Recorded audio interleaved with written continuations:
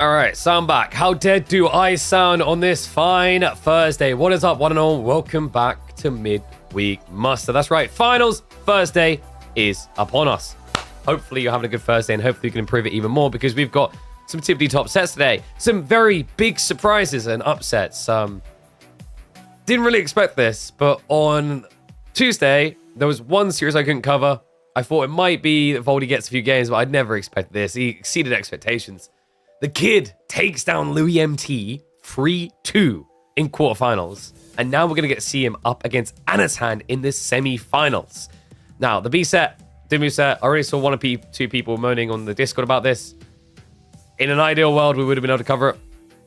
The reality check is it's like simply not logistically possible unless people stop scheduling a series on a Wednesday.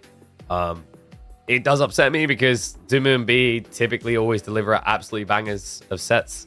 It kind of upsets me we missed 2 banger sets this week, but we talked about it on Tuesday. Like, it was a case of there was over a 2-hour gap until the next set, and I was already dead, as you can tell by the throat. But we're going to get to see who dies, who lives today.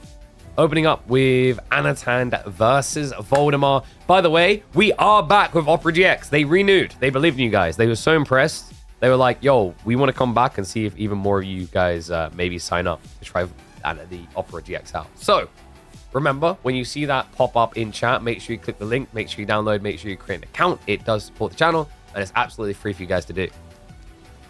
Let's see if we can actually beat last month's number. I think last month was 292, which is pretty damn impressive.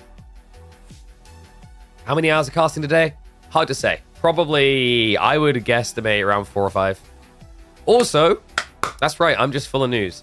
We have got another thing happening.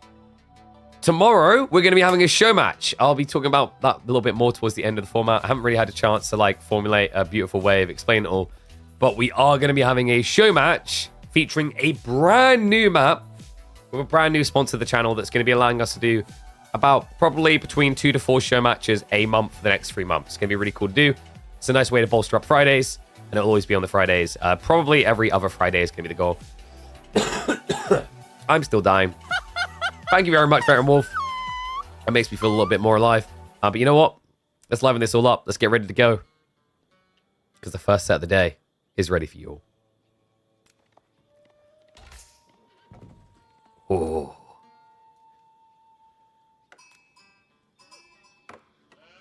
a huge surprise this week in the midweek muster. We're in the semi-finals, and for the first time ever in week number 22, it is my pleasure to introduce you all to the kid. Volda Esports Voldemar has made it all the way deep in this run. Winner of this series goes up against B. But to get there, well, Voldemar's going to have to find his way through his new teammate. Another member of Volda Esports, Anat's hand on the other side in the yellow Zybids, up against the deli here. Opening map is going to be Coastal Cliffs, and guys, it's been a crazy week. Absolutely crazy week, and I cannot believe that. Why is the minimap dead? The minimap has given up on life. Oh my god, what? Okay, I don't even know how to explain that one. Apologies. That is kind of cursed, the intro. It legitimately, OBS is just moving things by itself. It's crazy. But yeah, we've had a crazy week. I'm still heartbroken that I did not get to catch the Voldemar versus Louis MT series live, because you did just hear me correctly. The person that Voldemar beat to get this deep was Louis MT, one of the scariest guys in Age of Empires 4 right now. So I have very high hopes and expectations for the Dane. Apologies if my throat is a little bit raspy. Probably sound like I've been sponsored by a cigarette company. This is my daughter getting me ill. Hopefully, it doesn't make the cast too intolerable. So, Ivids versus Deli. This is an interesting matchup. Do you have some ways of worming their way through the dangerous points of the game? It used to be that Ibids would kind of throw a bait and switch to try and get to castle after feigned aggro was quite popular. But I think Deli do a lot better now scaling into castle than they did before. Maybe that's kind of put a little bit of a switch in priority here. Something like Growth Wing into Logistics Wing could make a lot of sense. It would give you the aggro tempo in the Feudal Age as Ibids, and then it would give you the Relic Rush grab in castle. Now, admittedly, I'd say on this map, the Dervish free play is a little bit weirder. If your opponent does play well into the aggro, you can't actually get onto these relics because it's so tight. And it looks like Anat feels the same way. So it's going to be Dervishes in the second age instead, which is going to bolster his attack point early on. So, for example, you can open Desert Raiders here. Usually, Desert Raiders will lose to Ghazi. The whole idea is that doesn't happen if you have the healer boys behind them, keep them alive. Have I been having issues where the UI on top gets switched into caster mode? No. Haven't had that. I'm just having, like, OBS issues. It's weird. We've been modifying some things in a different scene for the upcoming show matches. That's right. We have got some cool plan for Fridays for the next 3 months. But yeah, while we were cooking, apparently something changed the minimaps. But it's fixed now. And also, we are back with Opera GX, so big shout out to those guys for coming back again. Reminder to use those links when you see them. So Doma 5th coming out on the other side. Looking at the deer spawns, really good spot for Voldemar to just get a free deer shove in if he chooses. Obviously down the line, he'll get into Pro Scouts. You don't really see the same usually for Ibids, but that's where this logistics wing is quite different, guys. Anatan is one of the players that likes doing this. When you go for Loggy, you get 2 units. That's enough to shove deer in. You could even bring the scout across to assist as well. Looks like someone did start laming deer. And Voldemar, he should be aware of the positive. Yes, smart lad. Something tells me these two might have practiced a little bit together being in the Volda org. Because this is exactly because of the deer shelf he knows should be coming. So all of a sudden, Anatan loses a big piece of premium value from the play.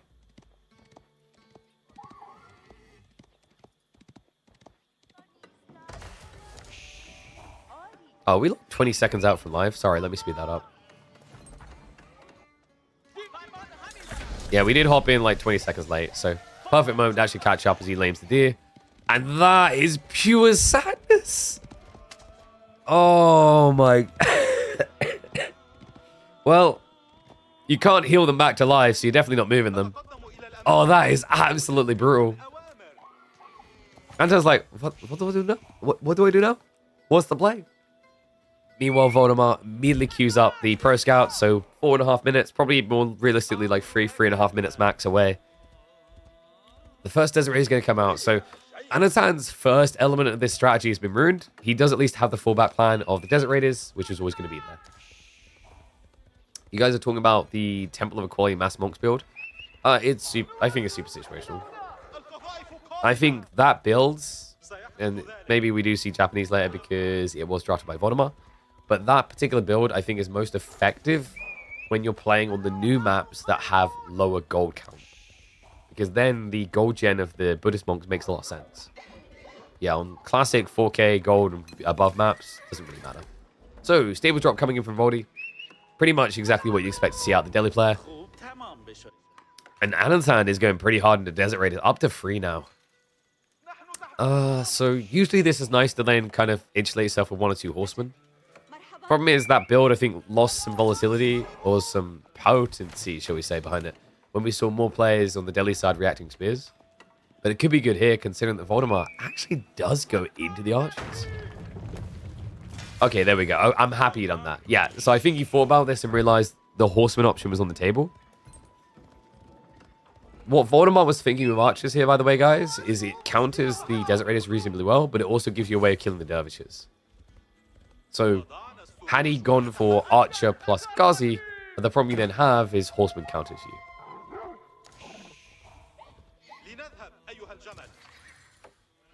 At least this way you force the transition, so it looks like we are going to get the archers added in by Anat.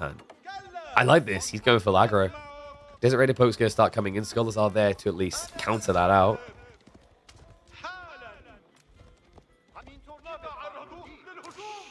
Why they're fishing this map? So that you can be envious that they exist, but you can't eat them.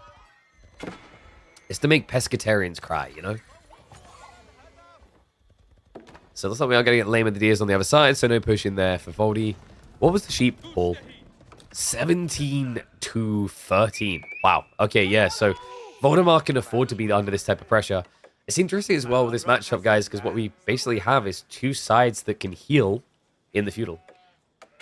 So a lot of potential to out-micro each other in the engagements.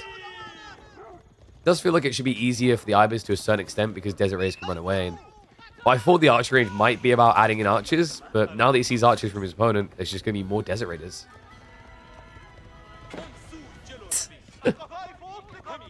What is the Iabid meta becoming? I swear to God, I'm seeing this more and more. It's like people had a sample of a team tournament like, oh, wow. Yeah, me likey, that's very good. And now you just see it everywhere.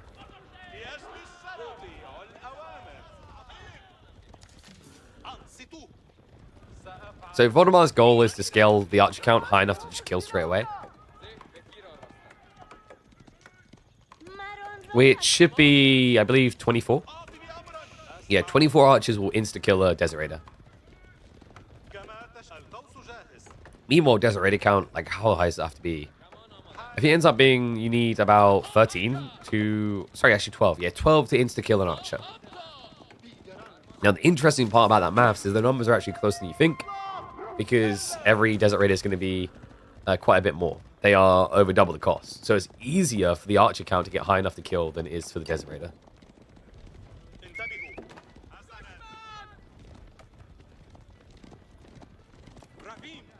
So what's Voldemar's go point here?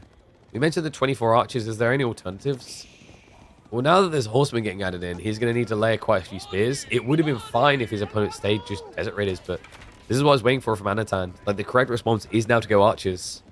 Solves a reasonably complex composition otherwise. Like, if you're trying to play just Desert Raiders against archer spears, you just can't kill spears quick enough. So the archers trade out better. This is a sick read, though, because I think Voldemar's going to get baited into overreacting to this. And then get countered by the next. Yeah, because his vision is quite limited. He's going for a Sacred Site. That capture will be allowed. Anat is not going to contest it.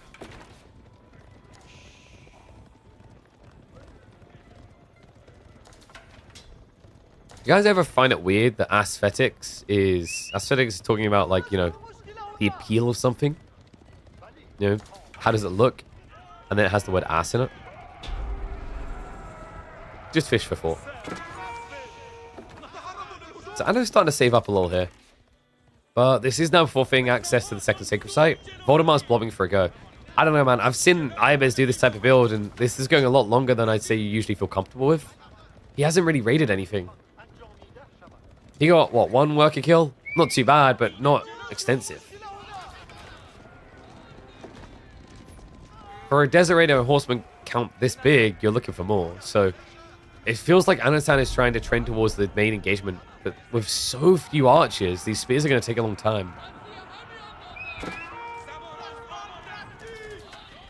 It's time to clear anyway.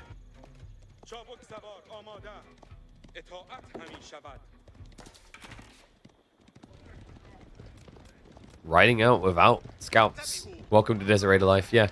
You just see so much compared to other melee combatants because of the ranged attack. What unit has the best posterior? Alright, I'm not even going to begin to indulge that. Arcleave in the chat is a Japanese main. I already know where he's trying to go with this.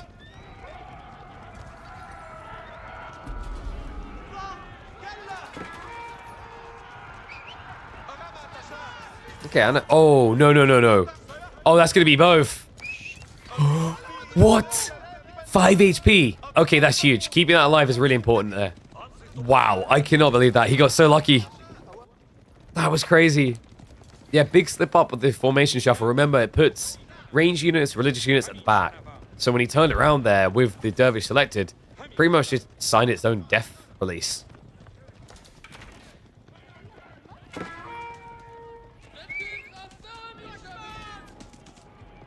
I think Voldemar, is he getting ready to just send it into the base?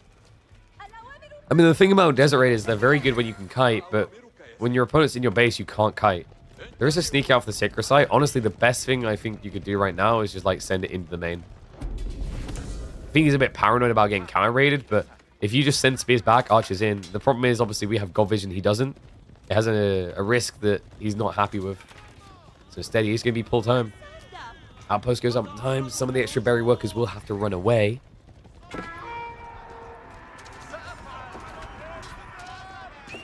And he had to leave the dervish at home, so needs to be careful about losses here. Especially with this, the Ghazi. Come around the back. Body block's going to be big here. Yup. Sandwiches him inside. Archers move in range, and all of a sudden an ugly fight there for Anatan.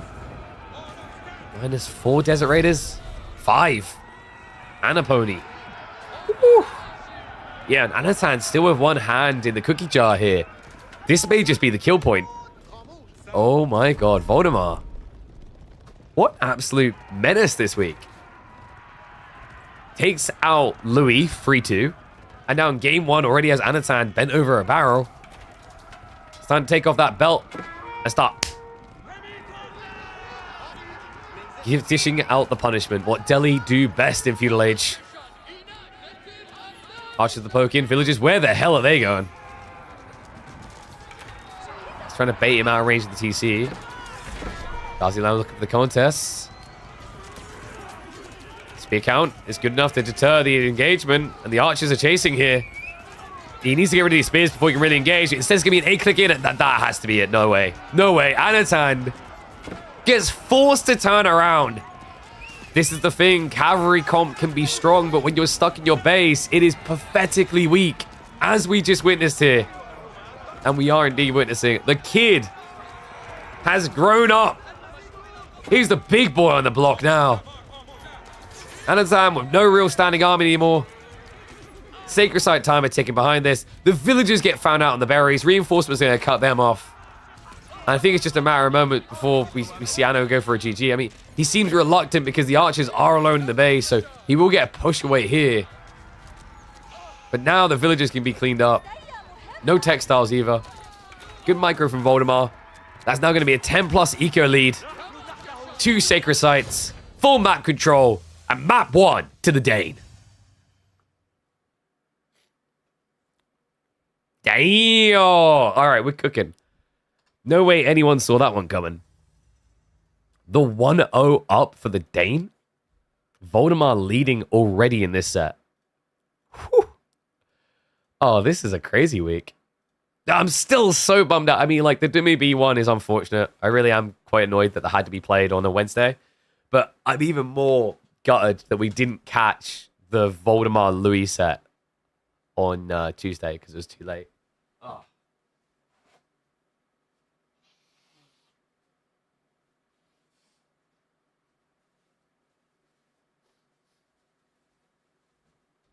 Just had to open the door. It is hot today. Whew. And things are definitely heating up in the Voldemar kitchen. So, G1. Let me just pay that out. How many people actually predicted a Voldemar win? Let's have a look. Whoa. Okay. Gambas need to reassess. They're rethinking this like, Anatan got this. Apparently not. It's 1 down already. Damn, what an incredible start to the day. I think this series is far from over, though. Looking at the draft, let's see what got picked.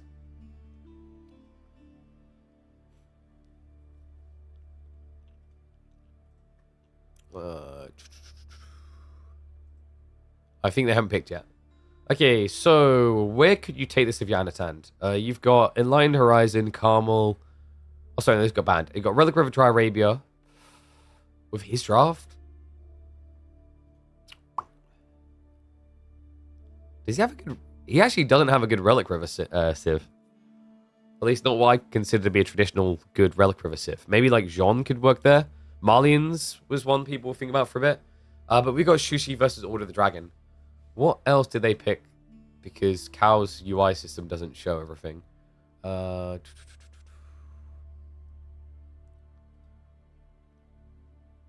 It's definitely not Holy Island. Is this Pigeon's View? Shushi makes a lot of sense for Pigeon's View. Especially now that Delhi's gone. Order of the Dragon is quite different. A little bit out there. Wouldn't really have expected it if we are in High View. Why is Range JD now played more than Melee? Because usually like a lot of people playing either Pro Scout builds or FC builds, even 2 TC builds. All these things are awkward for Melee Jean. Melee Jean prefers like 1 TC all-inners because you can actually get to them. And Range Jean also has better scalability. Melee Jean is more about winning the game in Feudal Age off of the advantage of level 3. Range Jean actually scales better into late game because of their ability to take down high value targets such as bombards, etc. So yeah. I don't... It doesn't really surprise me most people go for Jean in range form for that reason. Let me just lighten this up. It was so bright earlier. I had to go full dark. Some EGC TV casts. Notice you had the Rampart background while you do us dirty here with the IRL. Because when I do the green screen currently, I have to zoom in so much, it is uncomfortably stupid. Because we have a PC there now. So... Unless I move the sexy-ass PC, it's a little bit awkward. I better get better soon? Thank you. Yeah, it's been a little bit rough this week. I've been playing catch-up on so many things. Like, I'm behind on, like, graphic assets things for the show matches we're going to be running on Fridays. I hope I remember. At the end of the stream, I'm going to show the logo for the show matches and announce the sponsor. So, the idea will be every other Friday, to have a show match happening, which is going to feature new maps, and we're working also on new formats. We have an interesting new format with the way the maps are designed, but outside that, new formats in terms of some creative game modes that we're working on. So it should be fun, and those will be happening for the next few months. So yeah, should kind of bolster the Friday, because I know Fridays, for some people, they see it as a bit of a dry day, because I guess just some people don't care about the round of 32s. So that should make it a bit more appealing to tune in. Wait, it's actually Holy Island? I mean, actually, yeah, it makes sense for Anatan's pick, but like Voldemar didn't pick Japanese? Bro, what? Huh? Rogue? Alright, color me confused. Let's get to it. This is wild. Let me start predictions as well.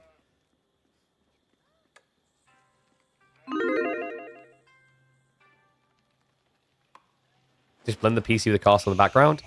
Arcleave, you've never done lighting before, have you? That's not that simple, mate. Green screens respond to different lighting, and a PC in the background casts a shadow. You got sick too? Oh, that's ripped, dude. There you go. That's the downside of having kids. Unless, like, you just have them seize on you daily until you build up immunity. Anyway. This is wild. What a crazy semifinals. Welcome back, one and all, to Anat versus Voldemar, a series that Voldemar is already leading after this week slaying Louis MT. And now we head into Holy Island, the best water map that AoE4 has to offer. He had Japanese, and he chose Order of the Dragon. Voldemar's cooking. Voldemar is definitely up to something here. Because on the other hand, Anat picking Shushi makes a lot of sense. Shushi, an incredibly powerful pick on this map because of how good the meditation guns can be. Just this one alone. This is the jackpot. Double stone, gold, 48 food. This is the one that you're always looking for when you play a Shushi on this map. I'm sure Anat is likely to scout it before he goes to the drop. The Other nice thing actually about water for sushi compared to land is because your tech timing comes later due to you fishing, it means it's much easier to have scouted the whole map and found any good meditation gardens before committing. It's a very big difference actually by being on these water maps compared to, say, Dry Arabia. Wow. So, okay, we go back for Gamba again, and people's predictions really didn't alter much. So, game 1 was Delhi versus Ayurveds. In that game, 75% of people believed in Anatan. We just watched Anatan lose. But once again, they're like, well, it's a sushi pick. There's no way. Sheephorn might matter a little bit down the line. I think Order of the Dragon is kind of an intriguing civ on Holy Island, actually, because it's one of the comeback civs for land. It has some potency there. That potency may have been struck down a little bit with the nerf to Palace of Schwabia. We'll have to see if it actually even gets to that stage, though. Usually, what I expect to see here is actually Anatan is like the aggro party on land. He has this reputation on Holy Island for trying to make it about land and not water as much as possible. So Voldemar can either try to exploit that by getting the correct transition on land, because Order of the Dragon's transitions are stronger, or he just double barrels on the water to take control.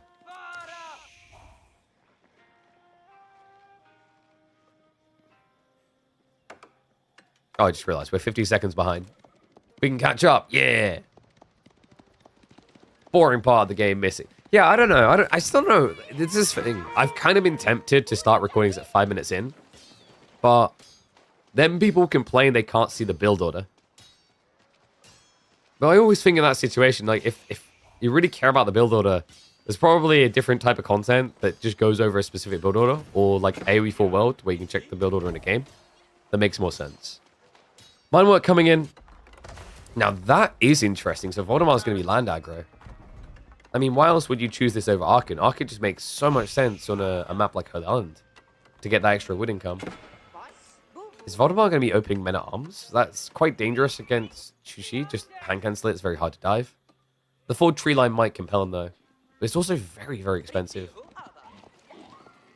Could just be Horseman. Undermesh into Horseman could make a lot of sense here. It's really effective because the number one thing that Shushi usually wants to do is go Chuganu on this map. Just very good harassers. Secondary is Horseman. Last thing that you really want to have to build is Spears. Voldemar. Okay, I love this. We very rarely see this. It's just like it's almost forgotten about because people want to burn a dock or hit a villager instead. It's a deer shove on Holy Island.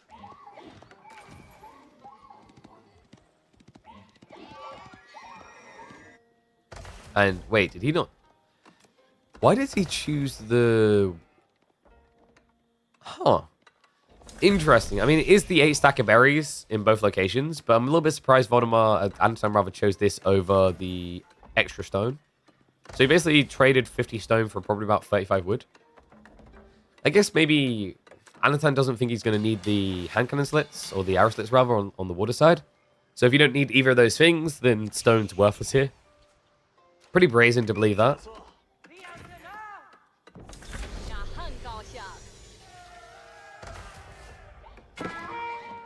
And, oh, he got lamed in the end, yep. So, Scout comes in just in time. Luckily, also, because it's a water map, the garrison wouldn't really have done anything to the Scout. But he is at the very least. It's actually not too bad to shoot them down here, because you can just get like a mill and pretty much be where you need to be. So, overall, not too bad in the end. Here we go. It's beginning. Men at Arms are going to be coming out. Anatan, he did glimpse that, so he knows that it's on the way. It's going to be Archership opening simultaneously from both. I know it is going to be the archers, yeah. So Chuganu to come. Which, by the way, makes a lot of sense here.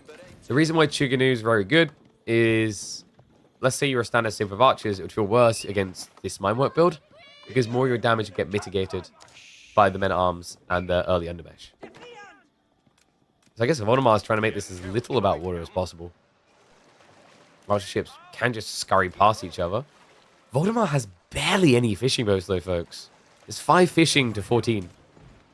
I'm not liking the looks of this plan right now. He's sacrificed a lot of scaling for timing here. And I'm not really sure what 1 or 2 men-at-arms can do. Chug. Yeah, like this is the other problem against Chug. Men-at-arms, when it's only 1 or 2 of them, you can just get kited out. Seems a little bit indecisive about what to do with this guy. Just walks him away. Ah.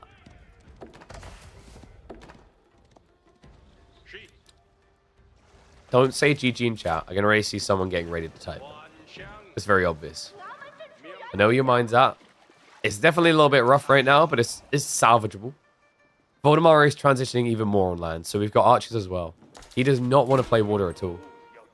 Okay, so he's on the clock. He needs to get in and do damage fast, because otherwise it's going to be no fish versus all the fish. Do they react differently to different units? Yes. There's different aggro ranges on different units. So spears, for example, are some of the best units to push deer, because they can get super close before the deer reacts. Scouts tend to have a wider arc, so they get reacted to sooner, meaning you'll scare a deer further off. Yo, what's up, Pencil? Appreciate you, mate, with the prime sub. Thank you very much. Welcome back to the Swarm. Perfect time to start subbing. It is the start of the month. I expect to see those primes flowing. He even goes horseman. I mean, the horseman makes sense against Duke, right? But I think Gilded Archers could have been good enough. By going a horseman, you've slowed yourself down. Like, this is the awkward thing with Order of the Dragon, is the transitions are strong, but they are weak on timing, because they're very expensive for each one. So rushing 1-1-1 here feels really... I want to say weak. I think the problem he has is he thinks it's worth it because he thinks Anatan's over-investing in water, but it's Shushi, baby. You can do everything. Demo ships are going to be coming in. He's got triple Springald and the Archer ship to protect. Men at Arms yet to find their strike point. It's going to move towards the goal. The Horseman does tip off early, though. In the meantime, demos are going to rush in here. And this is about to be a cluster duck. Yeah, nowhere to feel safe here. Anat gets one whole glow. Heavily injures the fishing boats. They're going to make for safety now into the docks. That's full idle economy. The lands, not really that much being achieved. He does at least get the taxmen. He needs so much more here, though. Yeah, I think the TC fire, the hand cannon slit's a little bit too much. Both MAA go down. And in the end, he got, what, 2 worker kills? Demo ship's going to come out to scare Anat away. Honestly, I think for Anat, he's a little bit shocked right now. He's looking at what exists on water and going, oh, I thought you had more to kill.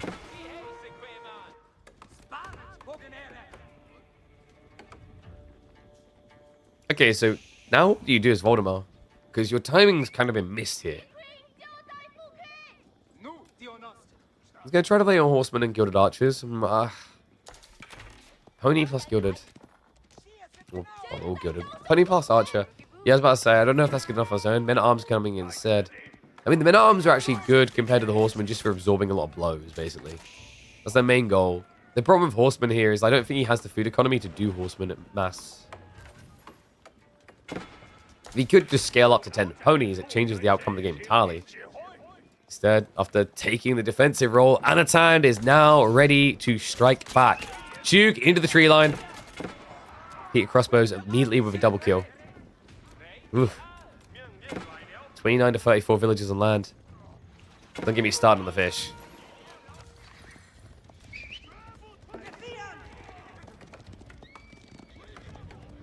What is Voldemar's plan? I'm still just scratching my brain on this one. I guess you could win with enough Gilded Archers. Because Gilded Archers can chase Duke, they can also outrange them. They have an extra 1 tile range. So, if you're quick to react, you don't get touched. Oh, yeah. However, those will touch you, and it will hurt. That's so expensive for Voldy. Anat, he does lose a decent amount of repeater crossbows of the ponies. The problem here is Voldemar, like, I think Anatan's read is perfect. He's stopping Voldemar from scaling to a threatening point. He's never letting him get up to 4 or 5 horsemen, 6, 7 Gilded Archers. I'm sure he's losing a lot of repeater crossbows for it, but it's totally worth it. He's getting ready to win on water. Another fleet coming in, fishing. Still in its infancy for the dragons.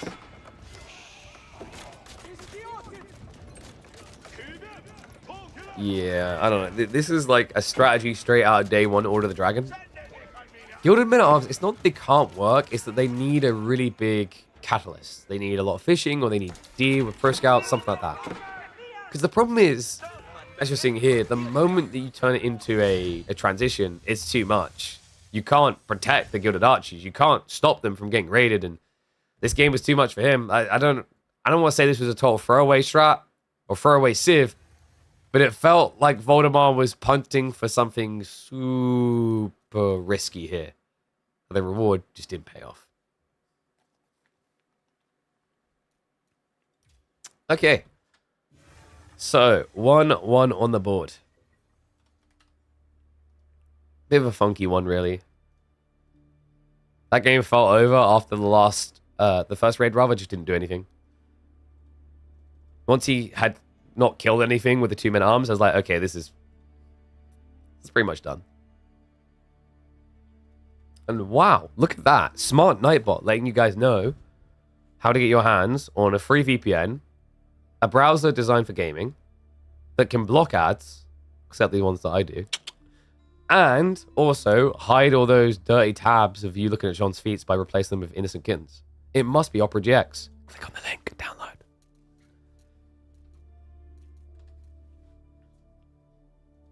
Uh-oh. Not you. No. This is a serious day with serious casting. With serious work.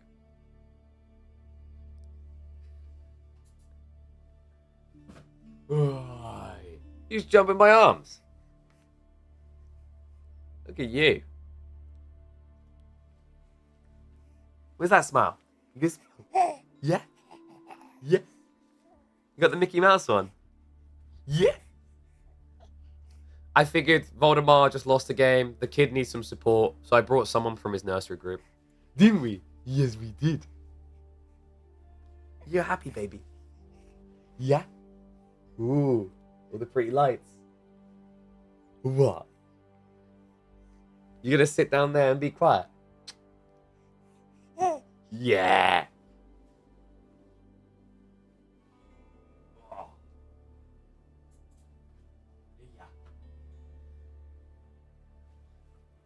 Hope he's gonna be quiet. Is he yours? Of course.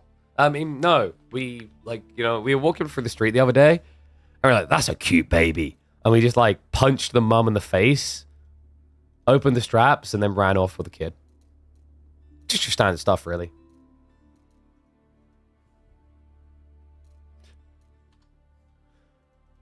That's my little Ezra. In ya. Yeah. Look at the most cheesy grin on his face. Alright, so I think the next game is ready to get underway. Give me a sec. And we'll get ready to hop in. Relic River time. And what have we got? Jean versus Mongols. We did say that this had to be the only logical choice, I think, of this map for Anno. His draft didn't feel very good for Relic River, to be honest. Compared to Voldemar's anyway. Let's see how it goes though. Let's hop in.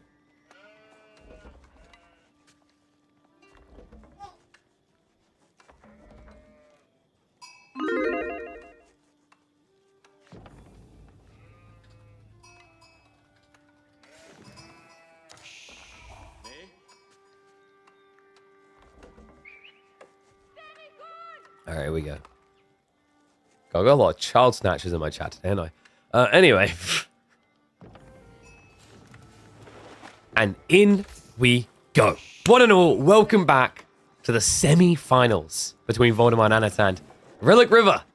This is interesting. We've had a series that started off good for Voldemar, equalized for Anat.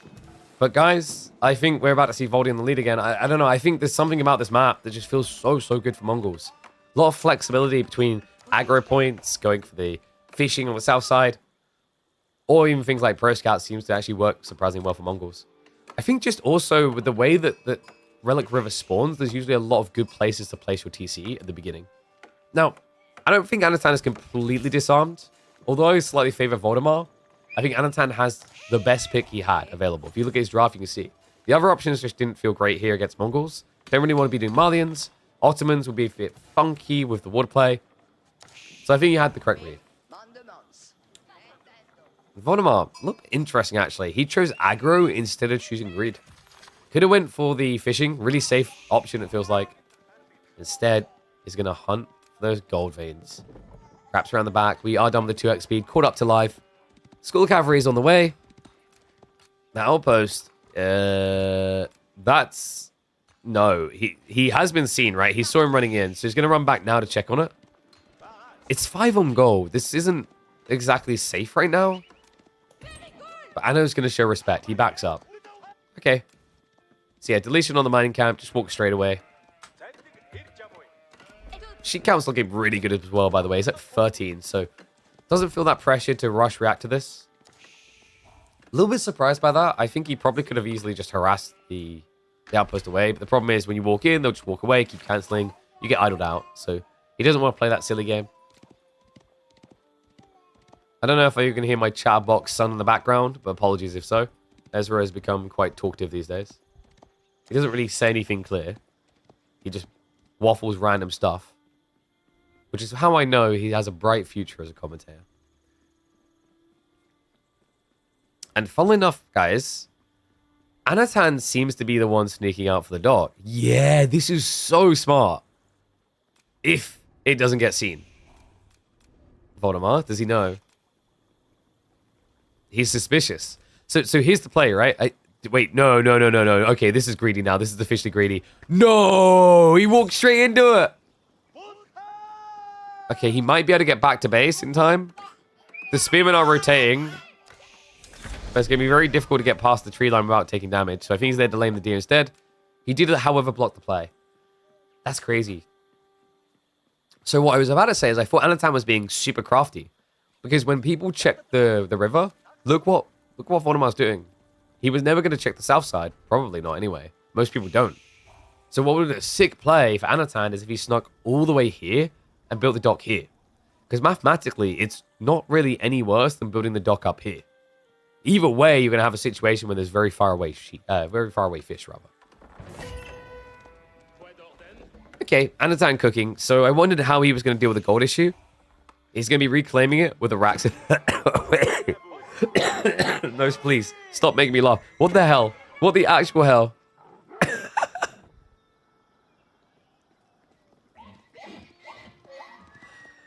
But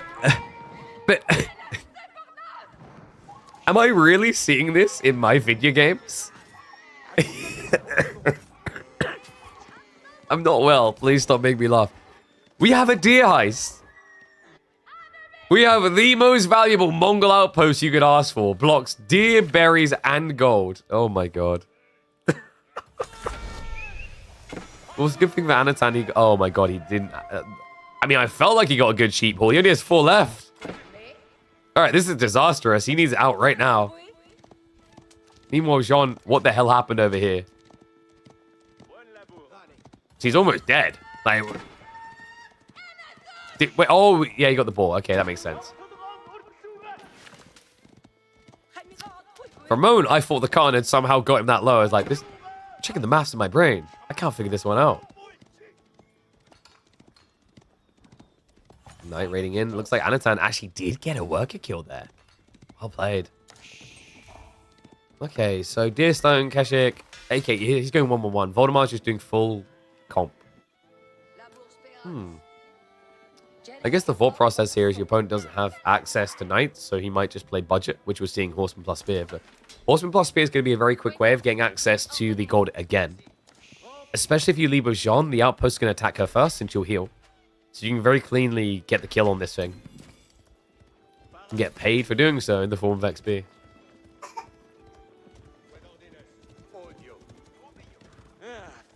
How much gold is Chivalry? It's quite a lot. It's like, was it 200? 300?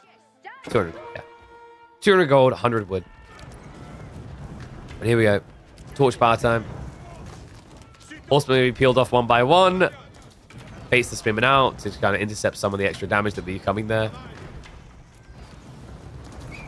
And that's going to be access attained. You just run the spears away here. You don't really look to turn around because Jean will farm XP otherwise. So you'll probably die, but if you drag her all the way to the north corner of the map, for example, it's good. If you have a reinforcing line coming, run to them. Love this. Oh, wow. Okay, so the Keshiks is going to head in. While the army chases the spears, that means there's going to be no one at home to keep you safe. Shown to cleave. Nice wall up there, though. Okay, that melted a little bit quicker than expected. That Jean hit was big. And the raid of Voldemar was not. Yeah, he done nothing with that. Anat now has a great spot to gather deer. Wow, look at how things work out. He's like, this spot is so good that you're right, Voldemar. We should outpost it.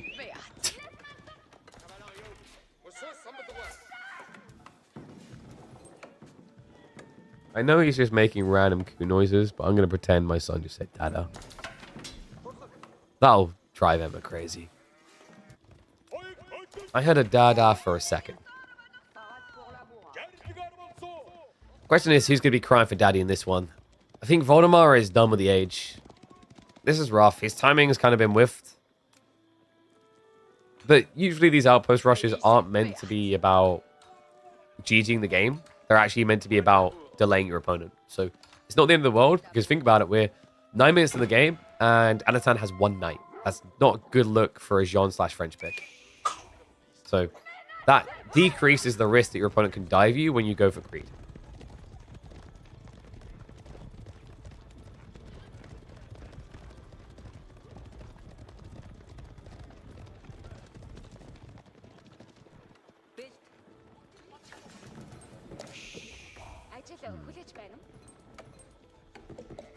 I wonder, is there any way that he could force pressure to make his opponent have to go Kortai? Probably not. Step readout feels very hit or miss at this map because of how dangerously far out the extensive golds are. The extenders are like way out in the middle of the map quickly.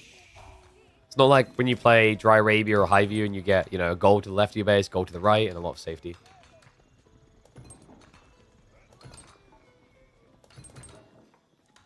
And we actually have a dog now from Anat. Okay. Yeah, I see where he's coming from. So he's going to be playing a longer feudal because he wants knights anyway. So you might as well have more food to get more knights down the line.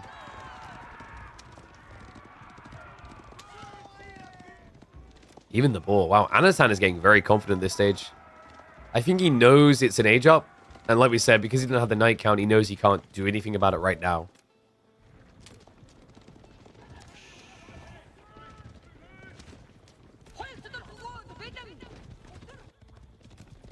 I'm just watching my son try to cram his foot in his mouth. He might grow up to be a gymnast, to be honest. I couldn't get my foot that close to my mouth. Kind of impressive. And that's interesting I talk about the flexibility there, because I feel like with the discovery of this Mongol Imperial build, the Mongols have a bit more flexibility than they did in the past. Even though a lot of them trend towards it in the end, there's at least ways you can attempt to end the game earlier. You want this through Magadai or Keshik, and then you make a choice. Voldemar, I think that outpost was just good enough to allow him this type of choice. He's going to have to work hard still for that idea of Imperial. And I'm curious to see if he's going to actually maybe switch Magadai upon age up.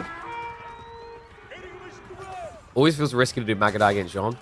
High value kill unit when you have castle upgrades behind you, but also the downside is they are glass cannons that she feeds on. Good news is it's melee Jean, so you can just find her and kill her almost with too much ease, I want to say.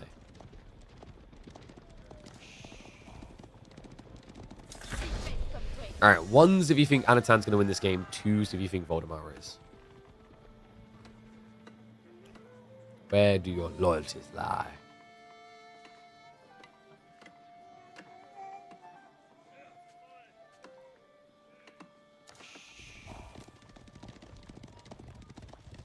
Immediate crossbow switch by Voldy. Critical means that melee Jean can't fight at all. Deals with the knights really well. I thought maybe he'd go Keshiks just to kind of raid the map. Especially the way his opponent's now playing. Speaking of those Keshiks, nice hit there. Oh my, I better get a kill. Before the veterans even comes in. Now you have to be very careful with Jean. She actually hates playing against Keshiks. Anytime it's heavy cav, she feels pretty vulnerable.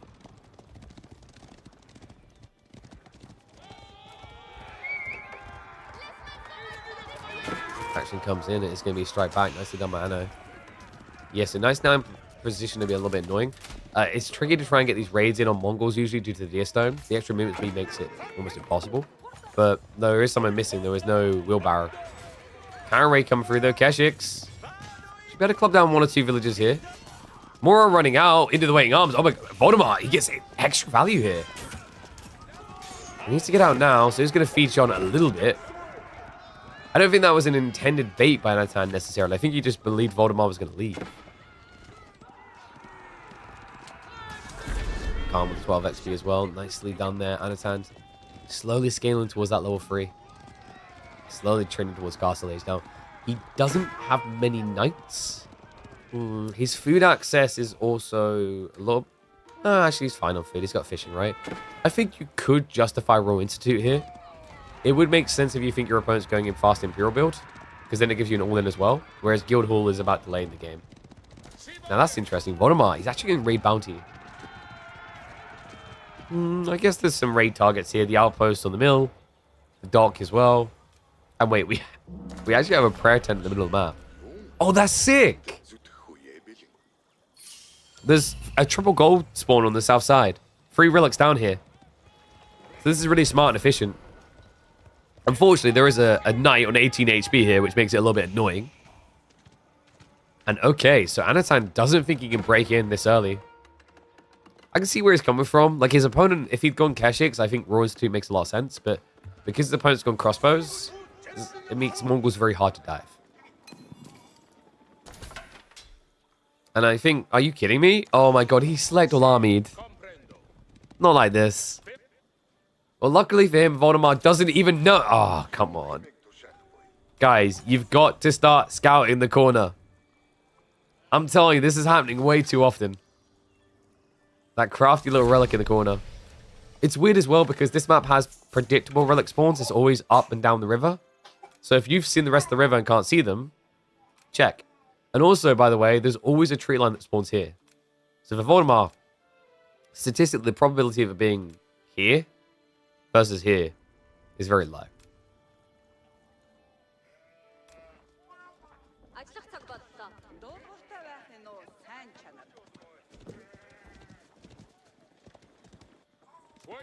What, people moaning about scoring game? Honestly, I think the scoring game is just a baiting detail. I feel like if you really want to improve that AoE 4 or figure out how to decipher AoE 4, you'll always learn more by just looking at this top bar here than looking at the silly little score.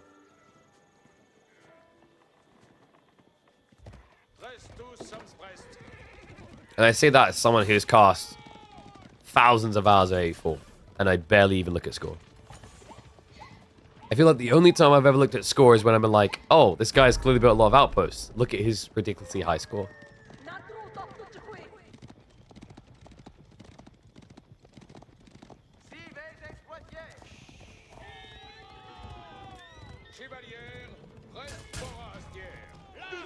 Looks like Monk's starting to get caught. Yeah, so you went for the classic prayer tent strat with the improved pack up, right? Let me check. Yep, improved pack up. It makes a lot of sense. Improved pack up actually makes it pretty efficient to wheel and deal around the map. Remember correctly, though, they never fixed it, so if it's packed up, you don't generate gold. Actually, still flank raiding. Looks like he's actually forced Anat onto crossbows now. Not terrible for Jean as the game goes on here, especially with it being a Guildhall build. Front force is at least scary enough. Voldemar doesn't want to contest it yet. Both sides just kind of hemorrhaging a little bit here or there. The problem is Voldemar's hemorrhaging a little bit too much against what he's up against here. We are about to get that level 3 Jean. So this is where Jean herself can just be a raid-oriented unit, just going around the back. Because if you ever find villages unguarded, it turns into a bloodbath. Was I there when Viper won Genesis? I was casting back in those days, yeah. I pretty much cast from release. It's just I didn't have like privileged access or anything before release. So I wasn't able to like pre-prep a crap ton of content.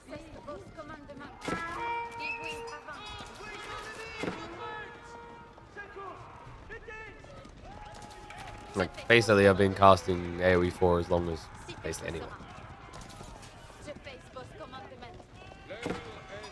It's just we didn't start working EGC until May of the next year, I think it was.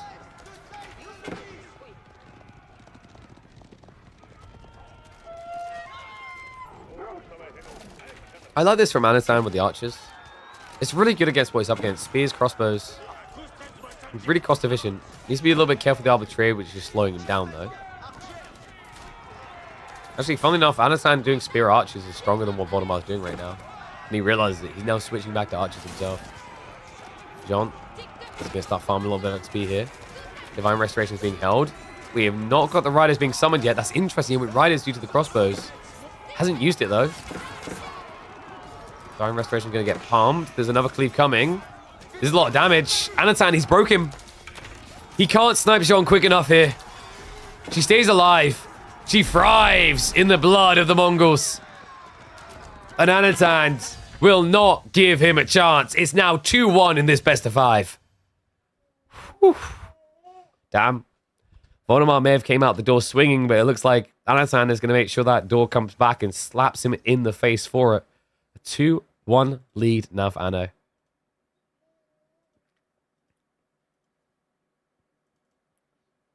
Why does the Mongol UI show crossbow training in another place where the unit's training? The account is. Probably because it was a double pump. That happens with double pumps.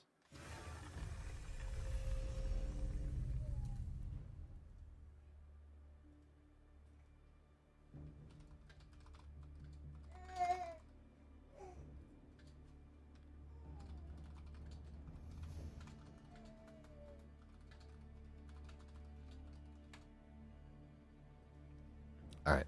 So. Prediction outcome. And the time you guys gamble on Voldemar is the time he loses. Oh, come on. What's going on, guys? Wait, did I pay out Voldemar or Anat? I definitely paid out Anat, right? Oh my god, no. Oh, no. I'm sorry, guys. Why is there no... there really needs to be a revert button on predictions. God damn it.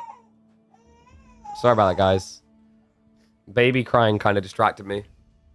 I lost track. Well, at least someone didn't bet the house with like 200k. Sorry about that, guys. I don't know how to fix that. Like, I don't... this is the thing I don't like about predictions. There should be a way to revert predictions if you accidentally misclick. We misclicked. Ugh. What's wrong, buddy?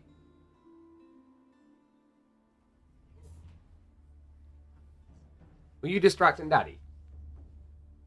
You better not be hungry. Mummy should have learned a lesson more recently. We feed before we go out. What? Whoopsie. Is your chair playing music? Did you turn it on? No, don't you dare start typing with your feet. You monkey.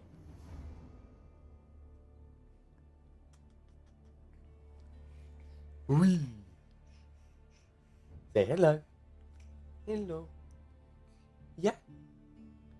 What you doing? That's right, Daddy's using you for free content. Makes my life easier. Don't blame the kid. We always blame the kid. Look, speak up if it wasn't your fault that we mispaid the predictions. See, he just smiled at me, accepted it. The kid is at fault. And for it, he will be thrown into the volcano at the age of 4. Sorry. Whoa, don't try to escape me. Ah, gotcha.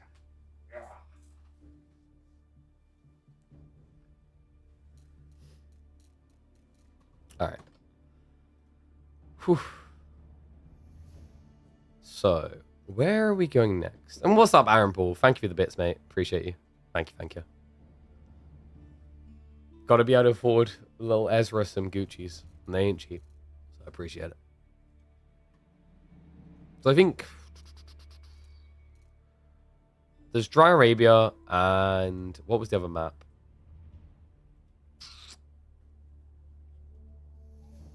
Double checking now. I can't see the other map. The UI is a little bit clunky. It was Pigeon's View. Okay, so I guess you go Roost Pigeon's View. That's your best shot now. Which probably gets Anat to go, what, either Byzantines or Malians? I think Byzantines have been doing better than Malians in that matchup on High View. Biz feels like it would make a lot of sense there. That was my baby? Nice, nice. I'll give him something else to suckle. He loves having random crap to suckle.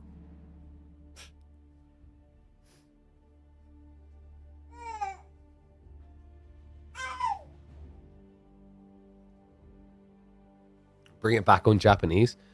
Honestly, I think Japan may just be a bait.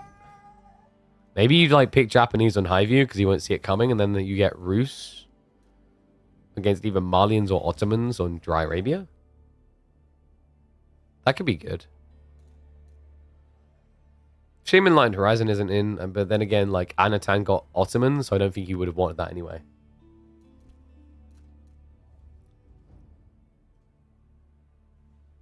It's being cranky again.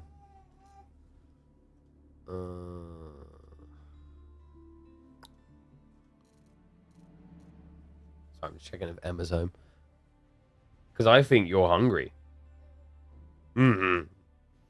Maybe not. Or you're just a attention seeker. Either way. Yeah, because this is the day where their cousin comes over. Which is annoying because it means that Emma can't take him in the car.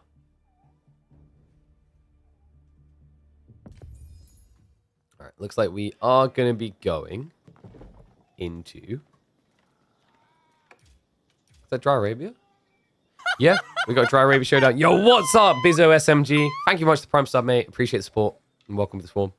Alright, so, yeah, it is actually going to be... Oh, I need to flip the UI, don't I? Alright, let's start predictions and get it right.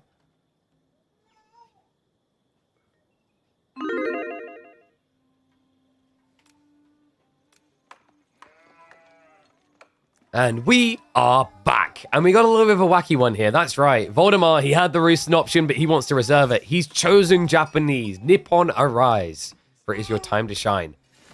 Because a new era has arrived. The Dark Age for the Japanese. Anasand, on the other side, is going to be in the Malians. And this is a civ that you usually think Japanese Rush can be good against because of the fact that they will have plenty of targets for you to torch. Very interesting way to begin this. Yeah, we'll see if it's quick enough because we've noticed people getting really good at using Donzo to counter the play now. I feel like ever since that switch where people just got very good at microing the Donzos, this matchup, like actually most of these Dark Age matchups has kind of changed a little. You bet VS for the win? What an ambitious bet. Oh, Ezra's getting cranky.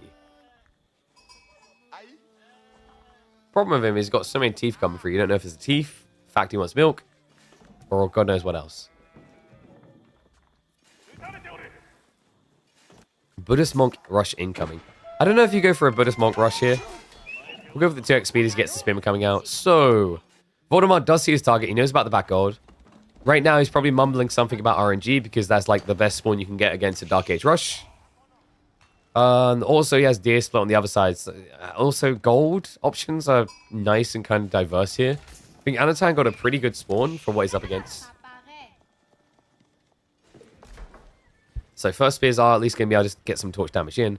Anatan didn't react with the Donzo play at all, by the way.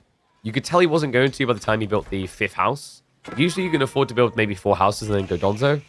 But this is just pure ignorance, which is a little bit surprising. Maybe he wasn't expecting the Rax Rush. His scout rotation wouldn't have seen it. Yeah, there you go. That's brutal. Look at it.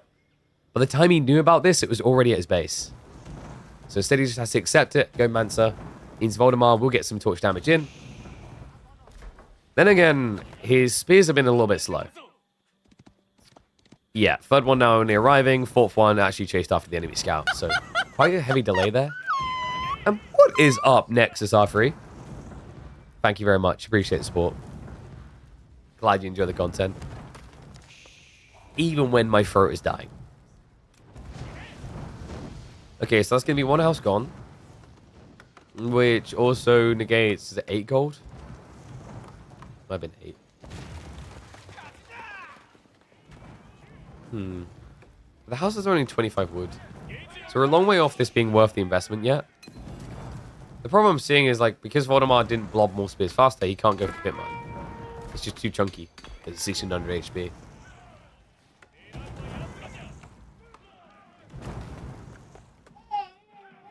And we should have Anat looking for that switch up into archery range. He is going onto the strike of tree for that exact reason.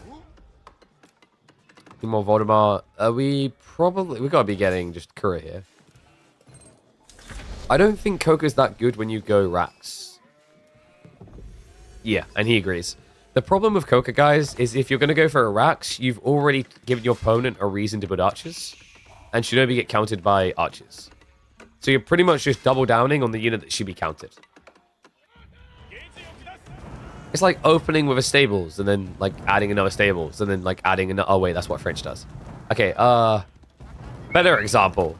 It's like opening with a council hall only to build 4 more archery ranges. What are you doing, man?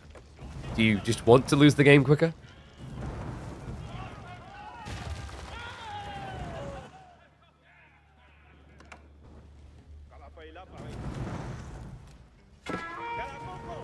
Now, the good news about this play is you have forced your opponent to archers, which is technically something that Marlians don't want to be doing. Not this early on, anyway. Usually it's javelins, donzos if you want to have to build units. So you could argue you got some value there. It's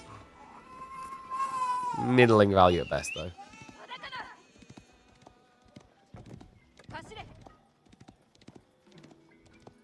What you could do here as Voldemar that would be pretty interesting is ponies to follow up.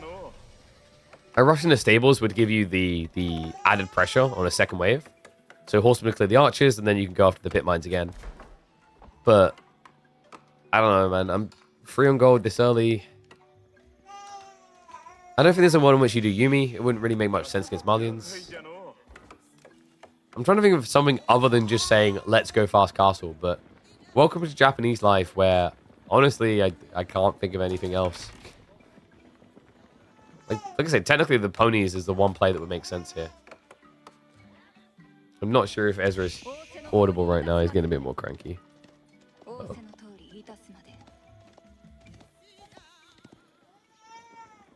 And we have got pro scouts. So the good old fashioned. Oh wow, yeah, he's going to be going stables. So a little bit delayed on that, but Voldemar. This is going to get interesting then. So horsemen plus spears. There is the potential for Onibigeisha. So the cool thing actually about this matchup is if you can get enough horsemen to keep your opponent away from archers, Onibigeisha switch can be pretty sick. That build is usually reliant on having access to a lot of food though, and with pro scouts from the enemy, you will not keep that access.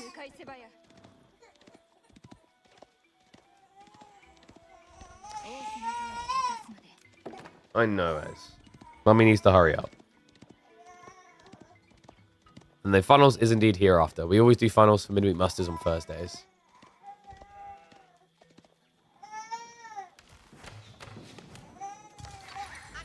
It's kind of sad javelins have so much ranged armor because I think Yumi is literally unplayable.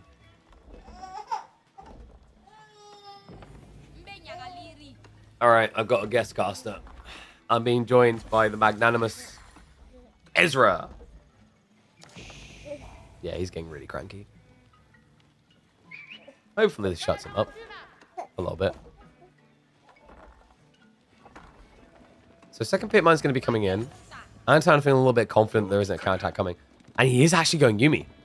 Okay, so Voldemar out to prove a point here. Now, this is tricky, guys. You'll lose against the normal archers in equal numbers. You'll definitely lose against javelins.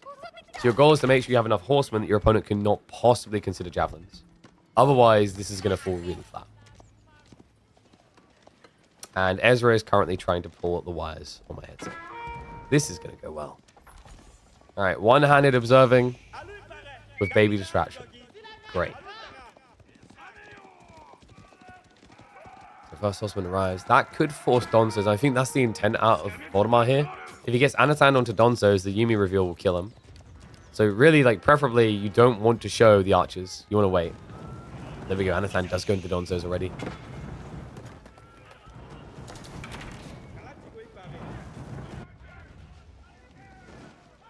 I mean, Voldemar has literally got no reason to show the Yumi. I think this is maybe the one weakness in what he's doing here. Like, what does this Yumi do on the houses? If he just hides it in the shroud, it's a lot more powerful. But now that Anno knows, he can try to prep javelins alongside Donzos here, or just stick archers.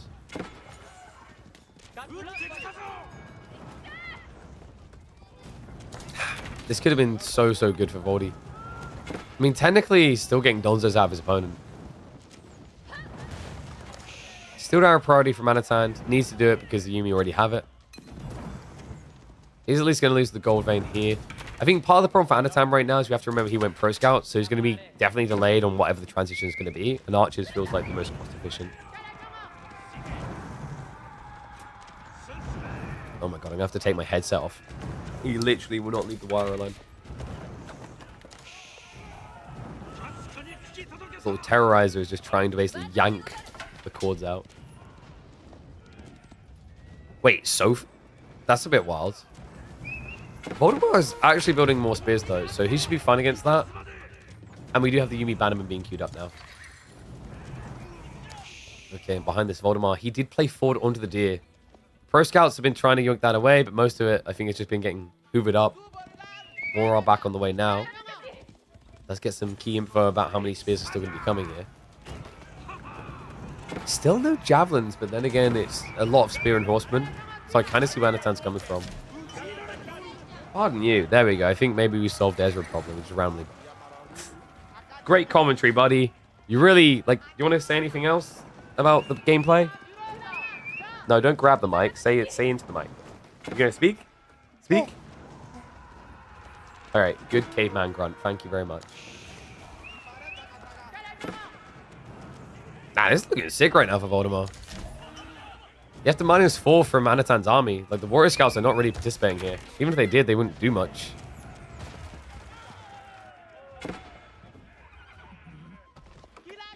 And they're trying to... Wait, whoa, mate. Pause that thought. He got 3 worker kills. That's sick. Okay, so actually the Warrior Scout's done quite a lot unexpectedly here. And Voldemar kind of reassessing now. Starts to back away a bit. Yeah, because he hasn't actually been able to get any true eco kills. Everything he's taken out is replaceable. That's crazy. Are you kidding me? In this type of position, to get 3 worker kills with Malians like that is crazy. Voldemar, he has got an army that should be able to dive. It's just the Yumi are on the wrong side of the base. Tree line as far away as possible from where that attack was. I don't know, man. I look at this and I wonder if Voldemar could have hidden the Yumi and rotated them to the west instead.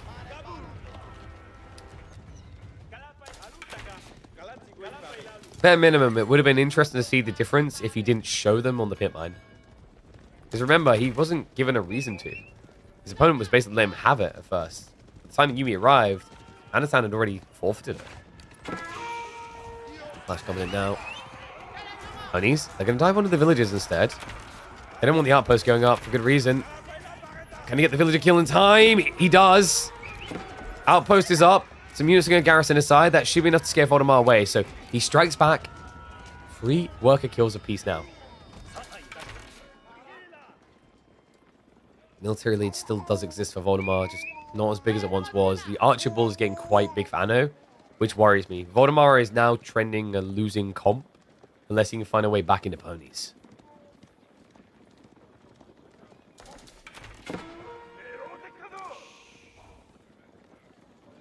Voldemar's got to get us to 5 games. Surely another worker goes down of his. Because if he doesn't, then I've literally had a baby sitting on my lap while I'm casting difficultly. For no reason. Right? I literally have my son here. As... Are you a mascot? Yeah. I think he's a mascot. I think Voldemar was maybe just giving up on the age at this stage. He took... Oh, not even that much the deer pack away, realistically. No, oh my god, he barely touched it. Yeah, oh, you sick son of a... Anatan, he pulled the deer further away, because they were all here originally. So Anatan lamed his play, he griefed him. Now, we still have Yumi on the aggression, and that's good. The archers can't really catch you. Warrior Scouts aren't going to really help that much against Yumi archers either. They don't have the ranged armor with damage. Also... Anatan's a little bit lacking on vision, so if this is going to be a dive in... Yeah, which is going to be the scout. He glimpses it. The scout's going to give the vision. The Yumi could easily start targeting this down. So there we go. A-click in, Anatan. These are 2 workers. Good reaction time there, though. Minimizes the losses. Ulani is starting to build out, but in the meantime, floating gate now on the way for Voldemar.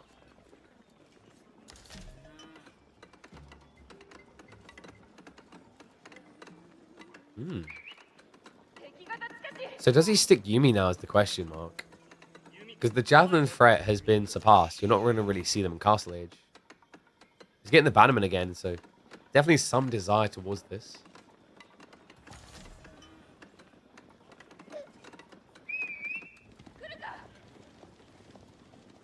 No shenanigans. It is just going to be a good old classic Fulani. Just not very full in this game. At least on tech. I don't know, man. Mount Samurai is just so tempting.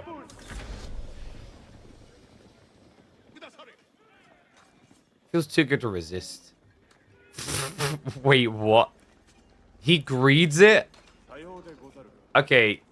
That's a rarity, guys. It's not often you see Yorishiro #1 go in the town center. Voldemar is being a little obnom right now. Has got a lot of stone gathered here. I wonder if there's some sort of 2TC plan in mind here. I can kind of see it making sense. Your opponent doesn't have a full cattle ranch load. So it's kind of like you're playing the 2TC counter, but playing it in a different order.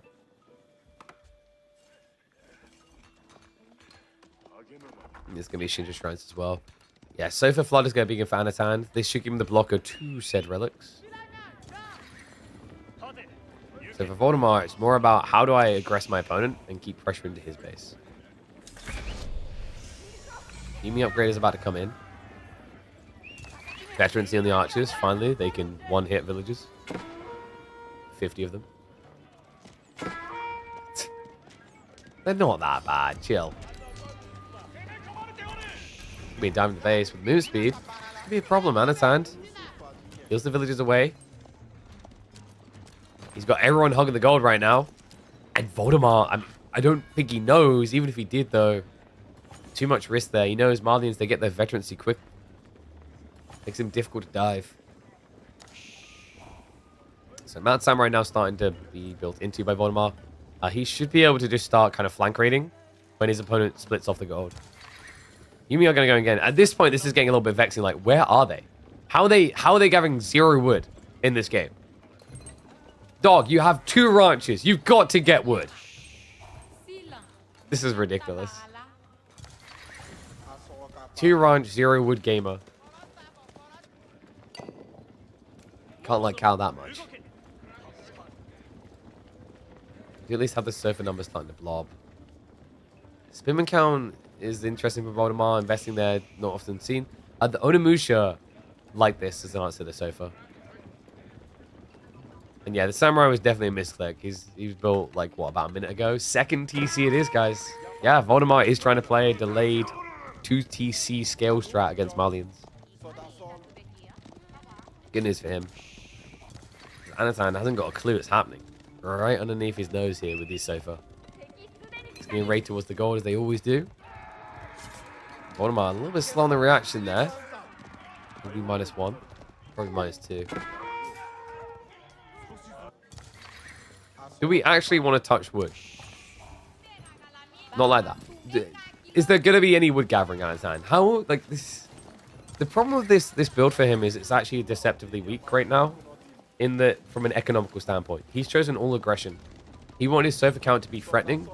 But the trade-off is he just doesn't have the mass cows that we used to see with Fulani. But he's trying to offset that with, like, the rushed food gathering. That's why he's got so many people on gold. He's been spamming cows to club. Second Yorishiro, house. Yeah, this is just full greed economy. Third one will likely go in the other TC or the Forge. Forge would make sense. He is kind of running out of gold. Second relic now going to be on the way home, so he takes the safe one.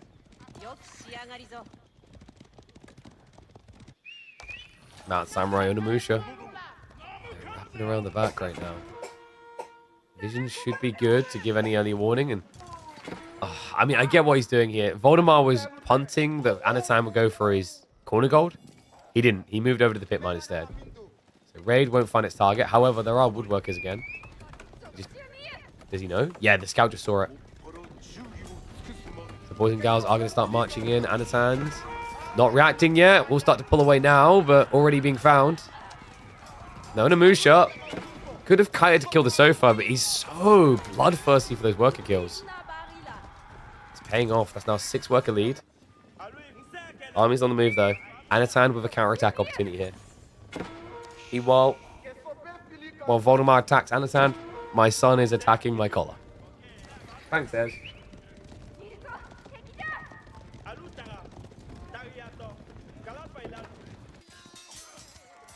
So from the backside, oh, the Onimusha wasn't being targeted. Could be a pretty easy win. They have to start backing away. Wolves are coming up, but the timing for Voldemar is unfortunate here. Sofa will keep it open. Spear Yumi defense, but not many of them right now. I think the rest of the army is, yeah, hiding on the west side. He was expecting a cut rotation onto both sides.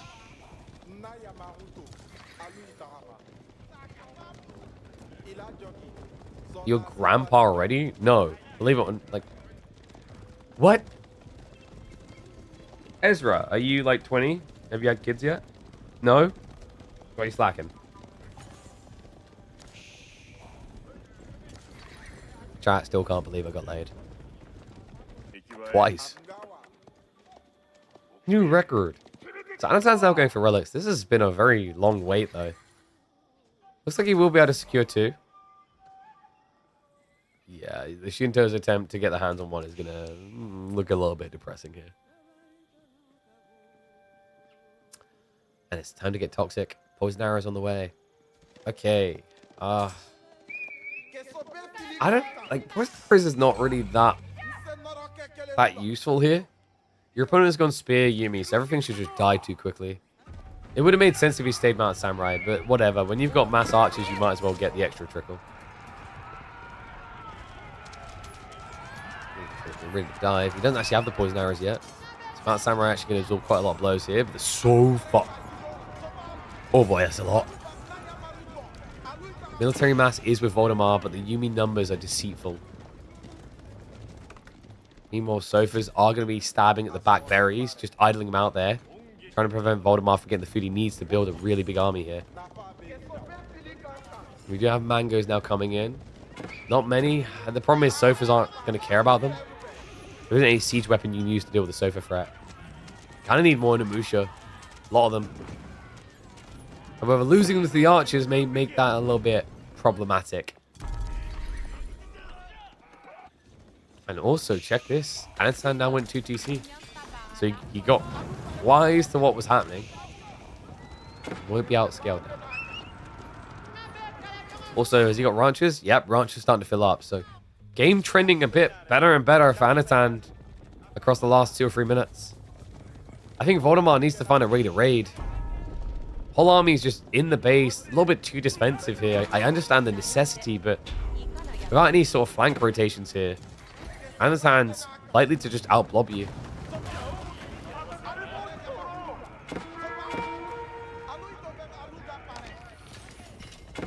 You can see Voldemar's doing everything to make sure he doesn't have to be too greedy here, right? When I say that, he's adding in more farms. You don't have the Daimyo level 2 yet. He's almost able to afford it. Quite likely to happen before then. He does have numbers on his side. I know the best thing he can do is what he's now starting to. Capture the sacred sites and force Voldemar to come out of the base. And he emerges. In theory, you should be stronger. In theory. Where's the Bannerman? Oh man, no level 2 Daimyo is so painful here. The spears aren't buffed. The Mount Samurai aren't buffed. He prioritized just the Yumi. Yumi is simply not going to be enough here. Dive now comes in. That's a lot of Sofa left alive here. The Yumi getting shredded. Villagers, the Shivs out. Everything and anything to hold on. Anat starting to lose a decent amount of the Sofa. The Onimusha are trying to clutch up here. They might come in big in the end to just about keep him alive. But he's going to be beaten and broke regardless. It's just too many Sofa. Voldemar, I think the timing on this was just a little bit off. Level 2 Daimyo into Bannerman for the melee infantry maybe would have given him the extra juice he needed to hold. One low to slow things down. Anat is going to start backing off a bit here, but with this many Sofa left alive, you can't help but figure that this is just going to turn into a Japanese villager massacre. Oh no, not Freya as well. Alright, chat, say bye to Freya and Ezra.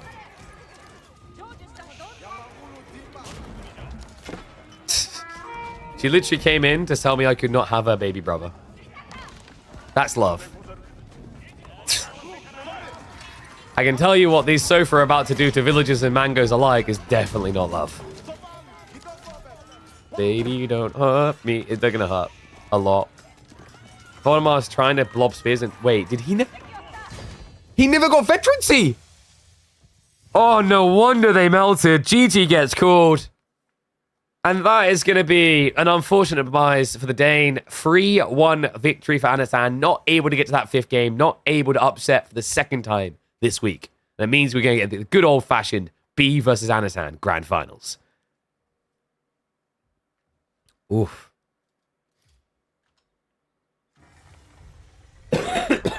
Hopefully that wasn't too bad of a cast. With Ezra somewhat sabotaging us. Interesting idea on the opening, though.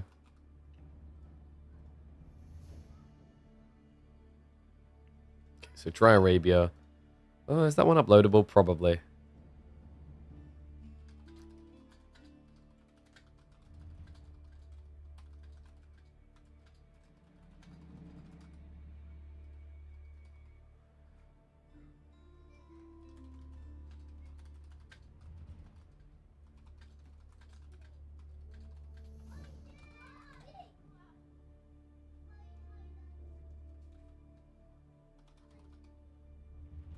Versus...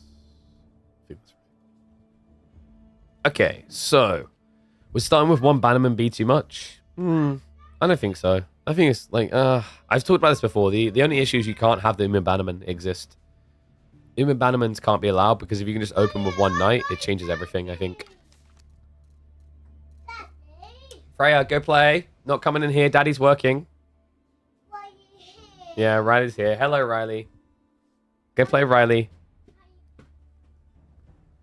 Goddamn tourist. And I don't want to close the... No, no. You're not closing that door, Emma. You are not closing... And this way... The look. I can't believe she even just tried that. In this heat, she's like, oh, I'll just close the door so they can't get... No. No, no, no. Hello, Freya. Go play. All right. So, that does mean... Let me update the brackets. We have got our finals. It is going to be B versus Anat. A classic, of course. So let me just type that one in. No AC? I've got like a little unit. It just doesn't... I mean, compared to just having a door open, it's not anywhere near as good. And also, like, it's not going to... It's not going to keep me... Like, it's going to run a bill up. And you know what? Shout out to that man right there. Thank you very much, Voldemar. A decent effort. Let's get the 07s in chat for Voldemar. Anat, never an easy beast to beat. Creative idea with the opening. Didn't really expect him to go that hardcore into Yuumi. Really did surprise me. Better luck next time. I mean, also, just like, actually big praise to Voldemar. By far his best performance in the Midweek Musters. Able to take down one of the best right now. 3-2. Comes back. Proves that Anat can bleed a bit. Really impressive game 1. But it wasn't to be. Against B. No. Instead, it is going to be Anat versus B. So let me just update bracket now. And boom. There you go. So there's the full picture of how we got here. I'm still gutted I did not get to catch that Louis set. God damn it. People in the weird hours of gaming. So, let me just update title. I think the boyos, I imagine Anat probably wants 5 and then we should be getting underway. So let me just double check. Do we have a draft? No, we don't have a draft yet. So I think Anatan's probably going to like refill water or whatever. You guys should have enough time to do the same. Also, you should have enough time to bathe in the glory of our sponsor. I don't know if you guys have noticed this, but whenever I am doing things in the background and I pull up a browser, it's this sleek, beautiful browser. This, of course, is Opera GX. We've been using them now for 2 months. Really loving it. Really useful service. Game-oriented, has a lot of useful little features here. For example, I love the release calendar that's built into the browser. Always useful for me because I'm always going on about when is the good games coming up. Like I know, 15th of May, on my birthday, Doom releases, clearly a present for me from Microsoft. giga-chatted game. Looking forward to that. But outside that, it has got a bunch of embedded features such as Twitch, Instagram, TikTok on the feed. And then also, to take it a step further, it's got things like built-in VPN services. So you don't have to pay for a VPN service. You want some basic usage. There's a lot of cool things. Absolutely free to use. If you want to support the channel, go check it out. Opera GX. Click that link. Download it. Create an account. Lets them know that I sent you. And then we'll see how many believe in the power of Opera GX because it will show up there each day, increasing. So appreciate everyone who actually does that because it is literally a free way that you can support the channel if you want to go an extra step. So with that in mind, though, do we have the boys ready? Not yet.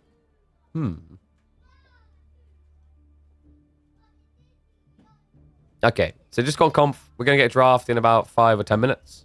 I just want a quick break. I guess we can talk about what we're doing tomorrow. I haven't written a handbook or anything because it's like a one-offer. Well, not a one-offer, but it's one series. I couldn't find an ad blocker in Opera GX. Have you found one? It's got one built into it by default. But if you want to find more, there should be the shop.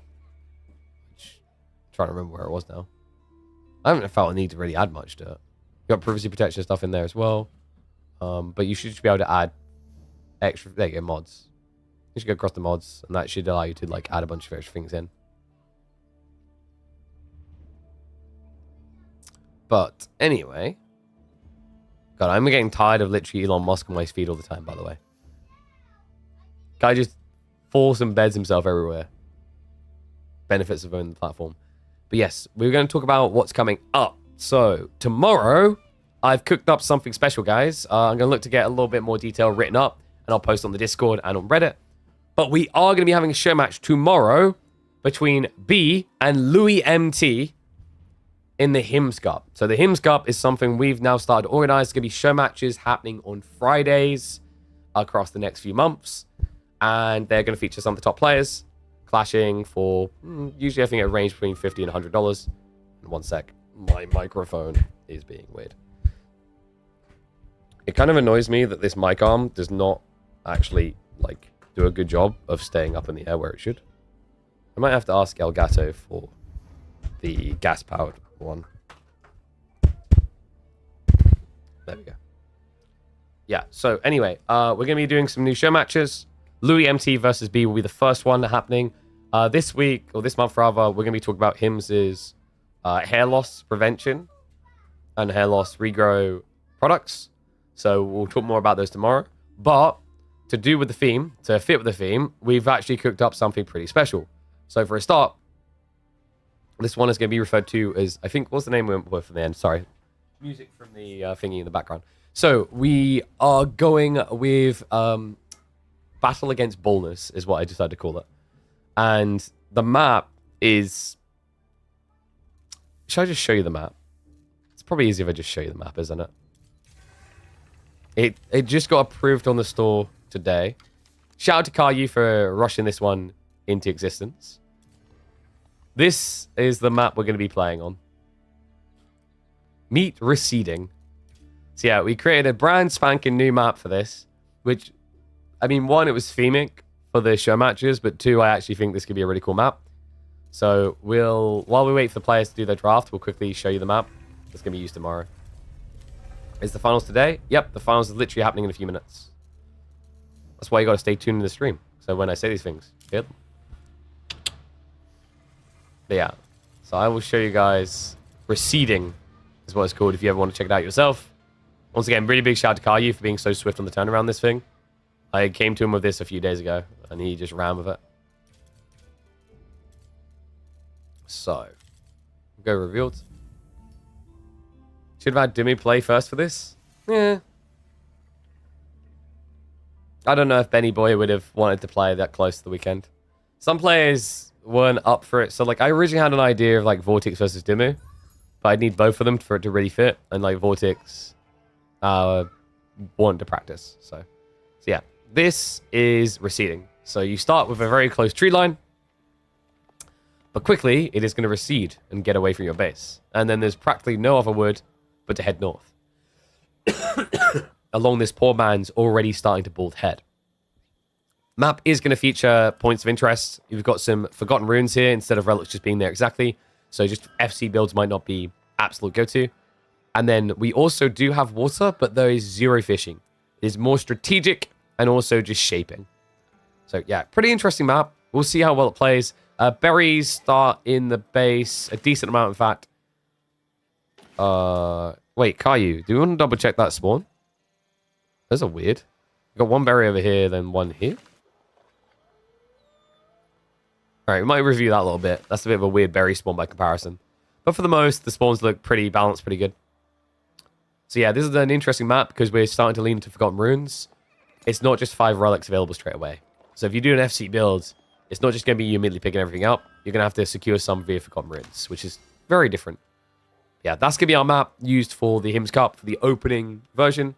So we'll use this. The format is going to be Game 1 will be this map. Game 2 will be a different map. Game 3 will return to this map. So every single odd game in the series will be on this map. So we'll get a lot of time to experiment with it, show it off. Should be a cool one. But yeah, once again, really big shout out to him for that. This is going to be a fun one. That will kick off at 3 p.m. UK time tomorrow. So 30 minutes later than we start today. We're going to have a best of 9 between Louis MT and B. So yeah, make sure you tune in. Definitely don't want to miss that. Dude, I'm excited for that one. That's going to be cool to see how that map gets played. Because you know, like 1 or 2 of the games can be experimental, which is why I decided we're going to have a lot of games played on it. Just so that players can obviously faff around a little, try something new, then come back, and then like use what they've learned. But I believe the draft is now underway. So what I'm going to do is I need to full reset. And then we'll get the draft up. Where is it? I just literally saw it a second ago. Okay.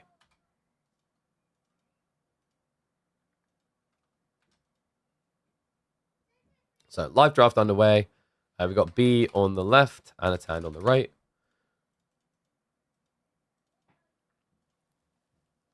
Final tomorrow? No. Grand finals literally right now. I think this is like the 4th time I've said it. That's why the title says grand finals. Tomorrow is a different thing. We're doing a show match. Ugh. And yeah, you can get the villagers out of Forgotten Ruins if you capture it. If you capture it, they get vacated. They just like get ejected, and then you can kill them.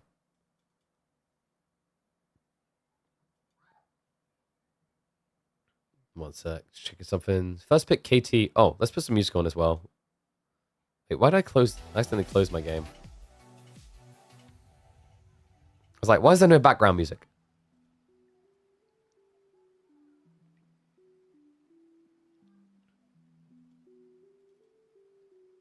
Yeah, Knights Templar straight away makes sense though, because we got Holy Island. So reminder, maps this week, you got Holy Island, you've got Dry Arabia, Pigeon's View, Carmel, Enlightened Horizon, Relic River, and Coastal Cliffs, with map 1 being Coastal Cliffs. So yeah, Knights Templar just makes a lot of sense. It means that you can, if you lose a game, force Holy Island early. So kind of tricky for B. He doesn't really have a great answer to that. You know, he's got the Japanese maybe to kind of punt away at a chance of glory, but as we know, Knights Templar is very, very, very oppressive on water right now. I just realized why. Oh my god, I've got to moan at Cal like some of these things. It's silly, like on the UI. So basically, like we have a reset button for the overlay, but you have to press it. Like you have to do that, and then you have to like Control F5 to fully refresh everything. There we go. UI should be completely correct now. Why didn't B choose Lancaster? I don't think Lancaster's a top 4 civ. China's better than Lancaster. Ottomans is also a flavorful pick here. B really loves Ottomans, but so does Anat. So it's like a snatch away and a good one for you. Also, if you think you're going to be getting Delhi and you pick Ottomans into it, I actually think Ottos can win that quite convincingly. It's just very hard to execute. But if both players are playing perfectly, I favor Ottomans for sure. So where that gets interesting is if you think about the draft, map 1's going to be Coastal Cliffs. Delhi is a really good pick there. It's not that Anat only has Delhi though. Byzantines or French could actually be viable here as well. Jean also. But if B suspects a Delhi pick on the opening game, he can counterplay with Ottomans. So, like, instead, what probably is going to happen is Anatan is going to be maybe a little bit worried about that and lean Byzantines or French instead. That's a lot of free information for B. Byzantines or French, I think Ibids can play okay against either of those. What do you think about Rus? Rus is like a top tier Civ. Yeah, like Rus ban makes sense. H3 ban, Rus ban makes sense. They still, like, I mean, I can pull up stats to kind of prove. They still, like, by far some of the most banned civs. Like, we have a look at the current... Let's look at last week's midweek muster. So, let me find it. Midweek muster 21. Checking the stats. HRE 48 bans. House of Lancaster 31. Rus 23. And then Delhi 25. Finals? Yarp.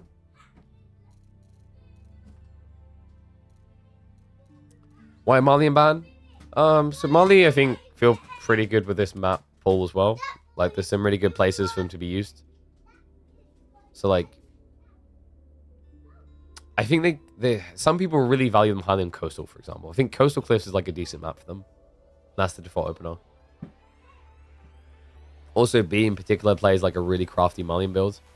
We've seen he's been religiously obsessed with the Farimba still to this day.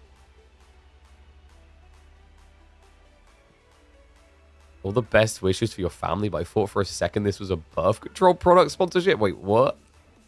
No, if anything, Hims can help you the other way around. If you need some help with the push-ups, you know what I mean? But we'll talk more about this tomorrow. But today, we focus on the goodies. Yeah, don't put the ball in here. Ball outside. All right. So it is going to be Chinese Byzantines. So that Ottoman pick, I think, got in Anatan's head. He didn't want to risk the Delhi here. There's other maps where they're really good. But B goes China. I like this. If you look at B's draft, it's like, okay, what are we doing on Holland Island? We're probably like Chinese, right? Or Japanese. No point. China's a really powerful pick. Use it where your opponent doesn't have the better pick. Knights Templars, like the default win. So whatever B's going to do on Holy Island needs to be creative anyway. So let me add the civs in. We're going to have China versus Biz. We've got a few minutes until we're in game.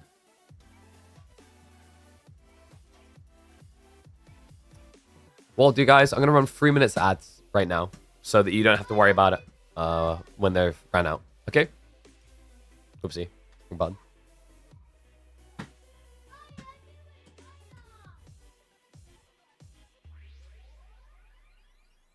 Does Otto counter Delhi? If you're talking absolute highest level, I think Ottomans can beat Delhi. It's not like a hard counter of like 80 or 90, because like execution needs to be really clean. But the whole idea is Ottomans can like sucker you into a full feudal, and they can play Sipahi spears. And with the meta plus the Imam, that's a winner. But it's not easy by any stretch. You have to be very good at executing your first 10 minutes as Ottomans.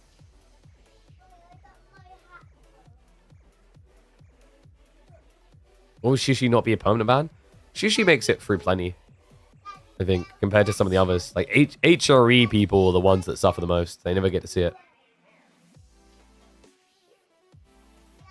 Are there any hard counters among civs? I think Ottomans hard counters Japanese would be a good example. There's a few, for sure. Like, I think Delhi versus Ing is another example. What else is there? French JD. Mongols Ibids used to be, but I think Ibids have some creativity there now. I've never really been a fan of IU versus Malian. I don't think it's impossible, but like you're very predictable.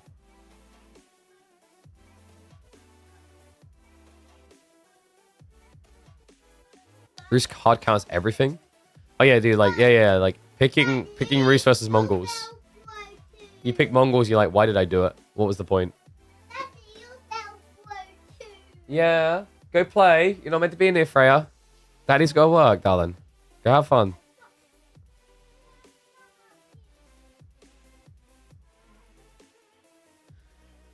Of course, on finals day.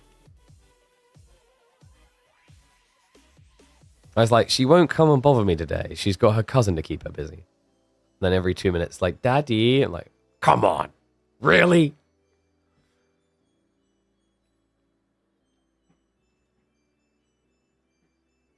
Yeah, we need to be done with it all. We need a full BO7. We need to run good for like 3 hours. Then I need to go do some things in prep for the Hymns Cup tomorrow. Sort some other things behind the scenes. Then I need to continue playing Claire Obscure. Absolutely go at game. I finally got to sit down and play it a little bit. Been wanting to for ages. I even got given a review copy early. I was like, I have no time. God damn it. If that game, so like that game is like game of the year quality right now. But obviously there's more games to come.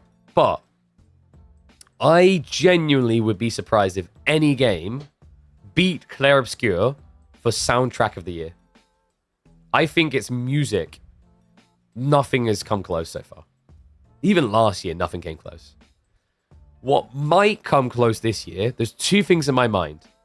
One would be Heroes of Might and Magic Olden Era, because they have the original composer, apparently. The other one would be Doom. But I haven't checked if the new Doom has the goated composer, the one that done like the original like Doom 2016. Kingdom Come 2? Nah, dude. Like, if you played Claire Obscure, Kingdom Come 2 doesn't come close. I'm sorry. Yo, Chum, you need to update your calendar, my friend. Baldur's Gate, wrong year. Ah, Chum, you're meant to be scheduling master. Can't even tell the years apart. Come on. All right, let's get predictions up anyway. Wait, did the map break again? Bruh, like, I don't get this. The map keeps breaking in different ways, and it's so stupid. Look at what it's done. We didn't change anything. We legit didn't change anything. And it just broke in a different way. I am so confused right now. All right, give me a sec, because we need to fix that. What?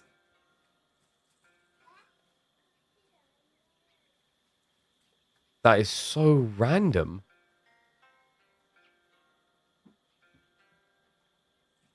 Okay, so one sec. Let's do this. That is ultra cursed. It just broke again. We legit didn't change anything.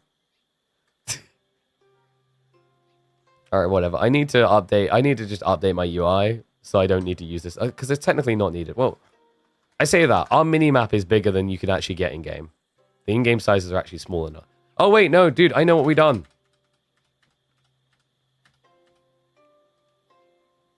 There we go. It's because we changed it when we look at receding. Yeah, actually, Kai, you just said it as well.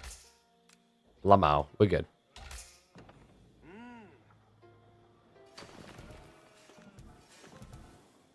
And in we go. That's right. It's time. One and all, welcome back to the Midweek Mustache Grand Final Showdown. A classic one at that. B versus Anat. 3D Clan up against Voldemar Esports.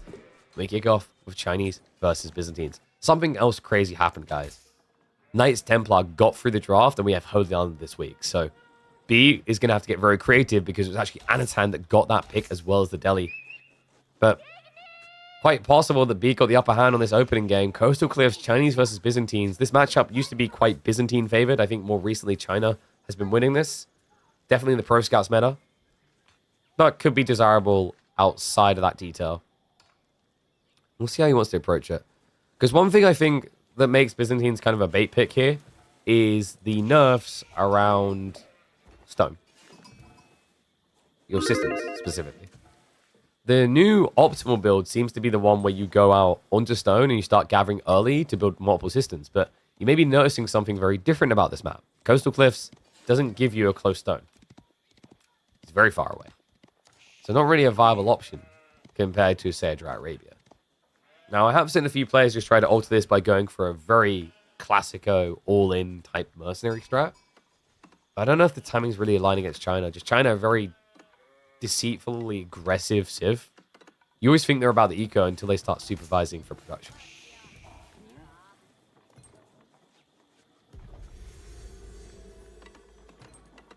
Okay, so predictions trending a little bit towards B here. Imperial Academy is going to be coming in. Ooh, wait, do we? No. Okay, that's very fortunate for Understand. The boars are too widespread. One thing you have to look for China on this map is do the boars spawn tight? Because they spawn close to each other. You can pull both of them towards a Barbican location. Gives you almost 4.5k food to work with. Oh, I just realized that's 2x speed. So I think we paused for a minute, didn't we? And he is going to be moving out. Okay. Yeah, so very delayed, though, on this timing. But we are going to get the double villager. So he's looking to scale all the way up. Now, B... Does he go pro scouts here? There's no one on gold, so no. I actually like this. He's going to go aggro. Oh, that's sick, actually. Because Anatan's going to be weak at this point in the game. Due to the priority onto stone. So probably looking at what? Archer range? Archers would make a lot of sense here. Lets you deal with the Limitane. Most Byzantine players aren't really going to open Horsemen. They tend to go towards Spearmen first. In fact, more recently, when we see Horsemen as part of a 3-unit comp, so it's usually like Limitane opening, Longbows, then Horsemen. As in the indie game, Songs of Silence is beautiful hom, free-like. Yes, Songs of Silence is an interesting one. Very intriguing graphical style. I couldn't tell if they just got crazy with the graphic style or if it's actually AI generated. I don't know if that's a... I don't mean that's an like insult. It's just... It's a very unique graphic style.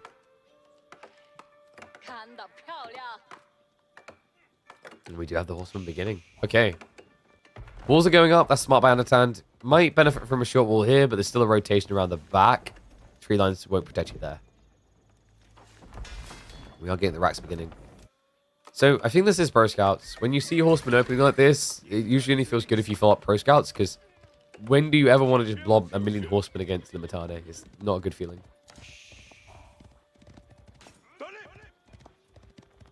The alternative is he just continues being an all-in, but with 258 gold already stockpiled inside, and more to go from the taxation, it does feel like gradual PS.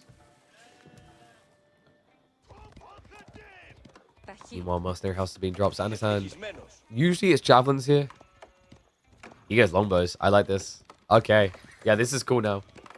So, Longbows, and the whole idea here is you can basically kite the enemy archers. You can kite the Chiganu. You can also go back for Horsemen yourself. Curious to see if he's going to go for the 1-1-1 build. It looks like we are fully caught up, so no 2x speed anymore.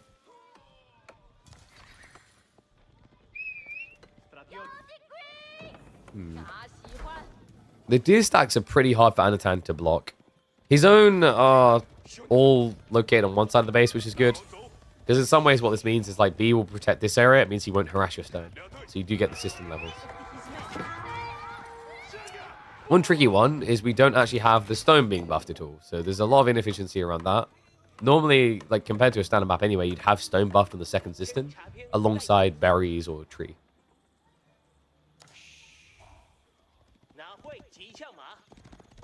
He is any of those favored archers. Now, if anyone knows the ins and outs of archer spam, it would be Anat. I want to say he's the most prolific archer spamming Chinese player in the game at this point. Does it to a gruesome extreme. We do have the blacksmiths already prepped for timing here. I wonder if you just ignore that, though. Could you not just play for fast castle here? He must be seeing something about the spawn that's exploitable. I thought it was going to be the stone, but he hasn't really steered over to there at all. And if he was going to, by the time he does, it's going to be too late. We've already got the fourth system being added in.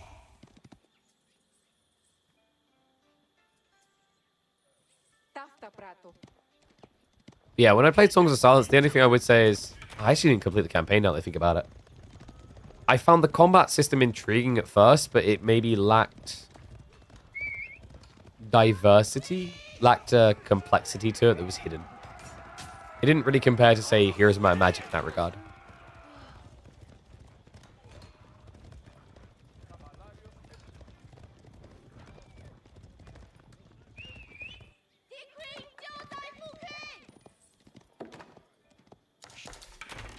A Civ with better stone walls beating... Whoa, no, no, no. Does anyone actually want a Civ that has better stone walls? I feel like most people's experiences with stone walls is kind of negative, right? And yes, there will indeed be a home game in 2025. Olden Era, we don't know exactly when. People are predicting maybe around June-ish. I'm buzzing for it, man. I'm excited.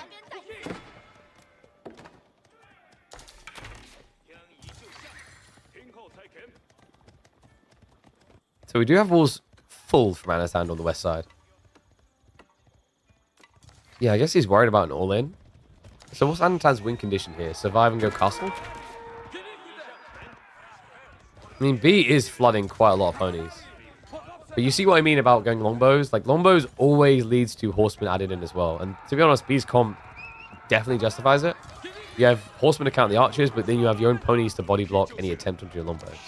Vanasan is about doing everything possible to keep his longbows alive.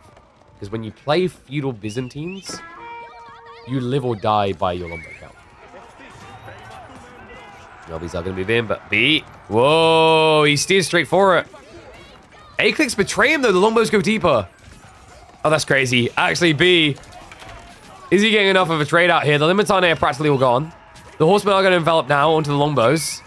The archer mass is looking pretty small, though. I don't know. I think Anat outplayed him on this fight a little. What a sick play, man. Force him into rotation. The A-click betrays B. And now everything is messed up. He killed 3 of the 5 longbows there. But look at the green body count.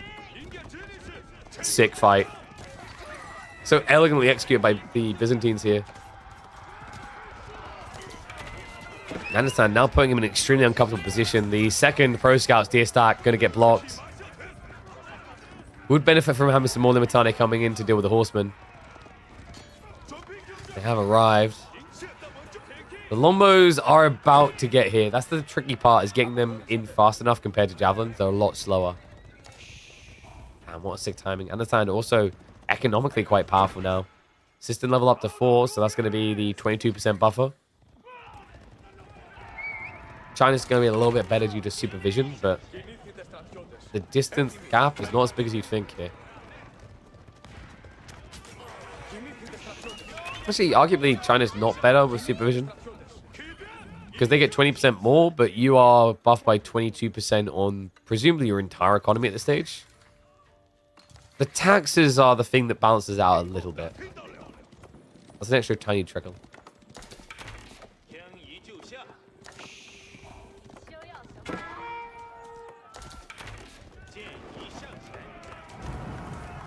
And I'm going to keep poking here. Is the plan to tech behind this? Maybe force B to overreact? Because it feels like it's working. E queues up another 6 horsemen. And yep, I'm aware Heroes Free does very well on Twitch. I even represent one of the biggest streamers for the game. You're talking to someone who has a lot of love for my magic. Okay, so B, he's almost at the tech up. Clock Tower feels pretty good here. The map is thin. We've seen some people, they were going Imperial Palace before, but I feel like that experiment is over. Not many people do it anymore. Horseman mosh pit, not great for B. Yeah, jumping the gun. Presumably he should have better numbers, but he didn't wait for them. I think B's maybe paranoid that Anatan's checking. It's crazy, because actually, like, no such thing is occurring here. Yeah, it's kind of wild how Anat isn't actually ready for a tech up after that type of fight earlier and the rematch by B. The fact that B is closer to a tech up than Byzantines here, not something you'd expect to see. But, you know, he did scale a level 5 system. Although it'll be worth it down the line, there is an initial investment, initial cost. Then there's the movement out into things like berries, etc. Like, this is the difference with Pro Scouts. With Pro Scouts, we just don't move. Pro Scouts, like Wheelbarrow, can sometimes feel like not even needed. The main reason you got Wheelbarrow is because of the tree line.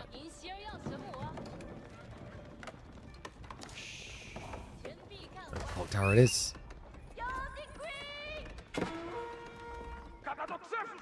Really good start for B. Anat.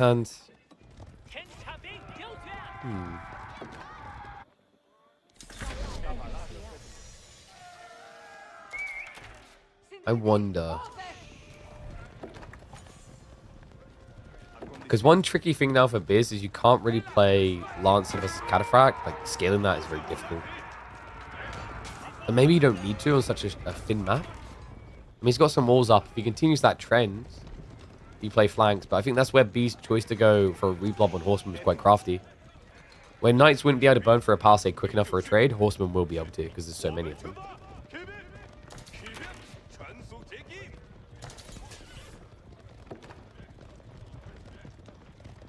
Is macro from Anat? He can convert that gold into upgrades, technically. The food income is just a little bit lacking. I don't know what happened here. The berry gathering on the front side, maybe he should have put more people there. Or opted for the deer, which he's now going on to. But here we go. Golden Horn Tower now coming in. And B, is that supervision on the monks? It is not. Slow and steady, he says instead. He does have map control.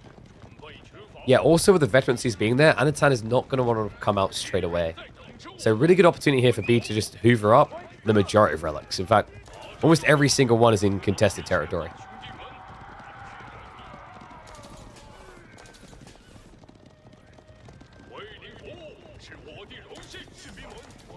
I can't believe after that early dive how clean B looks right now. Like Anatan, with that very big win on the engagement, it looked like that was just going to decide the game. All of a sudden, though, B. Fast blob now into Knight Archer. That will be the 3 monks, so looks like it's probably going to be 4 relics for B. That definitely hurts. I think for Byzantines where that hurts most is you technically could justify just scaling Lombos here to try and hold on, but the problem you're going to have is obviously if you only get 1 of the relics, you don't have much olive oil pump at this point. And it has an insane gold spot. What do you mean, this one? Oh, you mean the insane in a bad way? Yeah, it's really far forward. If you think this is good, just give it 2 minutes. It's going to be very hard to stand there. If Anno is still gathering stone, you could at least see him maybe going towards some catapults. Get the mango towers, just keep your opponent away. Seems to be lacking that though. I mean, he did at least stop the pro scouts from getting full value here. We'll go for the wall. So in theory, B doesn't have as much food as you'd normally see in a Chinese Byzantine game here, because of the fact that Anatan's doing a good job of taking it away from him. But yeah, Anatan, it will be cataphracts. So why cataphracts? The reason is your biggest counterplay here is that China goes triple Nesta Bs against Lombos. Very likely to happen as you get that count up. For Anatan, you're going to win or lose this game based on Lombos right now. So cataphracts are basically anti-siege. They're your snipers. They're the things that are going to be able to take out the Nesta Bs. Okay, looks like somehow Anatan got one of the central relics, but B. Well, Anno doesn't have a tower here anymore, so he actually doesn't know this is happening. So our prediction is correct, just not in the order we expected. The scouts are going to get the bad news. The timing as well is very unfortunate there. So yeah, wall goes up just as he arrives.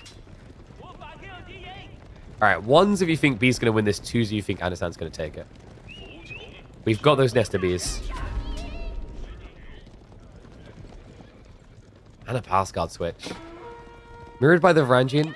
So, I'm trying to think actually if there's a Civ that Nesta Bs is more effective against than Byzantine Western Contract. And I'm coming up a little bit dry because think about what Anno's doing here. So for a start, Lombos will get shredded by Nesta Bs. Kind of worse than that. Even if the Lombos can't be reached, the Nesta Bs can shoot the Varangian.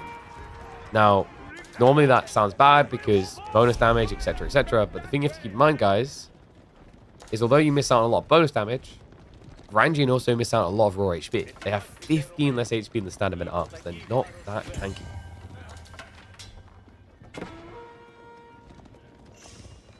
I know. Oh god, he ran out of gold.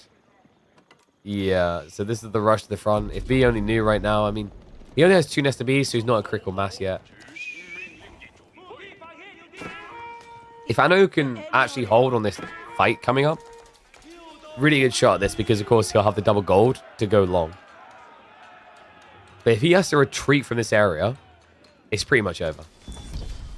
Because he won't be able to afford anything. Olive oil count isn't crazy either. He's only got, what, about 9 farms? 12.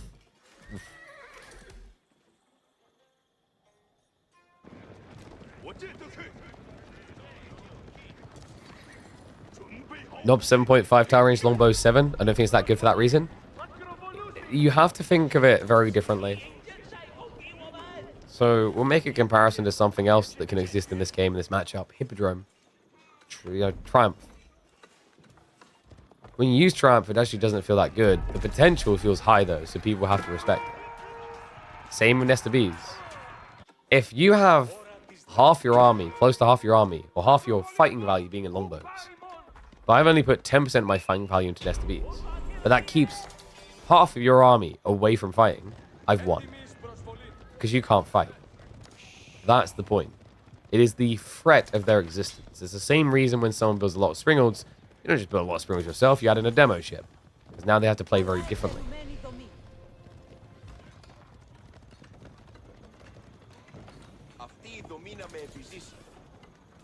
So 3 Nesta Bees, 4 to come out. Springholds could make a lot of sense here as well, but I think you want to slow down on that. He kind of needs some more info. Anatan's doing something a bit wacky. It's going to need additional cataphracts. Can he cataplob here? With gold access, in theory, yes. And obviously, he'll be scaling into those olive groves gradually.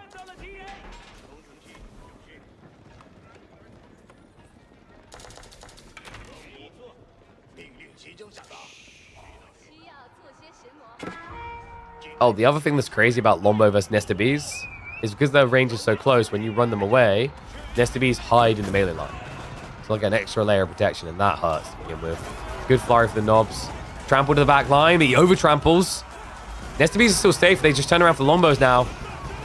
B, he's not paying attention, though. He's A-clicking them. Finally switches over. Lombos. Move in. Reloads are coming through, though.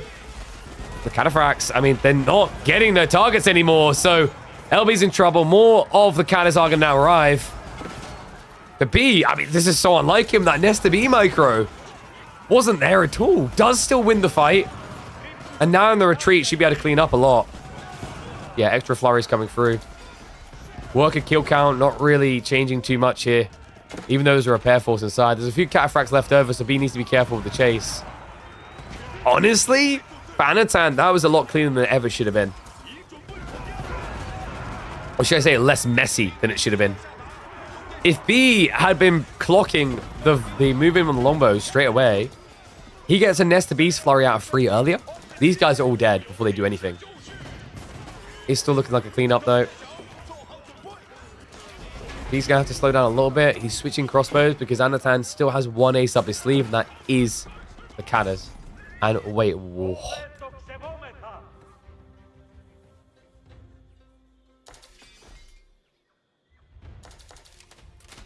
He's building Arbitrary. Wait, what? Okay, in theory, cool, but still doesn't answer Nesta Bees.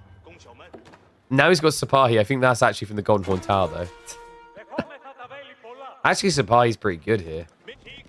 Sipahi makes a lot more sense than Arbitrary. The problem, though, for Anatan is he doesn't have late-game olive oil income yet. Kind of weak in that regard. Only 13 farms. On the Barbican. We're getting very close to the gold veins that he's been tapping. Already cleared 1, still has the 4k he needs here. B can't rush in, though, due to the cataphracts. He'd lose all the siege.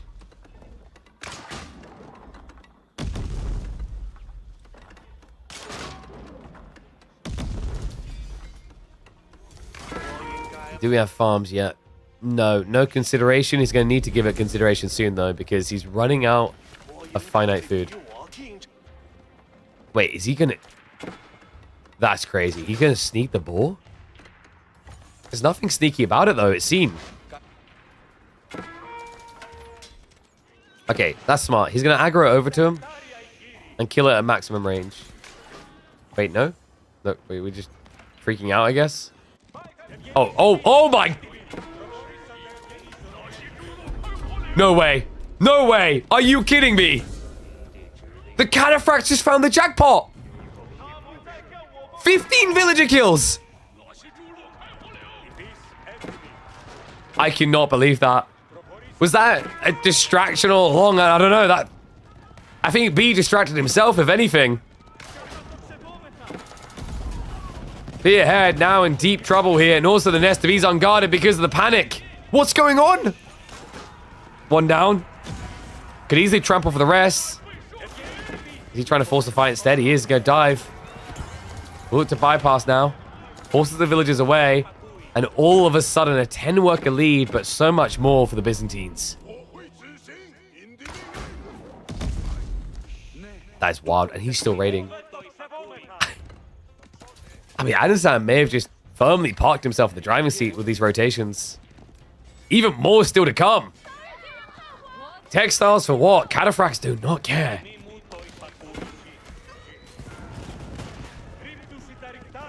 Absolutely absurd. And this is so good for Anat. He's buying so much time for his real win condition, which is the farms. If the olive groves go up, he can start zerging. And they are gradually getting there. We're now up to 21 olive groves, another 5 to be added in. Cataphracts are just not done chowing. Or rather chow down upon the enemy. It's not chow time yet, as in time to leave, because they have so much HP. This is ridiculous. I mean, 3's the magic number. He's got 4 just to be safe. And he catches him at the very beginning of a farm transition.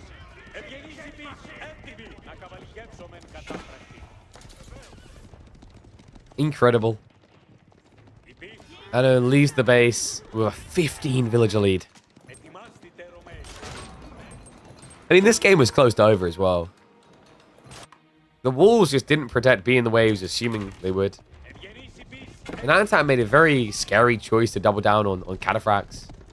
Especially after revealing in the last fight, you'd expect crossbow mass, spear mass, etc. Of course, the threat of longbows maybe keeps B away from spears. Still.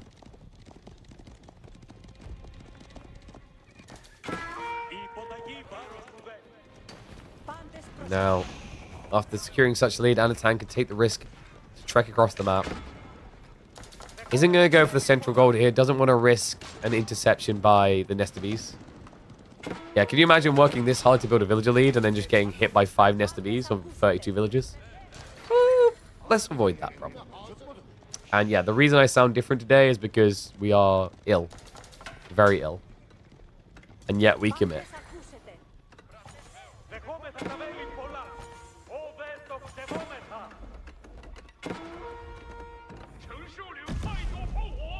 Mango towers now. Who would win? A landmark or a little tower? It's the tower. The tower always wins. Nice landmark you've got there. Slow but steady. Meanwhile, B needs to play this slow now.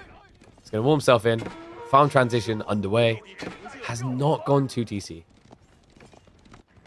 I think Anna could just reach for Imperial at this rate. I mean, Army's still got some wiggle room to scale. Oh my god, again? It just keeps happening. Another 3-4 villager kills.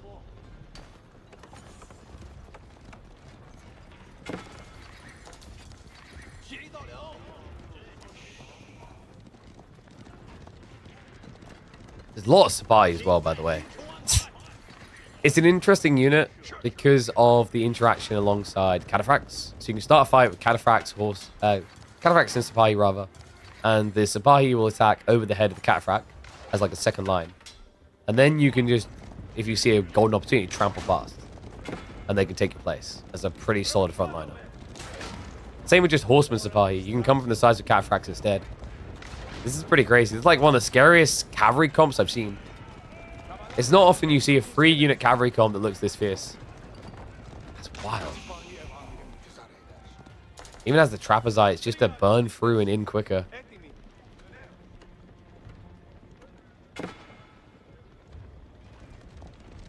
It's that small contingent of infantry going to run in. We'll get intercepted though. Anat at this stage is kind of like a probing force to see what his opponent's actually built. What he needs to prep for. And now, are you kidding me? He goes forward! Catches B before he can get the Louis MT walls up, and he munches down all the siege!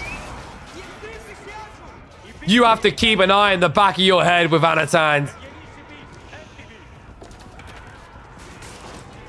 B needs to invite Voldemar to part of his body, just so he can keep an eye on every direction, because this man is always slithering in.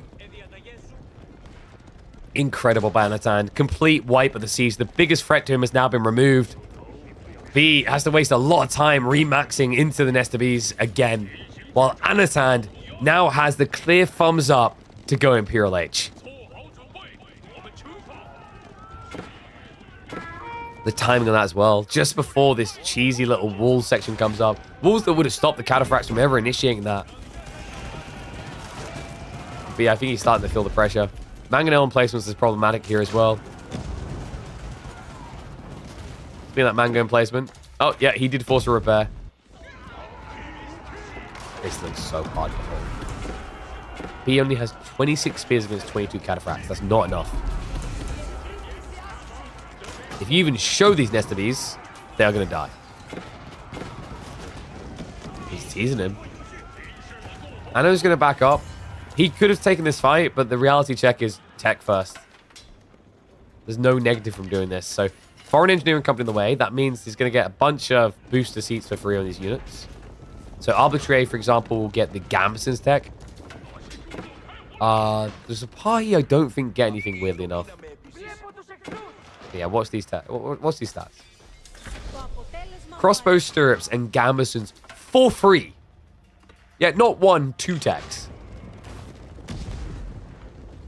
Trade-off, like I said, is Sapahi don't get anything, sadly. I mean, they don't have any unique techs. They're already good enough, though. And now the Imp Rush on the elite upgrades. Hasn't actually switched Dialecticus. But I don't think Anatan has enough time. Oh my god, Mango emplacement in the castle as well. And what's up, Warstorm? Thank you very much for the resub. Appreciate it, mate. Get those Prime subs in. Beginning of the month. Perfect time to do so. And a perfect series to do it on because we are only in game number 1. Where B was meant to have the gotcha pick. The Chinese. The unslayable. Anatan, on his deathbed, pretty much just released a bunch of mustard gas into the room while wearing a mask. Now B's the one writhing on the floor choking.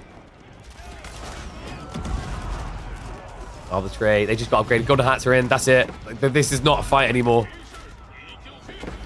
This is a massacre waiting to happen. Cataphracts ready to rotate in. The elite upgrade just hit and tramples on top of the bees to immediately remove them from the fight. One flurry, not enough. One game is enough to ignite hope here for Anatan. Bees win streak has to be feeling a little bit threatened after the grand finals starts like this. What a crazy game. Anatan, genuinely, he did look like he was going to lose the game. He was falling behind the worker kill count, the state of the relics. So many things looked up for B. But in the end, it's going to be a one-up for Anachad.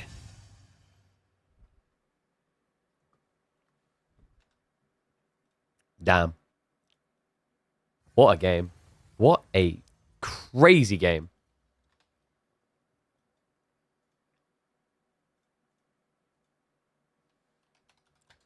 He's the master of distractions, I guess.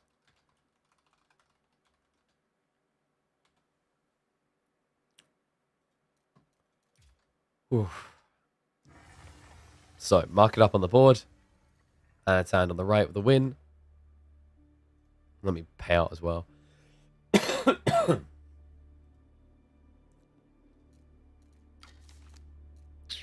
Does B just take the easy win? Holy Island? No, we're going Enlightened Horizon. Ottomans versus Lancaster. I'm not crazy about Lancaster. We'll see how he does, though. I'll stick 5 minutes on the predictions. We've got 3 minutes until we're in game. Boom. By the way, guys, reminder that you will see one of these players tomorrow in a best of 9 show match up against China's best. So, 3 p.m. UK time, i.e., almost just shy of 2 hours in the past, we will have a BO9 show match with a new sponsor happening most Fridays with the goal, and it'll feature a brand spanking new map. So make sure you tune in tomorrow as well.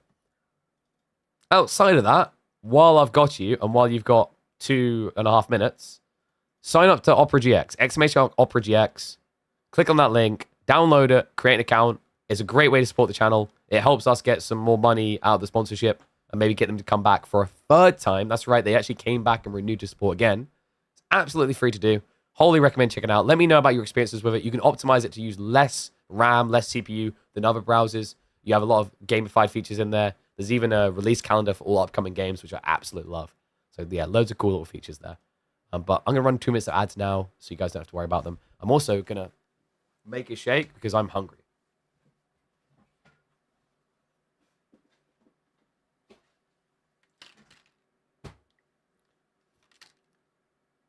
I do need to get a new shake sponsor, to be honest, though.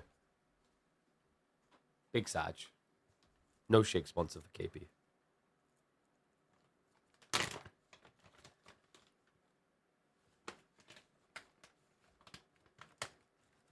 Yeah, like, I tried to get back with one of the previous ones, but they said they didn't like the returns they saw from the gaming market. I think, like, some of the people they integrated with just didn't sell well at all, so they just burnt money. Sage. So, yeah. If anyone knows of, like, a meal replacement company, bounty for putting me in contact. Because I got some hungry influencers that I'd love to actually set up, and I'd like to get set up too. Martini is okay? Martini with this throat. You're crazy. Be completely dead. What's wrong with you, man? Trying to end me.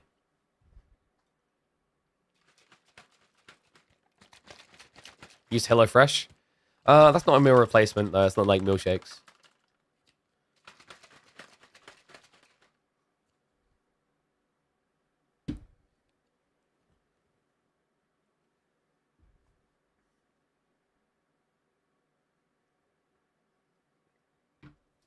Still a bit frustrated because there was one that like I had positive discussions with. I think I told you about them like a month ago. It looked, I was like, yeah, it's be really cool. And they're like, yeah, so we just need you to like, you know, do an integration for nothing for 2 months, and then we'll figure out like a sponsorship. And like, huh? 2 months? That's wild.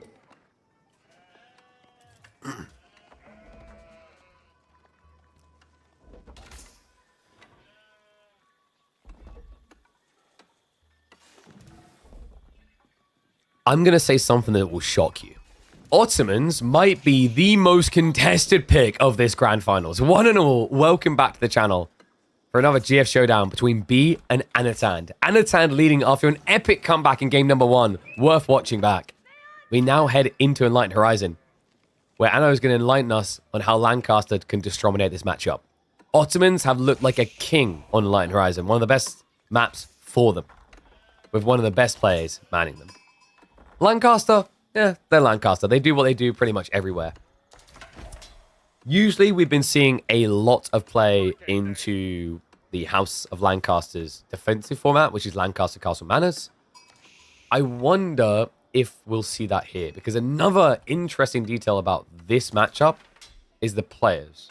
Not only is B one of the best Ottoman players in AoE4, possibly the best, Anat is the most diverse Lancaster player, because of all the pros I've watched play this Civ, he is the only one who builds Abbey of Kings. So just thoughts to keep in mind as we trend a bit deeper. But reason I love Enlightened Horizon so much, I feel like I can't go back to standard maps after I've started to see this. Things happen in the Dark Age. The Dark Age matters. There's objectives on the map. There are things you want to lean towards. That's exactly what we're seeing here. Anat tries to get a bit cheeky. He's trying to slow down the capture of his opponent. Smart read there, because he already has his locked in due to the villager being here building the racks. And what is up, you fusser? I see you with that sub. Thank you very much, my friend. Let's get a sub train going. It's grand finals time. People need to be able to dodge ads. Right, micro battle begins. I know. Ooh, yeah, that was not ideal. Then again, that was split between them. Both of them accidentally hit a different spear. Usually you want to try to focus fire down one at a time, so that you scare one of them out of the fight sooner. And you can see what they're both doing in that regard. Let's go chase back towards the merchant camp. Now, Ottomans will have defender's advantage in terms of production rates, or should anyway. But something else was happening here. I don't know if that was an accidental rally point, but yeah, his spearman went round the other way. No. He had them rallied here, didn't he? Yeah, and from the TC, the quicker route would be east side. We'll be able to reinforce now. That slight delay might end up giving the edge over to Anat here. We'll cut the spin just in time. Count is now with B. And, well, Anat, that's a dangerous formation. Yep, he drops the ball. Spinman goes down. A building rather, and now Anat, oh my, yeah, no, this has to be a tech now. You can't keep doing this anymore. You're on the clock, because if you wait too long, the Vizier points come in. And that will lose you the fight indefinitely. So Anat, he just backs away. Looks like he's going to go for the claim on the Wolf Den. This is the lead up to why both of them are building spears, by the way. The merchant camps generate a villager worth of gathering per minute, which, I mean, if you capture both of those, that's 2 extra villagers at a point in the game where that's like 10% of your economy, maybe more. But the follow-up is just as key here. These will give you 150 gold if you burn them. So both of them are just going to go for their own targets. So no griefing, interception, or anything. The scout is here from B. And yeah, cool idea. Unfortunately for him, the enemy scout is there as well. So you can't just hide in the stealth forest and jump in. But this is awkward. Understand, he can't burn from the back. He has to be on the forward. B. He's looking for that yoink. But Anat, nicely done. He made sure they were all attacking at the same time, so it couldn't happen. But yes, little tip. Currently with Wolf Dens, they're a little bit funky. In that, if you attack them from the back, they don't take damage. Which makes it very hard to yoink your opponent, because if they stand spears here, they just have to guard here and here. They don't have to guard the north side. Northeast. So, Abbey of Kings on the way. It's happening. Yes! Ah, it's so refreshing.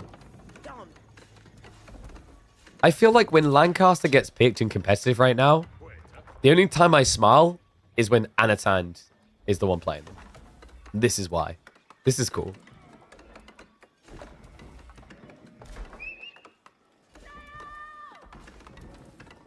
What generates more resources? One military school, one POI. Definitely one military school. Especially once you add in a blacksmith. Actually, Dark Age might be a bit tighter. I'm trying to remember the numbers. I think it might be as 80 resources per minute in Dark Age. Something like that. And POI is point of interest.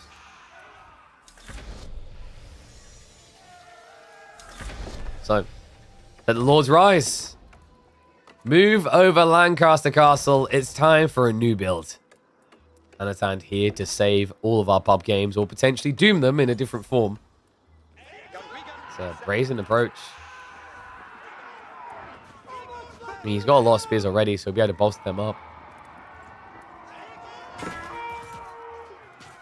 The Imams are here, though. This is an ill-advised fight for Anat. But he really just wanted to die that merchant camp, so we'll be able to walk away now. Did at least get the decap. Captured it for a slight bit. Overall, not too bad. And we do have the immediate switch in Yeoman. Normally, what you'd expect to see from B is going to be the Sipahi. Looks like instead, because there's so many spears, it's going to be the 1-1-1. 20 dudes with sticks fighting over a tent? Yeah, because they need more sticks, and that tent has sticks in it. That's how the tent stays up. So Anat is about to get a health booster here. 5% doesn't sound like a lot, but it can save you from an extra strike.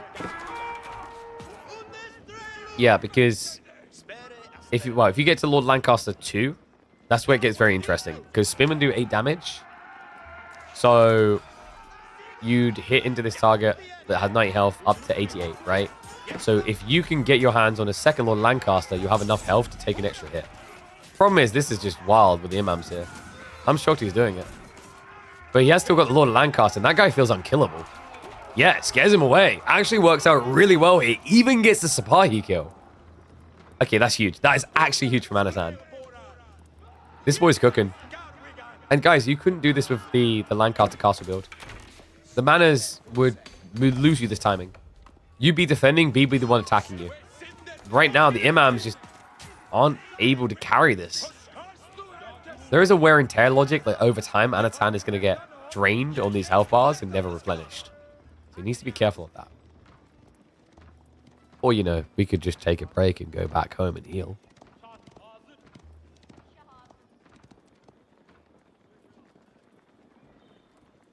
It's more micro-intensive, but would be worth just peeling the really injured ones, which is what he's doing. Yeah, so all the way home they go. Third Lord of Lancaster down the field. This is ridiculous. Spearman now can take an extra hit. Yeoman can take an extra hit. And this is the thing, the Lord of Lancasters, I remember when I tried to pick this up, you're like, ooh, 5% HP KP, big deal. It snowballs, that's the whole point. In the early infancy of Feudal, a Lord of Lancaster is very, very, very hard to kill. He has over 200 health. armor, decent damage. And they're only 160 resources. The first one is for free. So in that early infancy, when there's not that many units, 5% extra health leading to an extra strike actually is a difference. But the way it snowballs is what's so elegant and powerful about this strategy.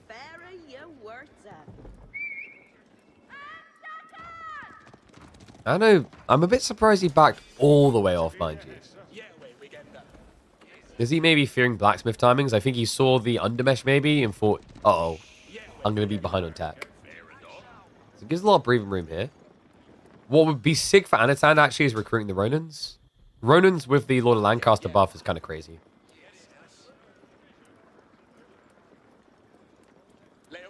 Free manners and the feudal pressure. It can sometimes work, but you are offering up your opponent at the beginning.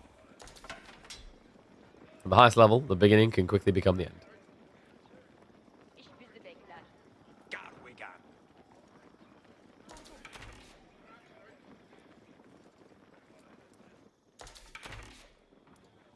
I don't know if B's got enough Sipahi here.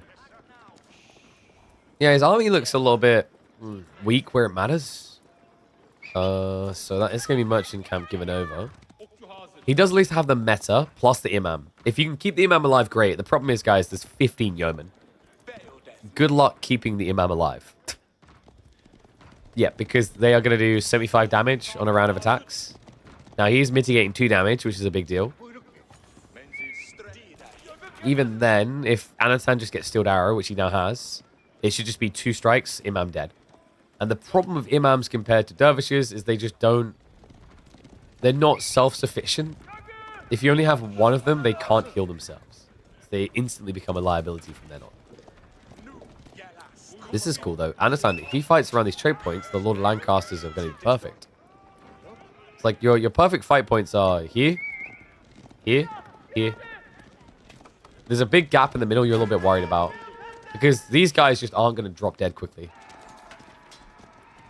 And they're backing up here. Interesting. Kind of sacks 1 or 2 Yumi. Okay, yeah, so it looks like the reinforcements are getting cut. Oh, yeah, and he was... Are you kidding me on the timing there? B perfectly read it. Was going to intercept the deer, so that's why Anatan backs the entire army up. I don't know, man. Look, this looked good for Anatan, but the more B does these little weird rotations, the worse it's getting. The longer that this feudal age goes on like this, the more that B gets ahead. This is not a mana build, folks. I know he doesn't have anything extra. He's at critical mass. He's built 4 Lords of Lancaster. It doesn't get better than this. You can't build more. On top of that, B is going to be able to scale into eventually military schools, vizier points as well. I'm starting to lose a bit of faith in this. Could you go now for 3 manners? You could, but then, like, the fear I think you have is your opponent's going fast castle or he's adding in military schools.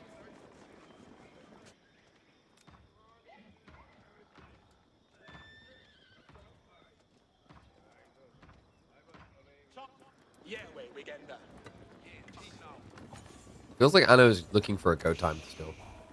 He did just go into the undermesh.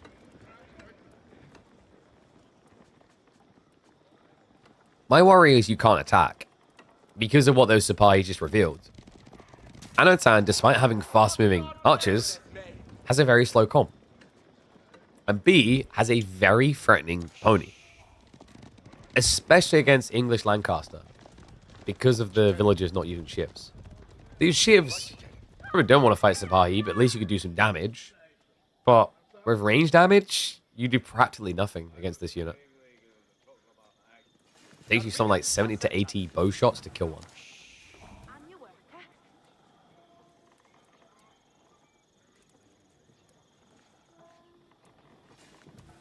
And yeah, this whole talk of like, if Anatan can get a good fight, ... like, how do you get it?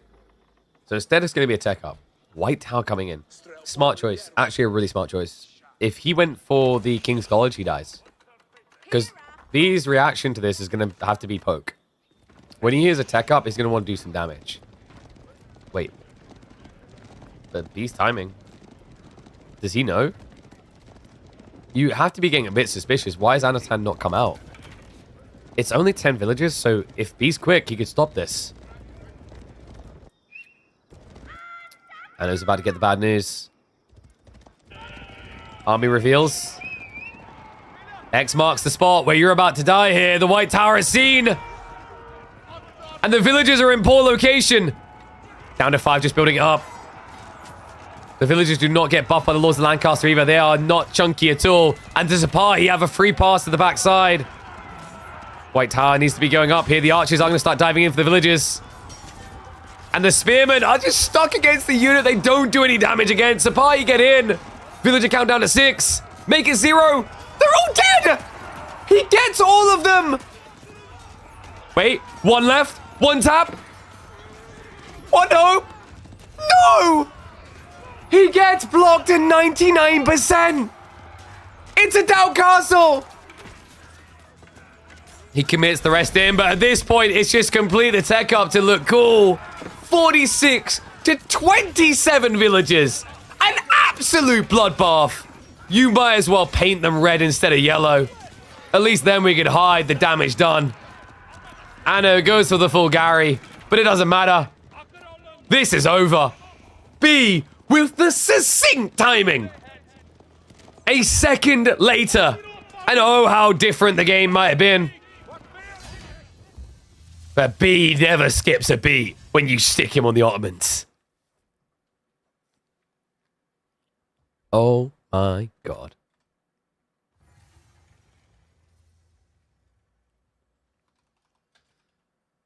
What do I call that one? Is it about the castle at the end, or is that too deep?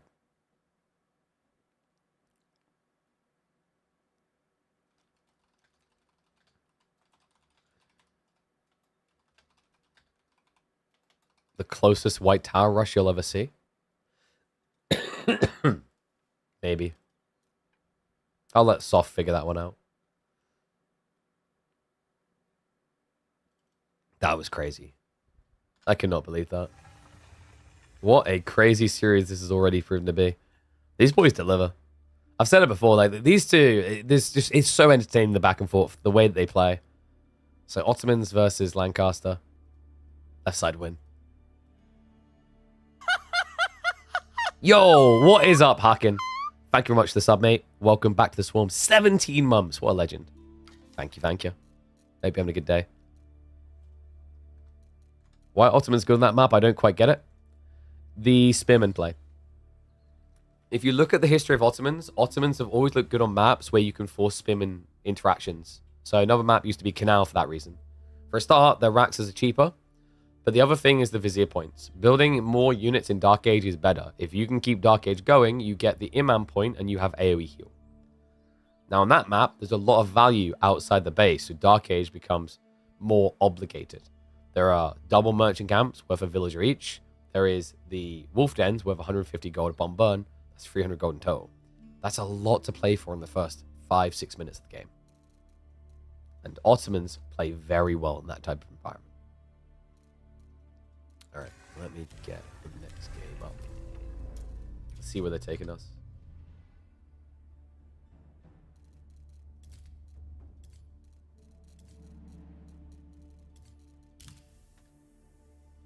I'm not sure what to call that one on YouTube.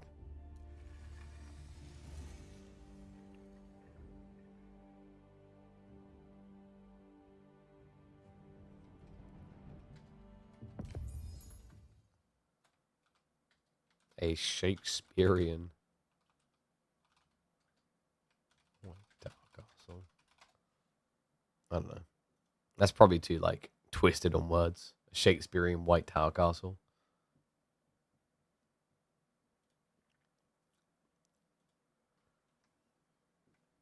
Can Lancaster's lords prepare for the hardest defense? Maybe. All right. Let's pay out predictions. So, B with the win. G3. 2 mins on the clock. Japanese versus Knights Templar Holy Island. Yeah, I mean, we knew we were coming to this. The cursed. The biggest worry you had. I think Anno might be going back in the lead, folks.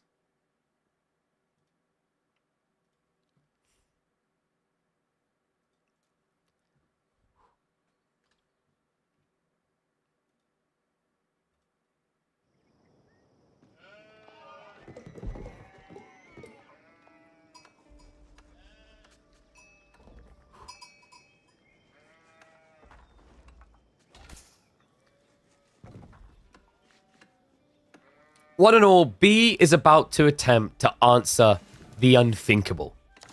How do you beat Knights Templar on a water map? That's right. It happened. Grand finals showdown here in Midweek Master 22. And Anat somehow got Knights Templar on Holy Island. You know, you'd think with Holy in the name, it would just be Deus Vault all day. But B is going to make it look like a quick good night here. We've got a Rax rush opening. He ignores the fish altogether as Japanese. I got to give it to him. This is creative. You have to think different here. We've seen so many civs try to fight Knights Templar straight up into a water, fish, and then attack game. And it never works. Overtuned, OP. Either way, your opinions on Knights Templar falls into one of those two categories when you add water into the affair. Between the efficiency in getting boats, from both their cost and production, to the pilgrims that transform into trading boats. There's just so many things that are good for this civ. B will have none of it. Spearmen on their way across the dock straight away. Anno with a transport ship, though. Now, you sick son of a... Oh, my God. Oh, my... No, this is sick. He's going to build the dock here. Oh, that is so... That is genius. That is absolutely genius. Anat cannot be touched. 1 out of 16 on board.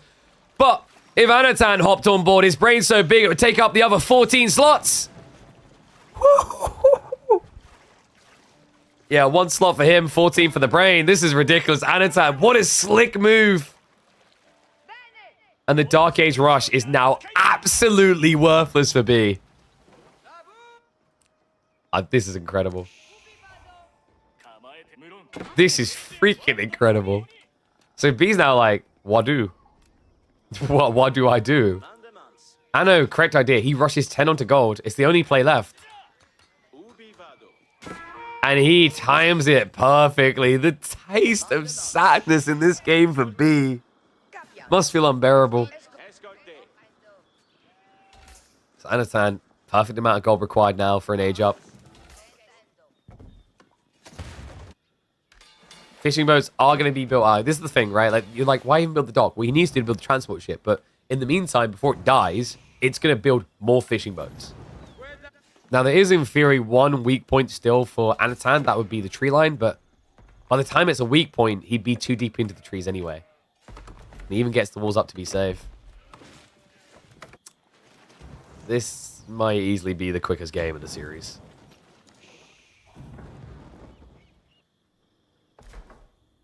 I know.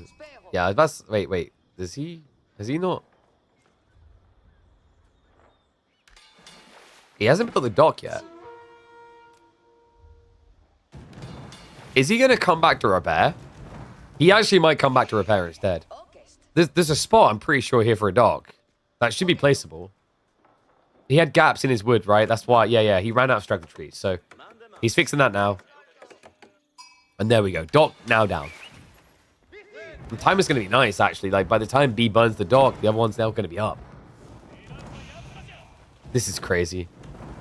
And B now reluctantly will go for his own dock play. Now, he can... Here's the thing, guys. He can transport ship, go across, and burn the other dock. You can stick your head in toaster. Toaster's big enough. You can... microwave a bag of diarrhea. These are not things you should do. And just as similarly, building a transport ship is probably something that B shouldn't do. Because it's too late. The transport would take 20 seconds. It would take another 20 at least, probably 30 to get across here. And then another 10 to get across here. Your opponent would be aged up and have an archer ship coming out. It's just not worth it. And, oh, wait, what? Did he... Damn it, I thought I was so hopeful. I saw Antioch for a second there. It's just going to be Kingdom of France, so... Normie activities. Why would anyone have a bag of diarrhea in the first place? Yeah, you clearly don't have a kid. Just because it's a nappy doesn't mean it's not a bag of diarrhea.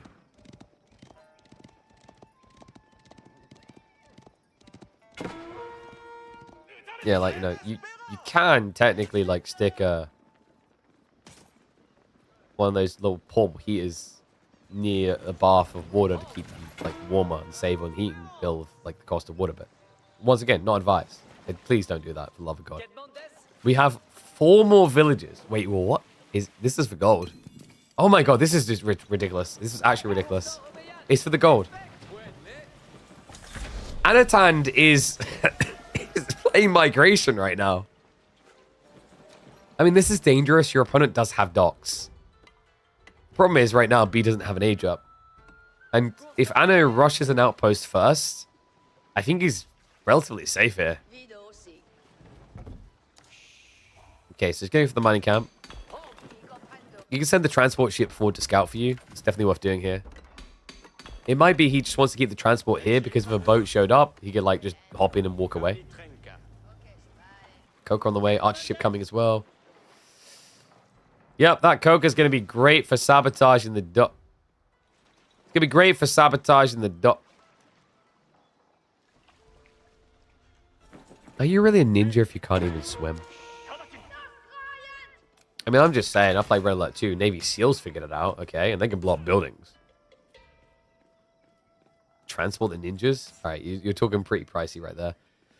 B, like game lemons.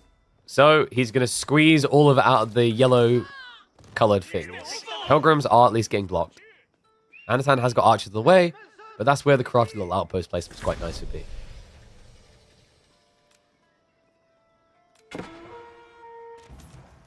You have archer ships showing up. Throw reactions on the way. Okay, so like, kind of looks grim, but actually credit to him. Things not as bad as they should have been for B, actually. Your opponent has still got fishing in the corner. He has got gold access. His gold access is somewhat limited. This is scary, though. This is what I worried about. The central docks. This is huge. He now has a healing aura close to the enemy's fishing. He also has an easy push point. B needs to push back fast. A nice switch up. Anat. Ah, that kind of sucks for B, actually. Yeah, like, this is one of the rough things I think for this map, is if you think about it, there's no way to get an outpost that would block both sacred sites unless you place it literally here. But you're going to be so close to the enemy base, you'd be seen doing that. So yeah, really unfortunate detail there for Anat. Or B, rather. Anno, in terms of gold gen, he won't be getting the 130. Probably be more like 90 resources from that distance. So, still pretty decent. Yeah, 93.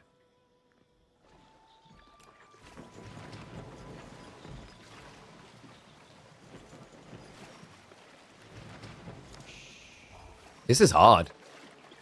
I'm just, like, racking my brain thinking, what's B's #1 best play? You need enough boats to defend, and I think you need to focus on land aggro. Because being Knights Templar at sea is just not effective. Not with this build. Your Shinobi are completely worthless. Nice bait there as well. Anat convinces B maybe is able to touch the archer ship. Dead wrong. He doesn't have the demo coming. Remember, you have to be careful of those demo ships nowadays because they can actually get you killed. Ship we better clean up. More screws arriving. I don't know. This is looking like a water overwhelm already. He has at least got the fishing boats to try and sustain here. But remember, you know, normally when you play Holy Island like this, I get an injured ship. I've got to go the length of the map to repair. Anat's hand has to go about 1/3 of the map to repair. And yes, demo ships are currently doing friendly fire damage. It is a bug. Devs are aware. I think they're planning to fix it. I wish they would. I like it. They make it half damage. I like it. Demo, good connection. Hits the dock as well. Oh, repair ships. Not going to be enough. That's 2 Springles down. All right, this is getting grim fast. B, he has practically no fishing income. Pilgrims are not being stopped. He's trying to build horsemen, but that's going to be slow with his current economy. We do have a demo coming out, but nicely dodged by Anat, just on point. Double demo pull as well. Whoa, whoa, whoa, whoa, whoa, whoa, whoa, whoa, whoa, whoa, whoa, whoa, Anat! Wait, but we're on your side. I don't get it. Why does the explosion not know that I'm its friend?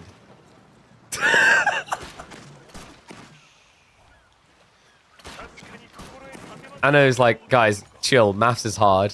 What do you mean 2 is higher than 1?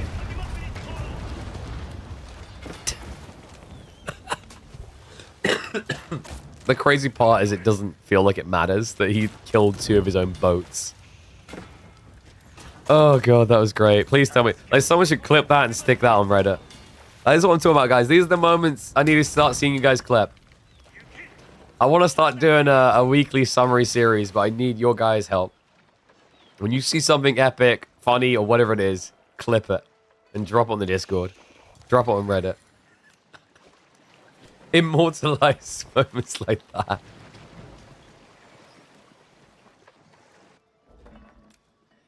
It's like jokes on UKP. It was secretly the shinobi. He took over the boat. He could swim. This is just such a weird looking mini-map, by the way. Like, when have you ever seen a map like this? 11 minutes into the game. Guys, we should make this map even better for Knights Templar. Put some wood on this island. And we do have Angevin coming. Okay. Angevin Empire, interesting. Most people go Genoa just for the gold trickle. But makes a lot of sense here. The heavy spearmen are going to be great against the horsemen. And naturally, Japan will eventually be looking to go for Mount Samurai. So you counter that as well. Venice to Imperial? Not really. I think Venice is pretty bad here. I think Venice only realistically could make a little semblance of sense on maps where you can reach the enemy base from water. Because the Venetian ships are basically giant-ass catapults of water. They're trebuchets of water. And Condottiero are going to be pretty redundant here. Like, your opponent shouldn't really get to Imperial. Even if you did, I'm still not convinced of the unit. Honestly, Teutonic Order is just too good. Teutonic Order or like, Kingdom of Poland are too good. Like, Poland can make sense here. The cavalry just outdo Mount Samurai. But just as easily the Teutonic Order because the -2 armor. Yeah, I think you're thinking a little bit deep. This should end at some point in Castle. Unless B can find a land transition. Which doesn't seem to be the case. Outpost's going to get denied, so it looks like B is going to be able to reclaim his gold. Really important at this stage, because when you reach Castle Age, there's a lot more gold demand on your economy. And he only has 5 villages out here, remember.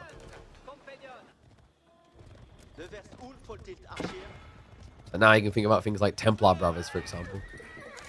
1 or 2 definitely worth going for, just so you can flank raid your opponent. Kingdom of France definitely very cost efficient too.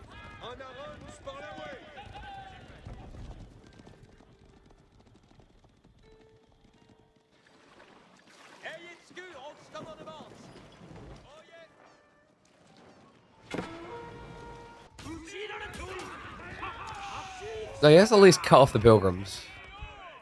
I know he's just sticking to basically a feudal comp. He's like, this civ is not fair. For that reason, I will still play it like I'm an age 2. Archer Horseman. He's pushing in on water again, though. Wait, what? Chill. Chill, Anno. He has got the Sprill Cruise. Man the Sails is going to be used, though. He could bait him into a counter demo play here. Anat, remember, not your own boats. Yellow is friend. Can you hear me on that? Yellow friend. So yellow go. Red stop? No, yellow is friend. Captain of the ship's like, I don't know what you want from me. I'm colorblind. He's like, I ain't racist. I'll blow up everyone equally. Wow. Actually, yeah, demo ships are like the least hate crimey unit in the game. Food for 4, I guess.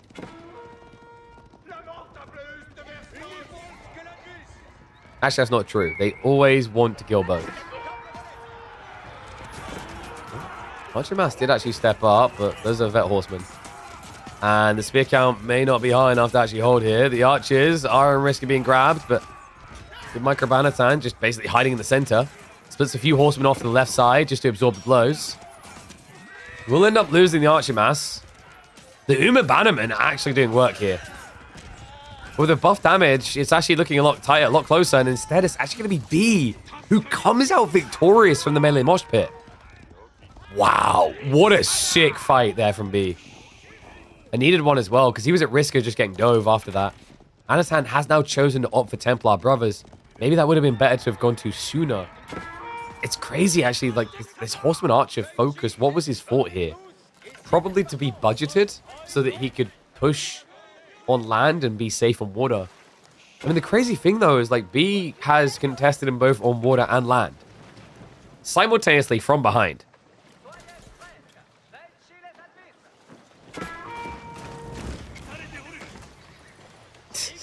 Yeah, this is where water gets a little bit tilting. Oh, look, he's just poked and walked away. You have got man the sails. I think that's a big part of why they introduced man the sails. Not just to getting away from demo ships, but also so you could feel like you could fight from an age behind. Situationally. But this is tough. I know he's going to start diving forward. We do have 2 demo ships in waiting. Really far away. They are on the way now. B, still nowhere near tech up, though. Yeah, demos are more important for him to try and stabilize here. Because demos are your most impactful unit. Like, spamming Springles alone isn't going to feel that great. Anat, I don't know what these demos are up to. He's like, nice, we can be even more on fire. Yo, Timmy, do you see the rest of us on fire? Amateur only putting fire at the front and the back of the boat. What a noob. Ooh, it's well timed by B, by the way. Secures his back goal just before the Templar Brothers would arrive. Speaking of which... this group going to rotate out and immediately head back to the mothership.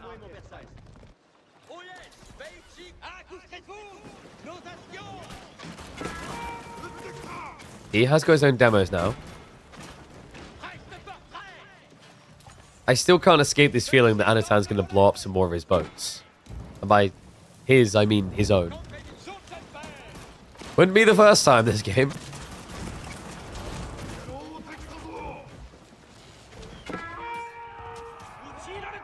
Nah, Pilgrims just ain't getting through. And B is ready. Look at this. How the hell is he not dead? It wasn't a land transition. Like, that's the thing, guys. I can understand. Oh, he went 2TC. He played land to recover. He's back in the game. That didn't happen. He lost the opening with that Rax play. It did not pay off. Anatan with the Giga Brain had this sick read. And yet somehow B got back on the water, stabilized, competed. Incredible.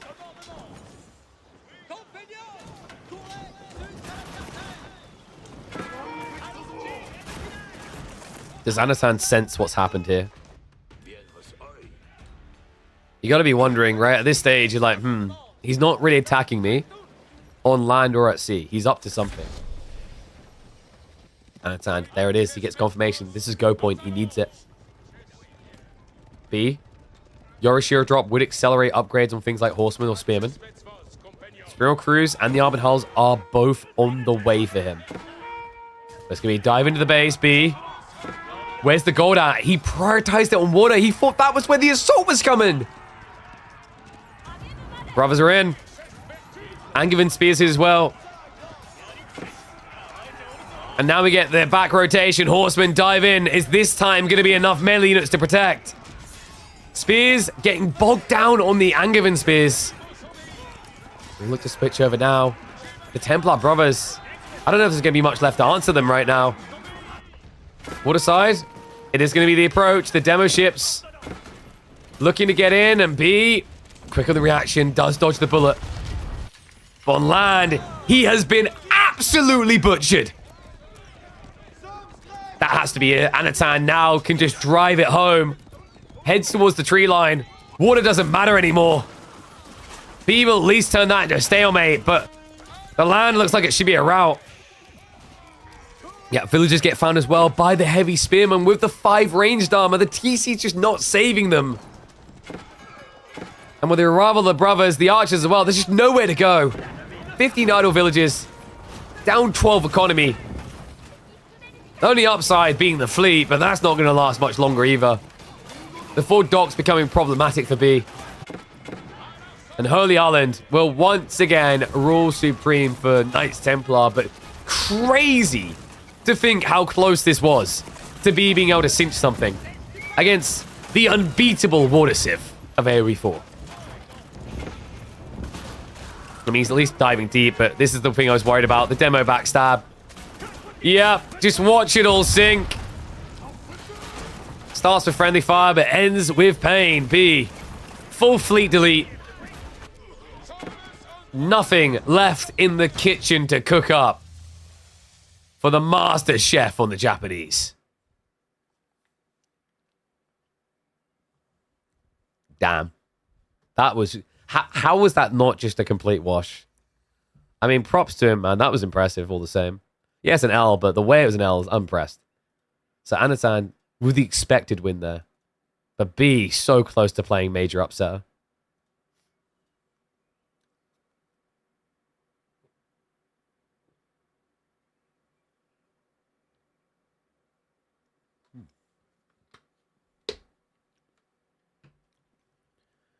I don't know what to call that one on YouTube.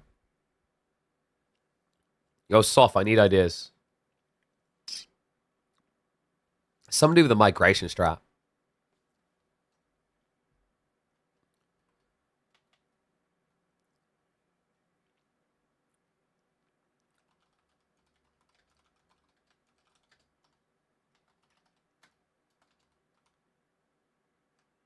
Transport Gamer has 300 plus IQ, maybe?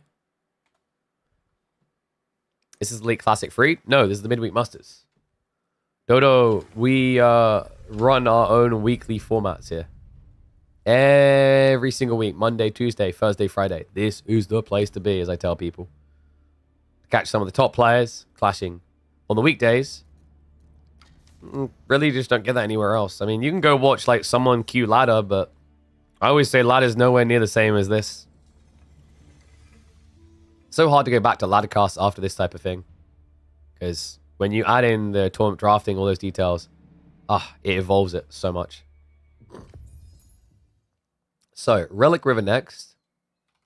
After this map, we will have a redraft. So, because both players have scored a point, we will see a redraft.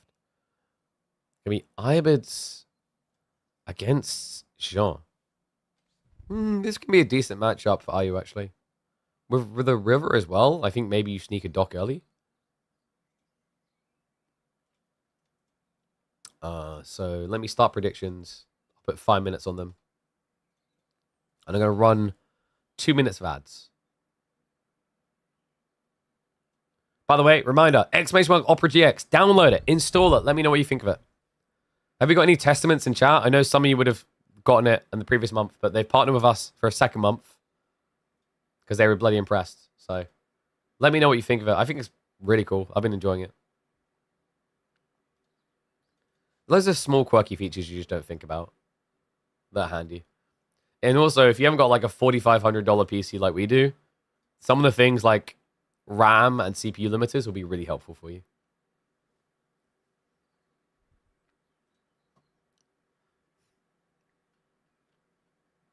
Am I getting pinged about something?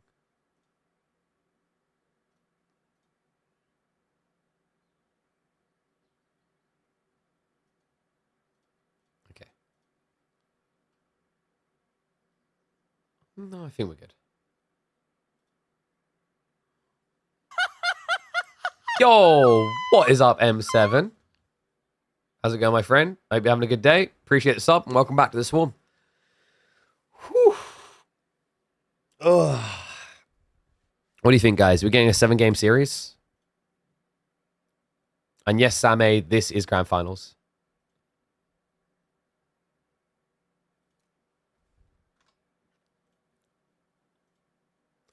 Yo, for that Lancaster game, guys, what do you think for the YouTube title? What would make you click more likely? Would it be Lancaster Lords prepare for the hardest defense? Or would it be the final percent is always the longest?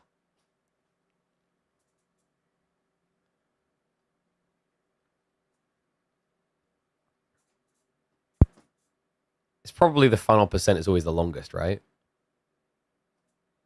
Second one makes no sense. Does it really? Not make any sense if you had like a white tower on the screen and then a build bar.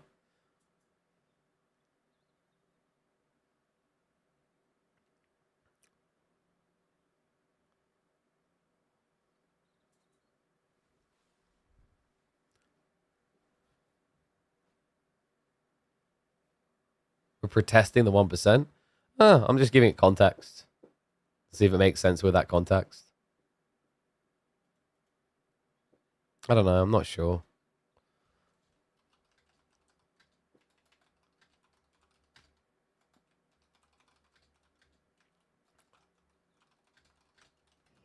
I think maybe the Lancaster Lords one is better just because it's appropriate at start and end. And what is up, Samson? See you with the Prime sub. Thank you very much, guys. Get those Prime subs in. Be smart like Samson 1967. The month just started. You've got a free sub to give. Why not give it to the channel that delivers over 100 hours of competitive content to you every single month, as we have done for the last 7 months. Damn, crazy how long Midweek Must has been going.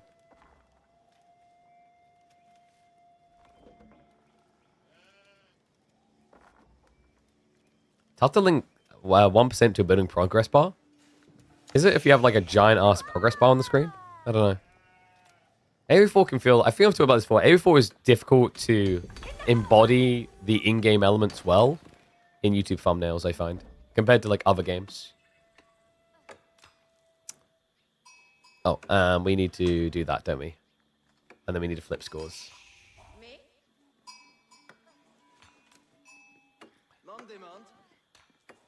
Lock yourselves in. This set is going to be going some distance. We're back. Game number 4, Anat and B. Just shy of a redraft, we get into Relic River for a Dark Age Tower Rush from Jean. That's right, no waiting around. The action kicks off immediately. B on the Ibids, going to be hating this detail. Although he did resist temptation. Now, this is a really good map for fishing, guys. Relic River, the meta is just developed to include a lot of shoreline fish down here via docks. And Ibids are a good sieve for that because of how cheap the dock is. So, I wonder if Anatan was expecting that. If it had been the case, this outpost rush hits so much harder. Unfortunately for him, B has got 3 in the gold, so he will get what he needs for attack up. It could still be worth it, though. Remember, Ibids is a very gold-heavy civ. They like to skip out on the ages a lot.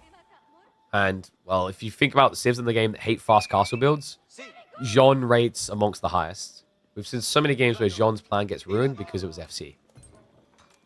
And plops that bad boy right in the middle. Bad girl. Wow. Double gold vein to be covered. Loggy Wing is going to be on the way for B. Makes a lot of sense. So, I don't know if you guys remember. I think the best example game of it, I think it might have been Beastie versus B or something like that. Frisian Marshes. It was Ibid versus Jean. And Jean's entire tempo, entire game plan got unraveled by Loggy Wing with double Dervish and 2 Desert Raiders. It really can be that simple. Because Jean is all about tempo, ramping early. If you can get into Logi with just a few Desert Raiders, you ruin that time.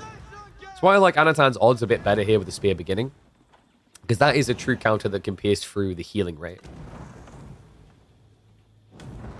Isn't that Tau too far? Nope. He covers it. He's fine. If you bring more than like 2 workers here, they get blocked. And then once arrow slits is in, everything is covered. So rough start now for B. Oh wait, where's the hide UI button? Yeah, weird that it lets you switch back to regular UI from here, but it doesn't let you hide UI. What's up with KP's voice? I'm ill. And despite that illness, I am still here. Casting. Killing myself. As hard as these spearmen are killing that mining camp.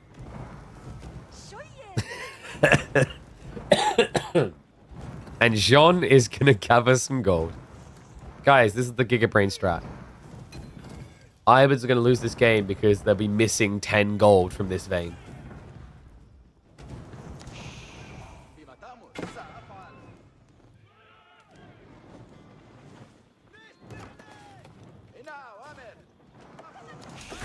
How about, so people talk about like titles for videos. So one thing I'm curious about, do you click on questions more than statements? Because there is so like YouTube analytical like info, people are more likely apparently to click on statements rather than questions. They want you to tell them that something's going to be a way and then prove why, if that makes sense. In all types of content. There is exceptions like, is this game good? Question. Village with repair? Yeah, so it shows the intent, by the way. Like, this is pretty obvious. You want to have more gold as Ibids. If he didn't care, he'd just sack the mining camp and not bother at all. Actually, this is pretty smart now that I think about it. Like, Loggy is sick here, because if you don't full Gary the outpost, you can't kill villagers with arrow slits. Even then, it's going to be a bit tricky, because Dervish with Prior Heal could technically keep villagers alive gathering gold. So yeah, he really wants that mining camp gone. Unfortunately, not able to do so. I mean, I hope we get to see it. Like, I probably shouldn't hope, because it's going to be pretty depressing for Anat, but it's unique to kind of flag how important this Dervish heal is. You could sit here just gathering. Instead, it is just going to be the ram straight away. Okay, so B doesn't even want to just chill on it. He wants the threat gone.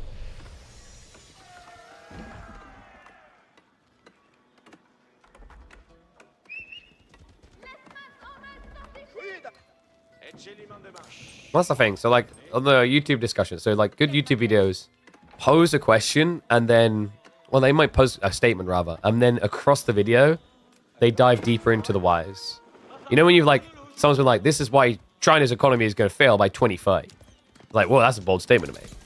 And then the next 10, 15 minutes is them taking you down the rabbit hole of the details, you know? It can be difficult to do that with just casted content, I think. I think with that type of content, you're looking more for the surprise value. If that makes sense. I think back to things like Forest Nothing and why that worked so well. It is the absurdity and the mystery of it. And like, what is this and how would it play? So we do have Archers clown carring. Ram's already knocking the outpost down. John is still not level 2, by the way. She's almost there, though. Can you get there faster, please? Oh my god, she's gonna die. She's gone. John's down. Outpost down. Everything down. And B shows you just how powerful that Dervish healing is. These spearmen can't even kill a horseman. And I love that. He hides the archers back inside and gets the quickest GG of the series so far.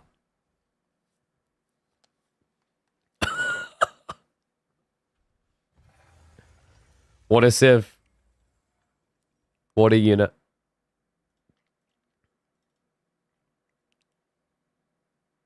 Mod betting rigged.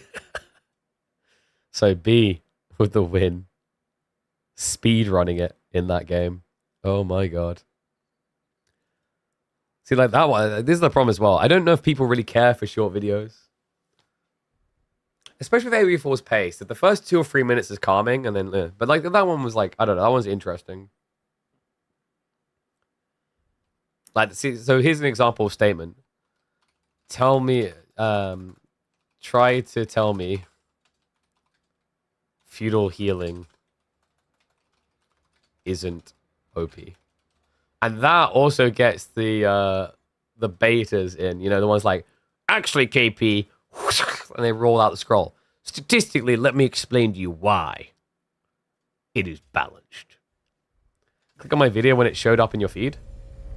What video? Why would my video show up on your feed? Rogan? Wait, why would your video show up on my feed? Your new video. Don, why have you come in my chat to advertise your videos? What the fuck? Brother.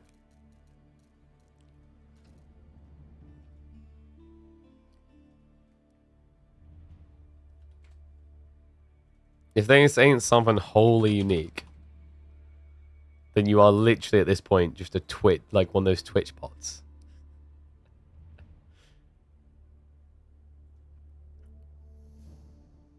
Oh, your how to watch a Drongo thing? Oh yeah, that thing. Yeah. I glanced at it. I didn't watch the whole thing. Wasn't it like I glanced? I think it's like you just like scroll down and like respond in the comments who won or something, wasn't it?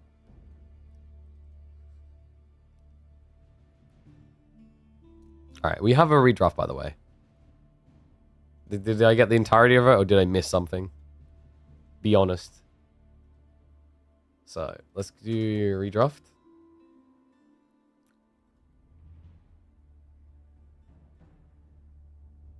There we go. Okay. The Ottoman pick again.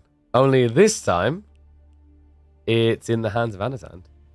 I missed something. All right, you lying to me just so you can get an extra click? Or are we for realsies? All right, let's have a look. All trust in Don. Not lying. Okay, okay. The Giga Chad play would be if, like, you just in his comment said subscribe to Killer Pigeon. That's the move. Not that I'm telling you to do that.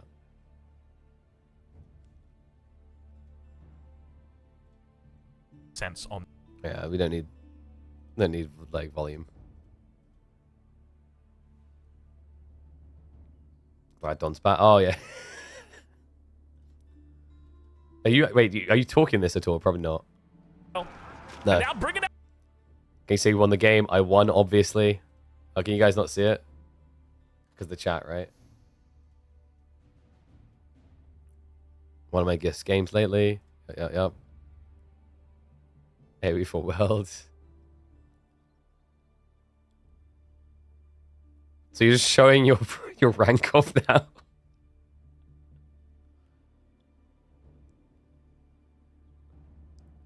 Yeah, so you know that you won. Wait, here we go. Oh, wait, what's this at the end?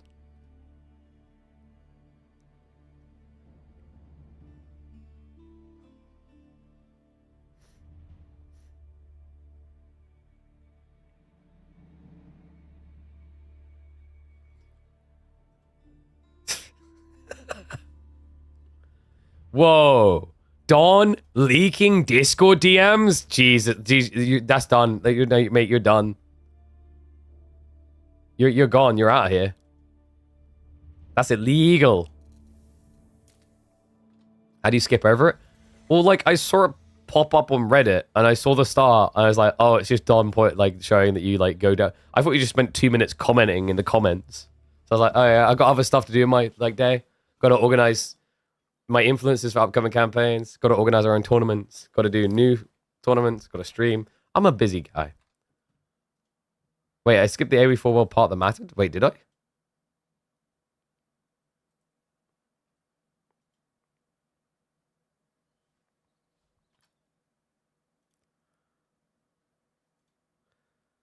Oh, wait, what? Wait, how did you bait them in?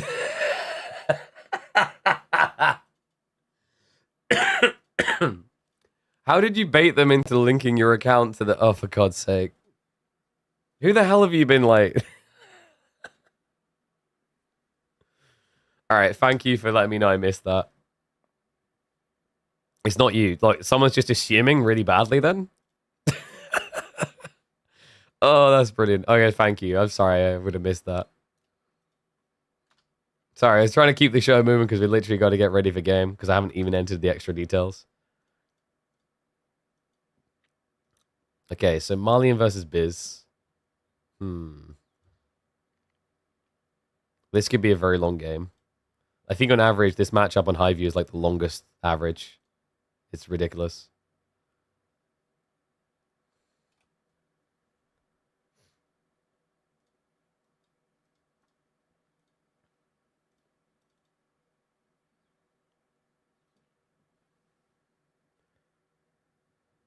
Vol just TM me, Drongo cast one of his games as if it was me.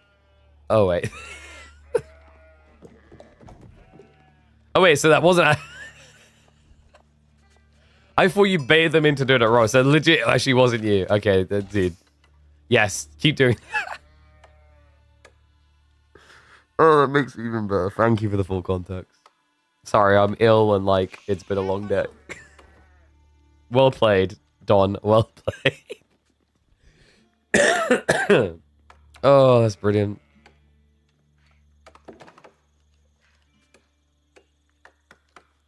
All right, this won't be like a Drongo video. This is Anat's hand, and this is B. Wait, unless... Wait a second. Unless this is Voldemar and... I don't know, there's so many VES members. Anyway, we've reached deep in this series. Grand Finals BO7, game number 5. It's going to be Malians up against Byzantines. On Pigeon's View. Oh god, I can't get out of my head. There is one game that I relate to Malians on Pigeon's View of Anatan, and it is that 2.5 hour game against Puppy Paw we had when we first introduced this map. Now, hopefully we're not going to get that level of... Actually, I might take it. But one thing I have noted, guys, is this matchup so far on Pigeon's View has one of the longest average game times. We're talking 30, 40 minutes most games. So let's see if anyone's able to speed run or if Pigeon's View is going to treat us to another deep state game. B is a fan of the double villager on Cistern opening. We'll be looking to ramp up Cisterns super fast here. Now, one thing that's really nice about playing Byzantines against Malians here is that you do not have to worry about getting racks rushed. Okay, he's not going to build one.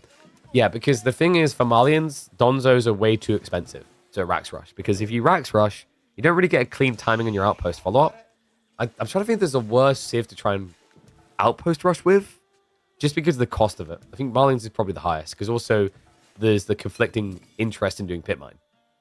So that means, for B, he has a very good spawn with very minimal risk here. He has admittedly got forward gold, but it's double berry back, stone as well. That Cistern is already going to buff the villages in entirety, but will also then buff the Grand Winery villages.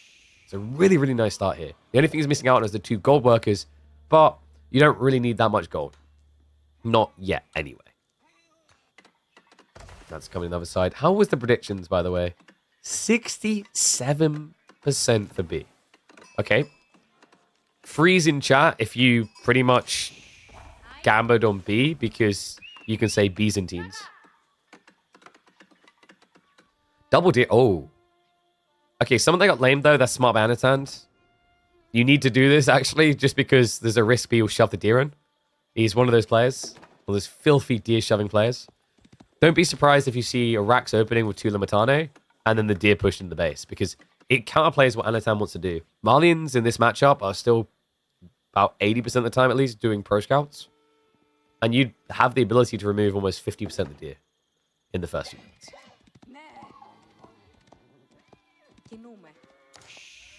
Is better than Malians? I don't think it's that simple of a call. I do think the Byzantines actually play longbow very well long-term in this game. It's deceptive because you'd think longbow bad because javelin Malian. But when you get into the Castle Age, I think that's where longbows can actually prove themselves very valuable. They're good when they're bulked up, and also they counter a lot of the things that Malians would do at that stage, like transition archers, play Donzos, play Musafadi warriors. We'll see which way B wants to go. I've seen some players just go javelins for a timing attack. That build feels like it's fallen off a little bit since the Cistern rework, because your first javelin timing is now weaker than it used to be. But your second one is much, much more powerful.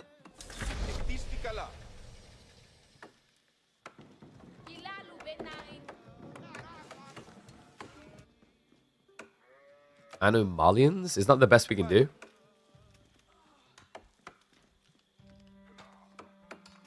Like, maybe you go with Malianotans? Malianotans. Yeah, it kind of works. Not as good as Byzantines.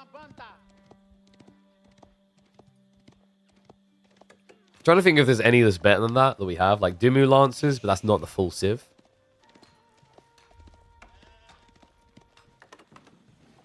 Dimu, of course, didn't make it to the Grand Finals this week. Close series up against B. Yeah, if you're just tuning in, this is finals, and this is already proven to be epic, man. I think most memorable for me, like, it's the opening game 1 comeback, and then also Holy Ellen, just because of how crazy it was. Knights Templar at the moment looking like the unbeatable. Wow. It is going to be a 2 TC build. I've been seeing a few Byzantine players return to this experimentally, but against Malians, historically, the bane of their existence is 2 TC play. And the cool thing is, like, wow, yeah, the other sick thing about this play, and I think this is what might actually see it resurge in popularity, is it's not obvious. Think about how you open the game with 2 villages on stone. You don't know. You legit don't know that it's going to be 2 TC. Even after you gathers a few hundred stone, for all you know, it's just more systems. So unless you literally see the town center being built, you can't be certain. And obviously, you know, if you knew it was going to be 2 TC, you might try to build cavalry and harass him early on. But let's say you build the cavalry and it's just systems. You can't do anything. It's worthless. Yeah, this is cool. This new stone opening actually may have just opened a few doors for Byzantines. Now, admittedly, those doors do feel very greedy, macro-focused. But I think it's just going to continue to inflate Byzantine's value from a drafting and competitive standpoint.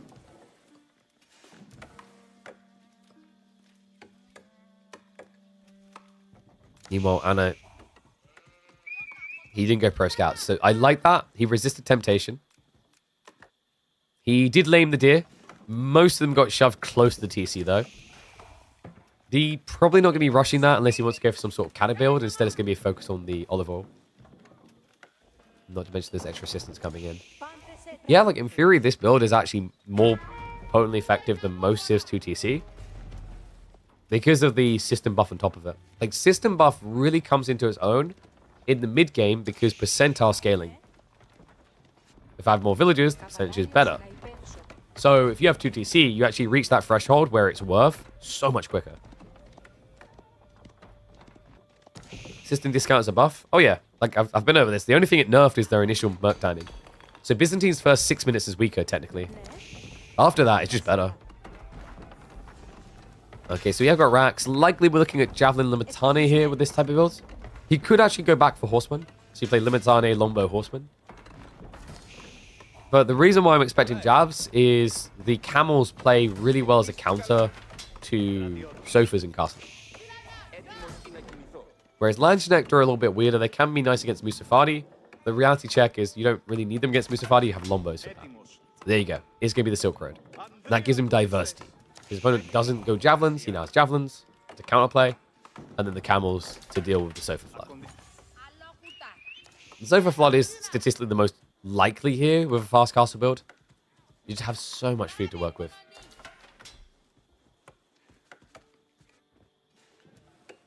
You might even get some pressure play here.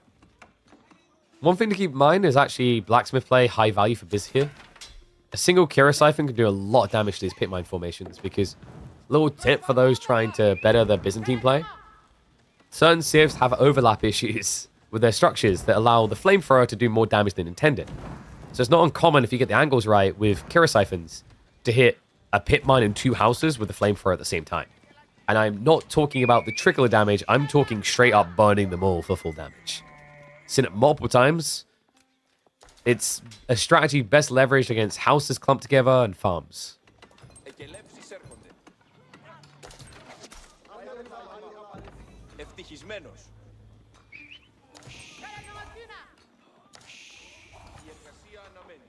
Another system on the forward. So that's going to be level 5. Okay, so level 5, 24% increase. So at this stage, he's adding in an extra 10 villages. He's basically he's 20 eco ahead. Fulani's going to negate that, so they'll be on equal footing. Obviously, advantage for Anat will be that will be an age ahead. We have got him building Musafadi, surprisingly enough. A little bit shocked by that, considering your opponent already has spears. Speaking of which, spears are going to straight up go after the pit mine.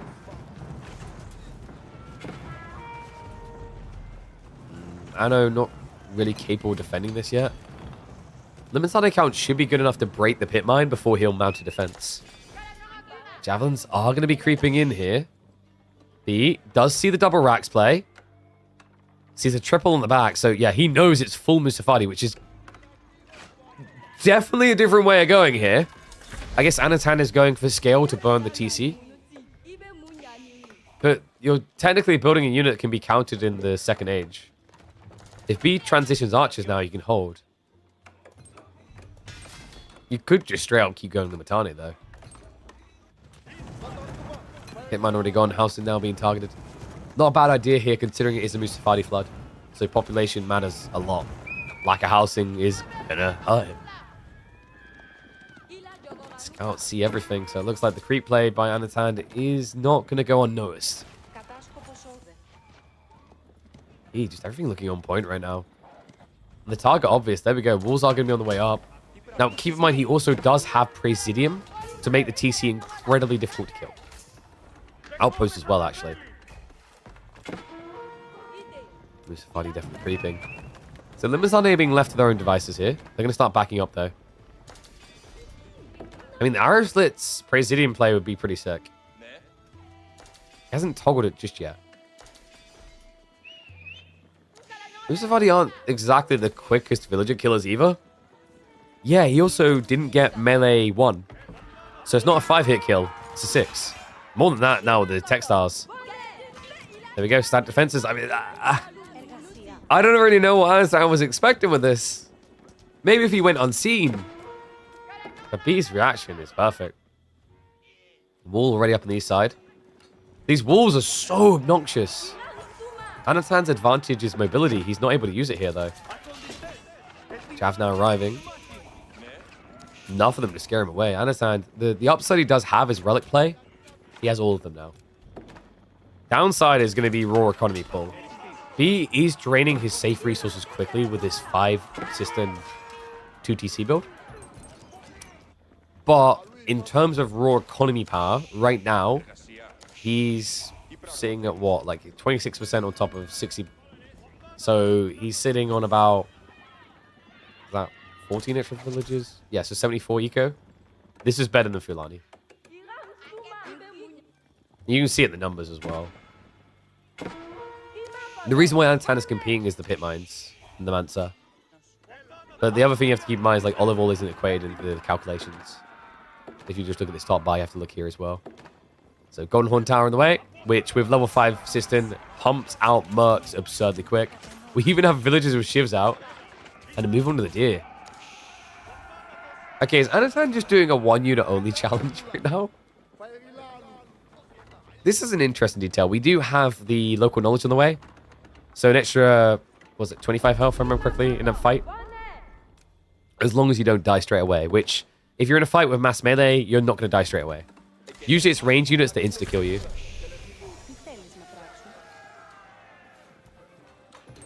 So I know first relic is on the way home. Veteran Caesar coming in soon for B. Time to fight is now or never. It's just difficult to do against Limitane. Just doesn't have a break-in here. Now there's a risk B will break out in time to block 2 relics in front of his base. Small group of Musafadi are going to leak around the back, but already being mirrored. I don't know what like Anatan is going to achieve with this at this rate. He went for a Zerg build, but he's losing. Like if you're doing a Zerg build, your goal is to be bigger, faster. How is this in any way bigger?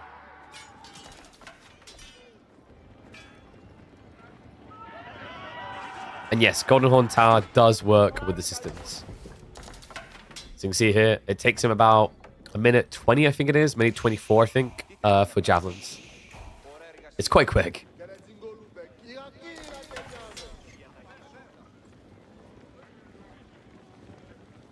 There's B with his monk timing. It's going to be a little bit late. Shout out to Anatan. That was a smart detail there. He went for the forward relics, left the back until last. So this is a 5-relic game now. Okay. It's a little bit more competitive.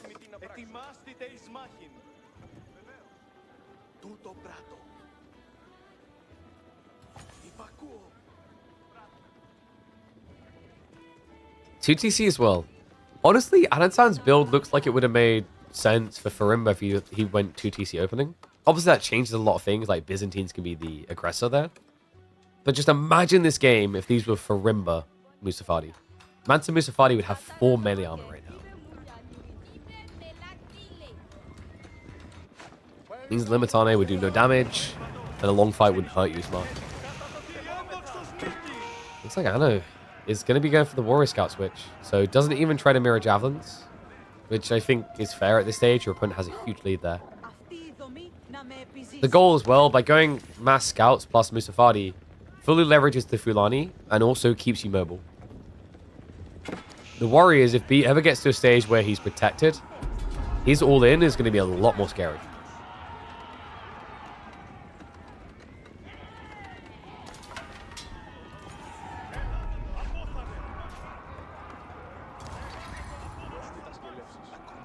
Now, B doesn't know about the 2TC yet. Whoa, okay, credit to him. Actually does snatch a relic. Unlikely it makes its way home, right? Right? Nah, yeah, they know. But you have to keep manually clicking them because they'll lose vision, and then the scout will draw vision. So if you don't keep clicking on this monk, then you'll turn onto the scout. Some more micro by Anat. Meanwhile, runs away with the army into the corner. Relic is practically home at this stage, so I imagine B will still be able to secure that.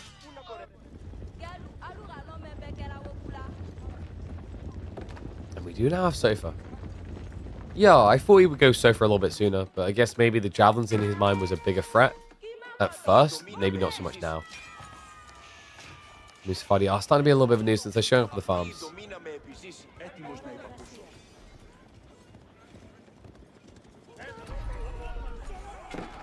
Okay, so what's Anatan's win condition here? You play towards Imperial? Just keep raiding, play Imp?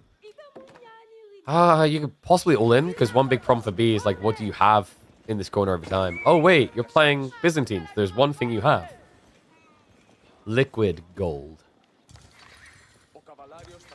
Yeah, the important thing to remember here is that B will always have an ability to build a diverse comp because of mercenaries. So, like, of all the civs in the game, there's a few that can just camp in the corner like this and not come out. Byzantine is one of them. It doesn't make your comp predictable.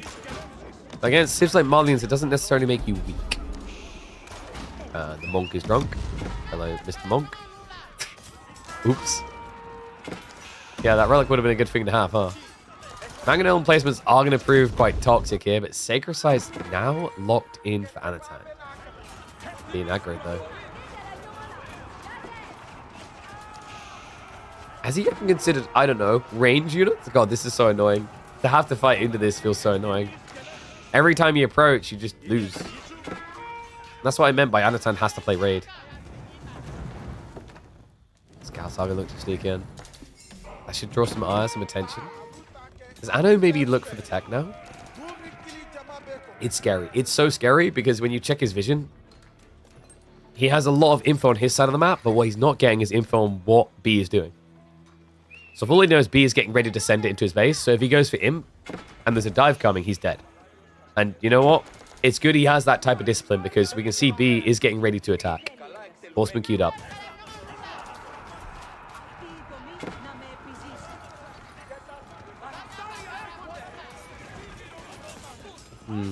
Okay, so Warrior Scouts draw the full army. He does reveal the Horseman play. Is it Donzo time? Because it feels like it's been Donzo time the entire game. No. It is Spriggle time. A little bit ballsy, you just saw Horseman. But Musafadi can play as decent body blockers here. I'm sorry, I just find it a bit comical that in a B game, he's not the first person to go Springolds. That's rare. He does, however, have his own anti-Springold, which will be the Cataphracts. So maybe suspecting his opponent's doing this a little. B, he's ready for Imperial. This is ridiculous. Like, this economy is crazy. 99 villages. But remember, with the system buff, basically got an extra 25 villages on his economy.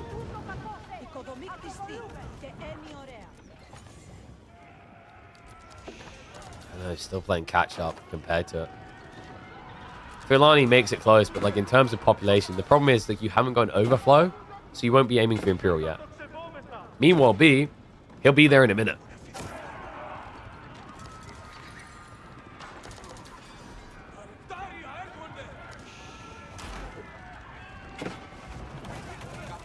Well, Spirals do get revealed.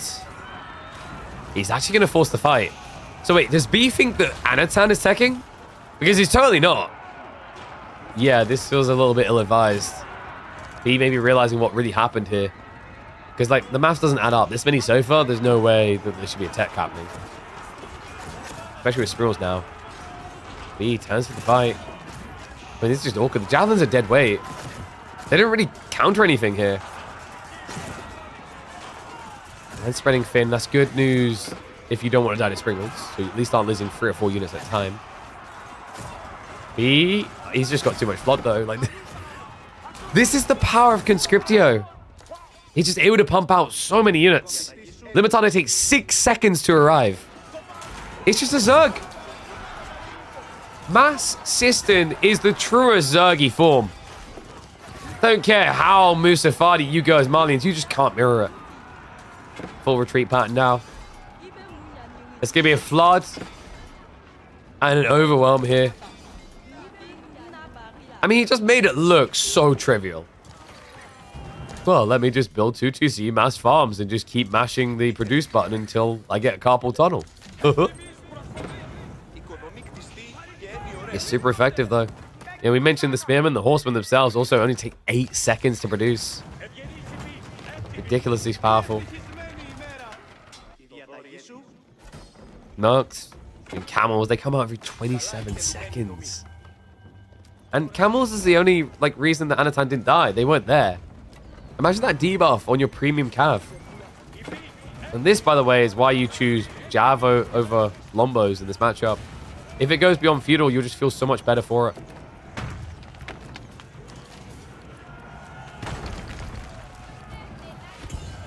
And they are denying each other the hyper late game. Foreign engineering company now coming through. So auto upgrades to the javelins. Camels are going to be giving the armor. And armor on Limitane against Musafadi, that's just unwinnable. You're already a low base damage unit, high in the bonus. Good luck when there's 2 more armor on the field. Crash coming in. Mango Towers are in range and connecting on the Springords, and it is an overwhelm again. Anatan tries to step up, and V says no. We'll have none of it here.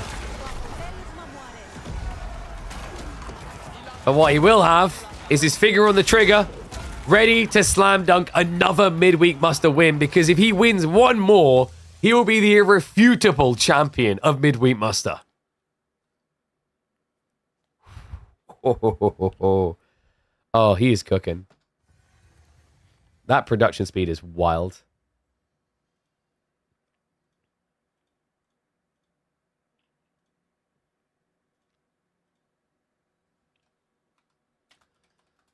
Byzantine 2 town center builds. Impossible to read. It really is when you think about it.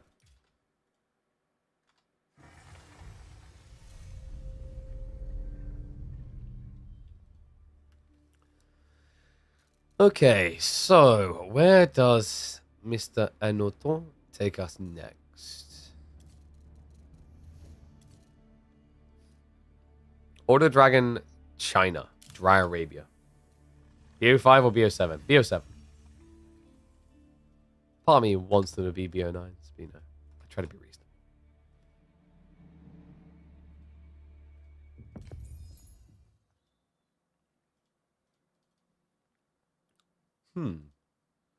Very feasible we see a Game 7 here, actually. Which would be wild because it would be Lancaster or Shushi versus Ottoman or Japanese. On what map are we missing? So we're now getting Dry Arabia. Coastal Cliffs, Alliant Horizon, Relic River, Pigeon's View, Dry Arabia. What other map did we have? I've forgotten.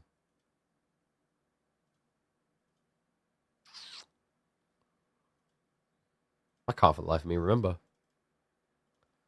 I should remember. Midweek Muster 22. So deciding map would be on...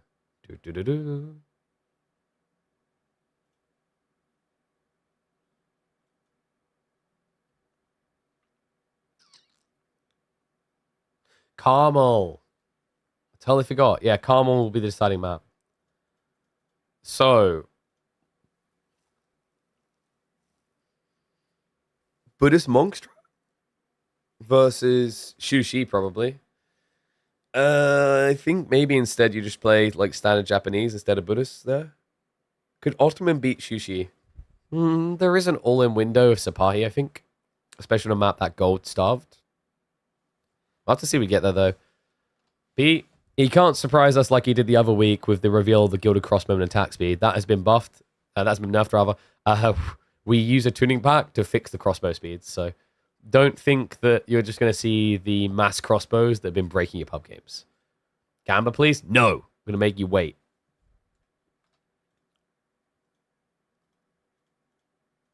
So you can just taste the points, but they never come.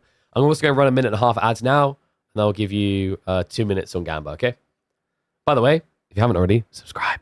It supports the channel, means you don't have to worry about ads. What's expos? I don't know. What is an expo? Wait, is that serious? I'm not sure. Crossbows. I assume Firehick's just memeing. Like, oh no, what is the broken expos?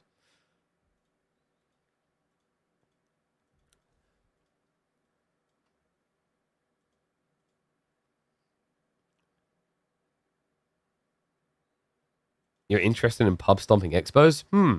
I wonder. Have you tried Order the Dragon recently? That would be a way to tilt people on the ladder. Kixie says, I have nobody for my own. Wait, why are you singing Akon in my chat?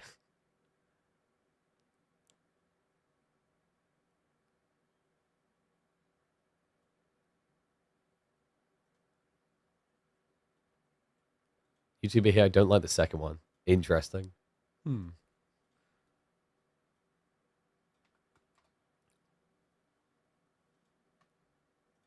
You're getting tilted by them? Dude, like, it's the Gatling guns. They are not balanced at all.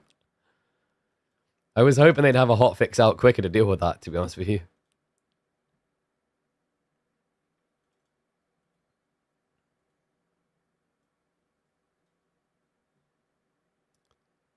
Oh, by the way, we might be looking to do a sponsor stream for another RTS. I think I need to figure out when we're going to do it. We might do it like next week, is what I'm thinking.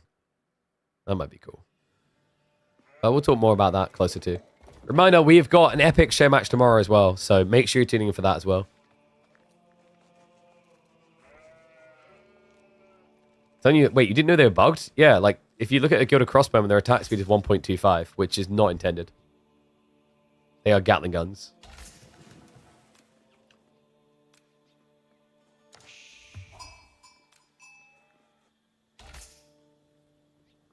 No bug abuse here. No, that's right. One and all. Last time we showed off B on this Civ, we got treated to Gilded Chuginu. If you've not seen that video, check it out on the YouTube. But this time, we are safe. A tuning pack has been implemented. Gilded Crossbowmen are not the Giga OP unit of Order of the Dragon anymore. So B's going to have to get a little bit creative here, because he is up against one of the most powerful Civs in Age of Empires 4 right now. Anat with the Chinese. And Anat is a spooky beast with this Civ. In particular, his mass archer builds catch the best in the game off guard time and time again. Dry Arabia is going to be our choice of battlefield. Most standard map imaginable. Look at the spawn. A very good split for pro scouts. Might be desirable for both sides of this matchup. In fact, before the nerfs, Order of the Dragon, we're feeling pretty bloody good in the pro scout meta. I think since we've moved away from it, maybe they've fallen off a little bit. But it feels like a Civ that should be able to play very well as a counter Pro Scout Civ to begin with, and then play for it on delay themselves. Like, arguably, in some ways, Order of the Dragon should have felt better on a no Pro Scouts meta, simply because of how good they are at themselves playing out of the base onto things like they did. So, how's the Gamba look? 85% on Antan. Wow, people really don't believe in Order of the Dragon now. It's always such a polarizing Civ. I'm trying to work out, is this like the most hated Civ by low-ranking players? Because I need to double check. I could have sworn I heard something about them having ridiculous win rates in lower ranks. I think I could kind of see that. For a start, it's just a very different Civ functionally than others. And low-rank players won't really understand the weakness of transition timings on the Civ. And you'll get things like, oh, there's just one spearman. Let me charge my knight in. Wait, why is he dead? Just catches you off guard. Hate the concept of it because every unit's unique. I don't mind that per se. I think you could argue like every unit may be unique, but they're also similar enough, if that makes sense. When I see a gilded unit, my expectation is it's a better performing version of a standard unit. I don't understand where you're coming from a little bit for like every unit completely different, because obviously in AoE4 we tend to have some familiar overlaps. Like we might have a unique crossbowman, but then there'd be a horseman that we've seen somewhere before.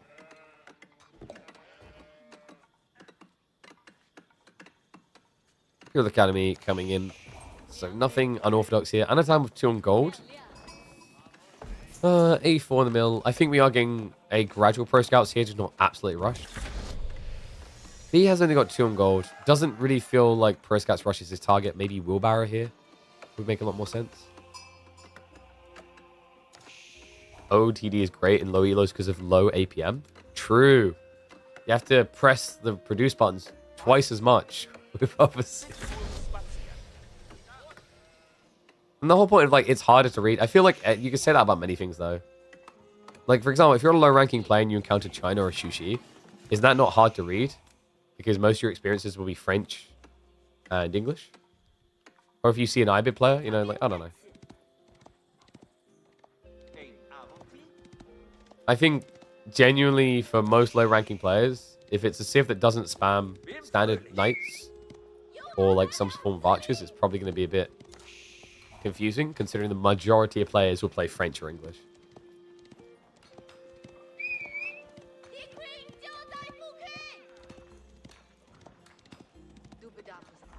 But yeah, I think it probably long-term is good for those low-ranking players to encounter Order of the Dragon. Because once you realize their weaknesses, so like the thing that actually Order of the Dragon is doing at its heart of hearts is encouraging you to play the counter system. So if anything, it's going to sound weird, but it's almost like a training dummy making you a better player. Because how many of you just like, oh, I'm going to build longbows because I find longbows really cool. And then you never build anything else. And because your opponent doesn't really understand horseman counter that, you never lose with that until you're up to like gold, flat rank, whatever, right? I think the nice thing about Order of the Dragon, on the flip side, is like it forces your hand to learn to use counter units. So it's definitely a Civ that can make you a better player. And there we go. We are going to get the Pro Scouts. Other side, Anat not interested. No, he's going to send it. Okay, this is cool. It's better if you're worse at macro. In some ways. I think Order of the Dragon I find very compelling from a maybe out-skill component, like the temp. Basically, you're looking at transition into micro attempts. Because if you get ahead of the curve, your unit's going to be substantially better. That's the idea. I think out of all the civs in the game, Order of the Dragon is probably the weirdest and most different from a tempo perspective. Because it feels like a heartbeat monitor waving up and down the civ. Anyway, Men-at-Arms out. The most linear of builds. I think this is the one that makes most players at low rank have a bad experience. Gilded Men-at-Arms are the confusing unit to people. You just don't know what to do against them. Like, this is actually the example where micro is the most important. Because the solution can be to go archers, but you need to kite them. You need to make sure they don't touch you. If you don't like micro, and then, yeah, I can understand why you don't like the dragon, but I think my counter-argument to that is always, you're playing an RTS. You gotta like micro to a certain degree.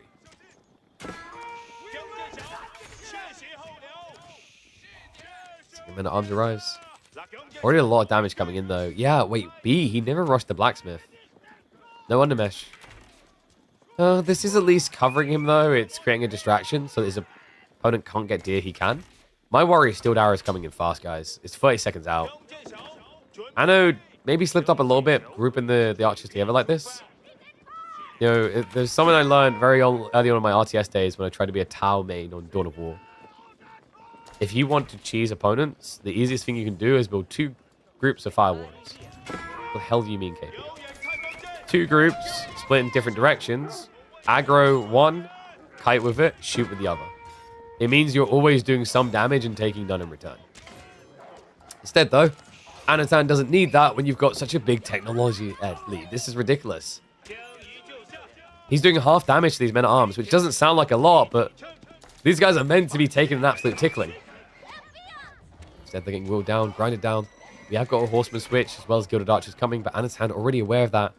Has got Spinman on the way, so we'll be able to protect. And this is what I talked about with Anno, though. He's just so on point with these Archer builds. One of the scariest players by far in China when he does this build.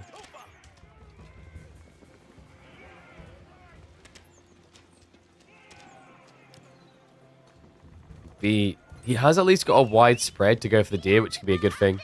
Has been scouted out, though. I wonder, does Anat just rush into siege engineering here? Probably not. I don't think he has a big enough lead yet.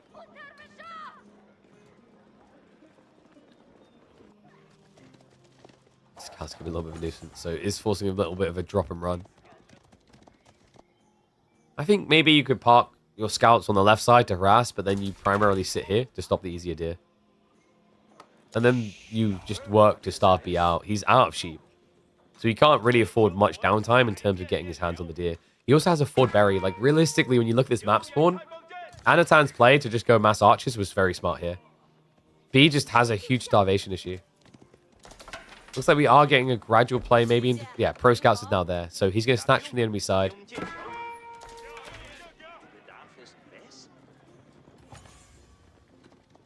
I don't know, man. I'm starting to sense it. I'm starting to get tingling of a Game 7, which would also, from a drafting perspective, be wild, potentially. A lot of things like Ottomans, Japanese in the mix.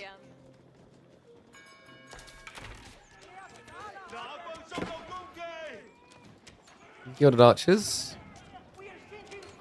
Anat is actually going to press back against them. Maybe a bit of a mistake, though. A lot of scouts coming. Yeah, so he's going for full starvation. We're going to get the MAA kill. Needs to be careful of the spearmen. Trickling them in like this is an easy way to give B a win. Scout is at least snitching on what's happening over here. So Army is just going to reroute to this side. Anat, Gold is going to drag him towards Castle Age. This always ends up happening with this type of build. In fact, the first time I saw this build and thought it was Giga Busted was because Anat was doing it. You just spam archers non-stop, and the taxation is so high that this starts to happen. 800, 900, 1,000 gold. Before you know it, you're almost 2,000 gold, and you can buy a tech. Spearman are going to have to pull back to deal with the horseman. Target fire's coming in, but too little too late. The horseman is dead. The archers are going to get mopped up, and Anat steamrolling these fights right now. Yeah, the men-at-arms just simply getting ignored. Understands the Gilded Archers are high DPS once you start kiting like this. So his #1 goal is to make sure that archer count can never get big, and that's not a good sign. B, we are 10 minutes in the game, and he's already forced to add in farms. Pro Scouts has not paid off. Yeah, there's an argument that maybe B shouldn't have went Pro Scouts in a rush here. Play tempo instead. Something I've noticed about these type of matchups where both sides benefit a lot from Pro Scouts. As long as you're not complete sheep starved, it's much better to force your opponent to do it first. Gives you the one up.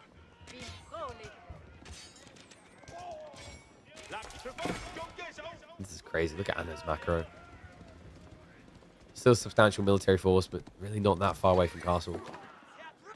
Pro Scouts has at least dragged back some other goodies, so he's got a little bit of deer to work with, but it's only 2. There's only 2 left over here.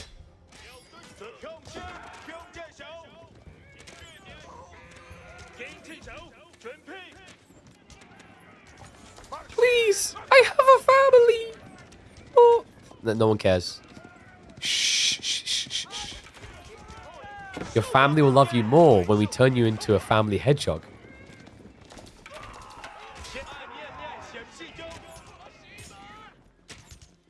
Storm Clock Town all coming in. I don't know what B is meant to have here at this stage. As a get out of problem town solution. Feels pressured to reinvest, and that's just a bad sign because all of a sudden he was almost halfway towards having castle. You just see how quickly it drains the coffers. Just a few units, and those units aren't going to be positioned to punish here. Anat, he's going to be able to get the veterancy on archers and barrel back towards the enemy base. Keep in mind, this also eliminates the possibility of Regnants, which we have seen most All the Dragon players play towards Burgrave. But when you blob an army like this, Regnants is meant to be more justifiable.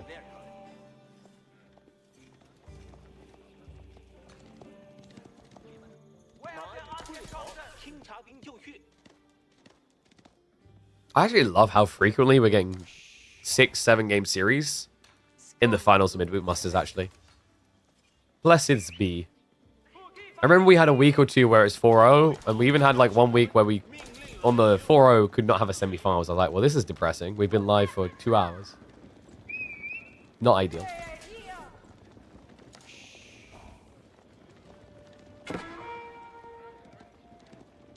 Oh, she's about to step up. And B. I think he's just going to realize death is coming at this stage. Tries to get an outpost up. It's only going to be the 1. But with the veterans he kicked in, Undermesh 2 on the way. He actually prioritizes that over the ranged damage increase. It will just be a dive straight towards the villagers and the Gilded Archers. I understand. Where's the rest of the army, though? This is a little bit swift. Guess he's just clearing the way for the Lancers. Picks himself free worker kills. Comes out the other side. And now with Lancers here, this is where B just can't fight. He doesn't have spears. Even if he did, it's against Vet Archers. There we go. Whole melee line just gets aggroed onto double cav. Wait, did he just snatch that? You're killing me, man. You're killing me. Anat just walks in the base and yoinks the deer like it's nothing. Plucks the light. And says, let's go, game 7. No doubt about it now. The scout's just running in to absorb more blows. Anatan's Chinese is really something else. This archer build is his best form, his final form, like the boogeyman coming. This one is an experience B will remember. Damn. Maybe different outcome with B goes Gilded Archers sooner and doesn't go Pro Scouts. It's hard to call. It's not a mutation I get to see between China and Order of the Dragon often. Just tough, though. I think the biggest problem that Order of the Dragon has right now is after people saw its success in Pro Scouts, the feeling is, oh, wow, this Civ feels good with Pro Scouts. But a lot of people have in their heads like, oh, it almost feels mandatory to have Pro Scouts to play the Civ. But against aggressive players, you just see what it can cost you now. The nerfs done what was required. And this worker kill count is going to do what we need here. It's going to force the game 7.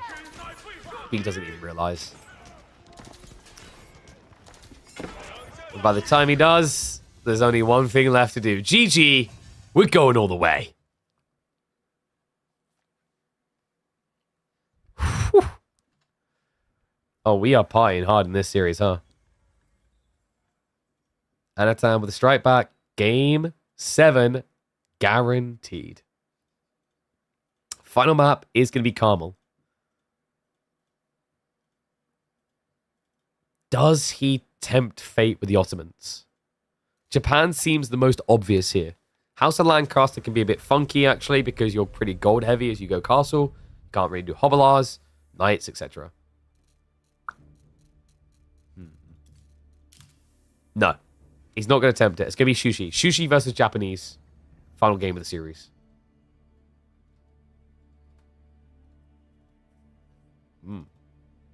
Very interesting.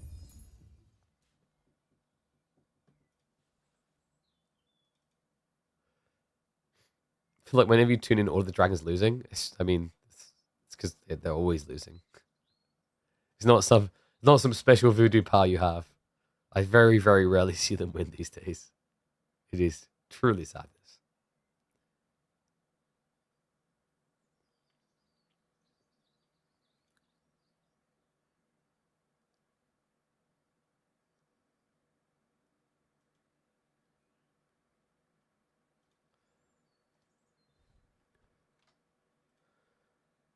Buff Desert Raiders? Wait, why? They don't need it. They're fine. All right, let's get ready.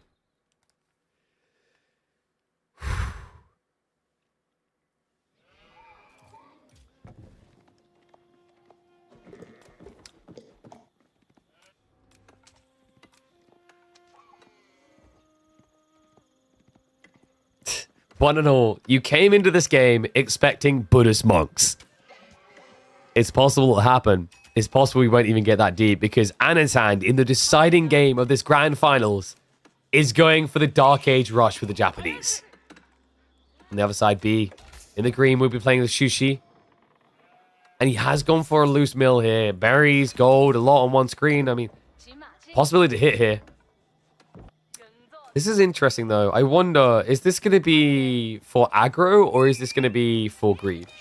Because I've seen a lot of these Dark Age Spearman openings from Japan, and a lot of them aren't actually about attacking the opponent. A lot of them are about getting the deer. So what Anno could do, instead of trying to do arbitrary damage to B, he could just simply go for a deer shove for free and get 10 home. That would be 3,500 food, which is more than enough for Japan to function. Seems Anno has no chill. Spearmen are on the way across the field. B, I think he saw it. Did he see it? No, the spin might have been delayed long enough, so he's going to have to check in the base for confirmation. Now, this wood gathering is maybe a little bit suspicious. 5 on wood seems a bit sus. Or 4, rather.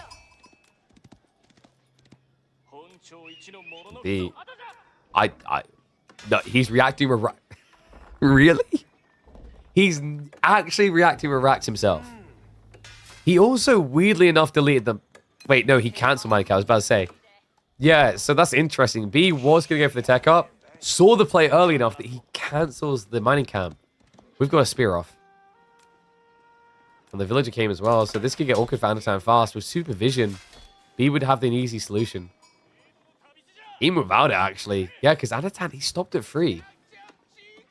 That's curious. B doesn't know about the outpost. He can mirror the spear count. This takes so long, though. I know, adding in a... No. That guy's going to take a century to arrive. Surely not. Samurai is ambitious. They're slower moving, remember. I find Samurai feel better defending, but even then they don't feel great. Ouch. Oh, no. That's disastrous. Anat had a staggered formation. The triple spear immediately hit him. And now all of a sudden it's a wasted villager. B, by the time he needs to tech, he's going to have taxation gold to do so, it feels like. And I think Anat just needs to give up on this strategy now. It doesn't work now. Dark Age Samurai are a meme, folks. Don't mistake it. They are trash.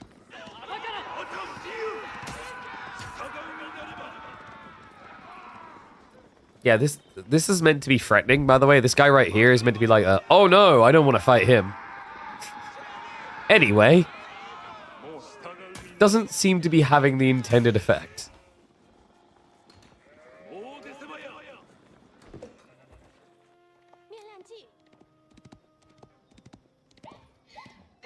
Okay, so B now, Meditation Garden is going to be a given. He has a decent location as well for berries, gold, a little bit of wood. Anna, probably going to be Kura. I think people have kind of gotten over Koka. When you do these Dark Age Rush openings, you kind of cripple your ability to play Shinobi. Because you're already prepping your opponent to counterplay anyway. And repeated crossbows just seems so likely if you're going to continue this path, so. Yeah, Kura it is. Safe option taken.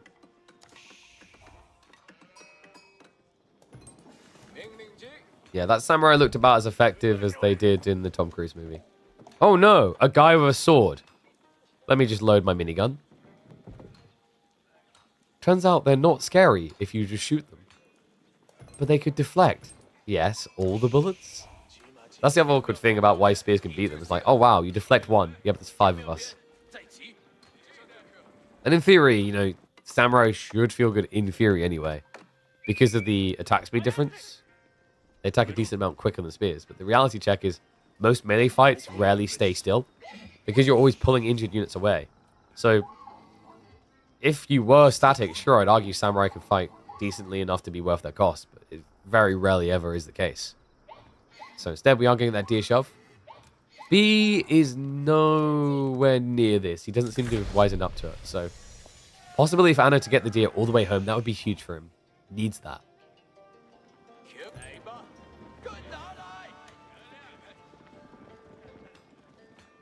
I find it interesting how many Japanese players don't place the Kura storehouse where it can give the full farms. Multiple reasons. So, one is, this is a universal drop-off building. Placing it next to a tree line saves you a lumber camp. 50 wood already. Cha-ching. 2 is if you place it looser, it's kind of like an Arkin being loose logic. If it's loose, then I have farms that aren't going to work because they're not protected. I'll get harassed. I have a lot of farms potentially can get burned. With this placement, all the farms will be protected. And the other thing is also, with these FC-type builds, getting to the wood quicker is a little bit nicer. Because the wood is still going to be the vulnerable resource here. So if you are generating passive wood, even if your opponent all-ins you, you have an eventual means of getting extra buildings. So, like, lots of reasons to like Kura placed like this. And we have Yumi. Okay. Is this the anti-pro scouts? And Yumi are actually pretty good at intercepting scouts. Your opponent already has spears. Chug will eat you alive, though. But I think the full process here is Yumi use Zerg, and then you just attack multiple locations. So, like, think about it this way. Chug should win a static fight if they both build their archers. But you won't be able to defend everything with Chuji. And the Yumi can go where you can't. I love that. Mr. Firepants going to the right place. The wallet to support. Thank you very much, mate. Appreciate the sub. Oh, we have a lot of Yumi. And, oh, he's going to lame the deer. Yep, he's trying to deal with it before B can mess it up. Okay, that's nicely stacked, though. So you can just build, like, an outpost here. Feel pretty solid. Do Yumi outrange Chu? Yes. They have 0.5 more range. But that's not the important detail. The important detail is the speed. They're a lot faster. So you just go where the Shu are not. If the Shuganu are threatening you, avoid them. It's like the elephant logic. What's the counter to an elephant? Just don't fight him until you're ready. Lol. Now, not always possible with elephants because they can dive your base, but Shu struggle with that a little bit. I wonder if Anat probably could have went for the second dish shove as well, actually. So we'll start gathering the food. And Yumi are on the march. Okay, so we already have horsemen coming out for B. And that's why Anatan's going to keep prepping spearmen. He knows it's going to be pro scouts. It just makes too much sense. So he wants to make sure he has the solution to the ponies. We do have the Chug.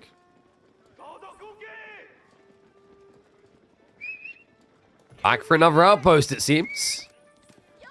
It would slow down the bulk into Chug and also blacksmith decks. A nice snipe that gets rid of one of the scouts. He doesn't seem to be aware of what's happened. Doesn't seem to care right now.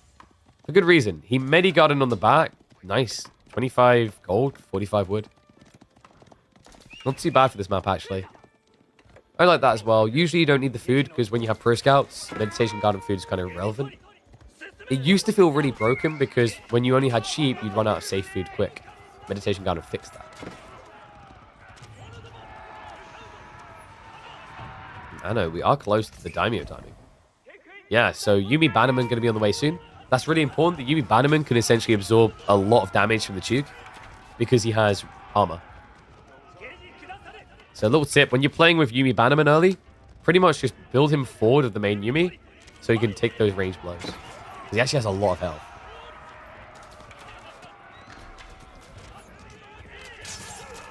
Oh, 2 HP.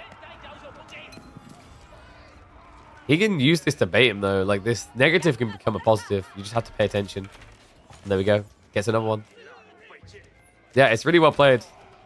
Because the Chug is so slow, so as long as you're checking this regularly, they shouldn't be able to reach you before you're able to react. So you're just milking a lead. Oh, no, he didn't look. Nicely played, B. He gets the kill. That outpost, almost complete. He's going to pull another villager. He has to. It's just too big of an investment. The reason you need to complete this is without completing it, there's no pressure point to B. If you continue this, he's likely to try and dive you again. Because gold's going to run out fast, is the logic. Yeah, Anno does know about the back gold, so he has to be aware of that. There is a backup plan.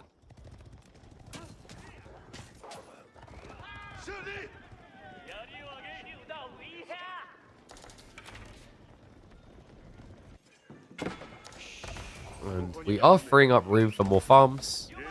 Ideally, you kind of want the wood for this Yumi strat, but it might be that Anatan's switching over to castle. Yeah, this is a really powerful play, actually, for Yumi right now. Super cost-efficient to scale, and they have this great transition point. They Zerg, and then they bulk. And I love this. He keeps doing this. Anatan. We saw him do this the other day, I believe it was. Was it Tuesday? Yeah, because he done like an outpost rush and then double racks alongside it to build the defenses. That was with Roos. So this will guarantee he always has enough spears despite all the Chug. He could even actually just go for the samurai. Because that's sick. I mean, that prime sub right there is sick. Thank you very much, United 44. But you want to know what's going to make the Japanese feel united here? Ranged armor for the samurai. They have more ranged armor than melee, right? So technically, this is your bulky boy. Free ranged armor. With undermesh, it means the Chug will be doing no damage. Is that what he's thinking? I think maybe he's just going to go for attack instead. Wait. Yeah, he's going to castle and then just flood samurai into the enemy base. This is crazy, man. Anno's cooking. Yeah, Anno builds very differently than Carmel. He values the outpost into Rax play a lot more than I've seen anyone. There is at least a patrol on the gold, so that's going to be a little bit annoying for Anat. That will slow him down a bit. Has got Spearman reacting, though. Floating gate coming in. B's not aware, though. He should be suspicious. I think it's kind of obvious to a certain degree. Like, your opponent has tapped 1,600 gold already. What could he be doing with 1,600 gold tapped other than going castle? Yeah, B needs to use that info to his advantage.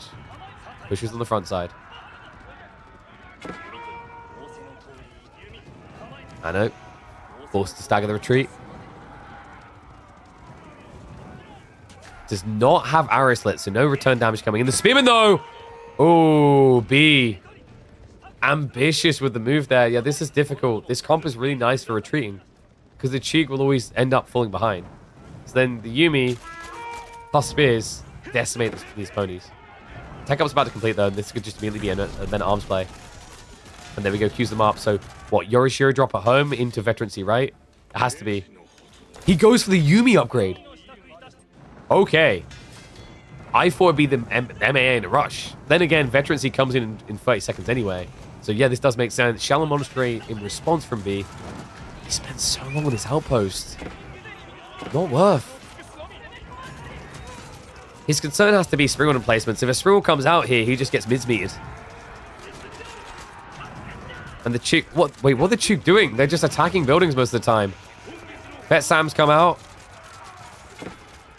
Spears, enough of them left to hold, and the Veterancy is in for the Yuumi. Just a handful of men-at-arms, really all you need to slow this down. Needs to stagger the retreat. Anno, I think... No! He threw the spears away. Way too quickly there. Okay, Yuumi start to fin it. I cannot believe we still do not have a Yuumi bannerman here. It's crazy. I think Anatan just forgot about it. He's got the stone. He's just so fixated on the fight, the micro required there. He doesn't notice he's missing a big buffer.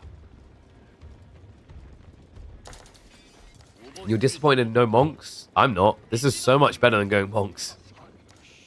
We've seen the monk strategy just look like an awkward wet fart at a funeral. I want someone that impresses instead of disgusts with shame. And seeing veteran samurai actually be useful, and the quick transition for once does that for me. Yeah, it's such a smart pivot as well. The reason I'm not a big fan of Japan on this map is Mounted Samurai bleed you dry. You just run out of gold and lose the game. Samurai is much more cost efficient. You get 4 Samurai rather for the same price. In terms of gold anyway. I think we should follow up as well. Smart move considering the counterplay is Lances from B. Pro Scouts are still bringing back the goodies. Anatan actually hasn't been using many of his farms now that I see it. Interesting. Well, in fairness, with Tawara and Takazaiku, it is quicker to go into the berries.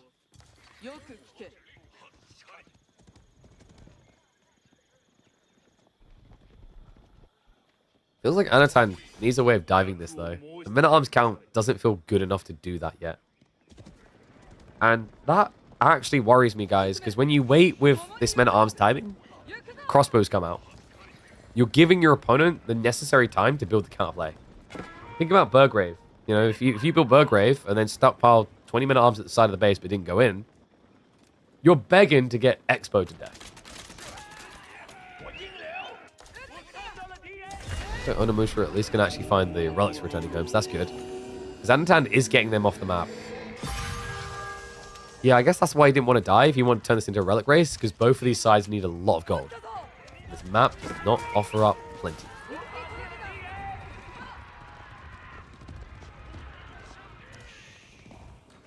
Speaking of plenty, whoa, Anatan claims the center. Rare to see Japan do this because it's very hard. Most civs will go for a keep drop on the center gold to secure it. Anatan did finally discover the bannerman. Katana bannerman for the vet samurai. Maybe regrets not getting the Yuumi buffed up now. Yeah, he didn't really seem to care about the Yumi. Not even going for ranged damage too. Instead, it's going to be a switch over for Tatara.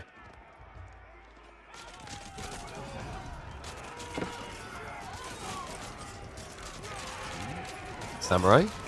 Sniper the Katana Bannerman straight away. Onimusha need to be finishing off these low HP Lancers though. B.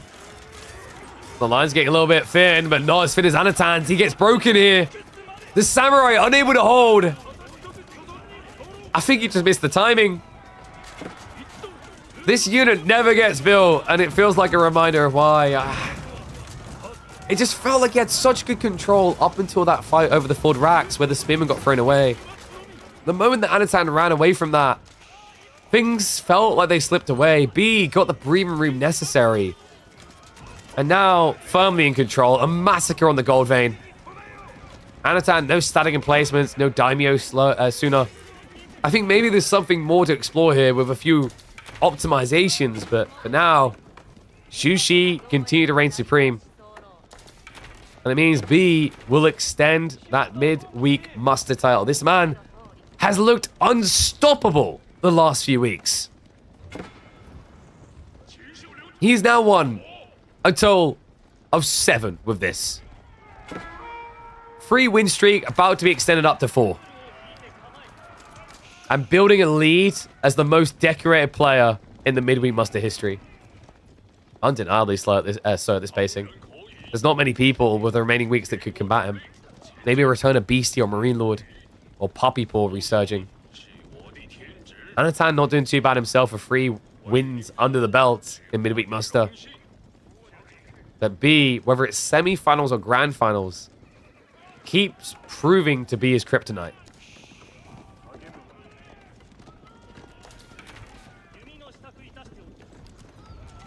At this point, he's just looking for the valiant last stand. He just has nothing. Food income is abysmal. I do wonder if Anatan working these farms earlier maybe would have helped a bit, but tidbit details. The grand scheme of things, I think the crucial one was the way that fight went over the Ford Raxes.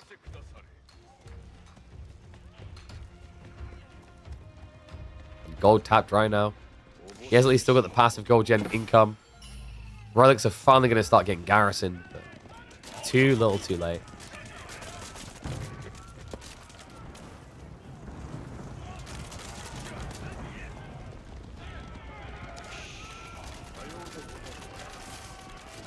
He's ready to dive.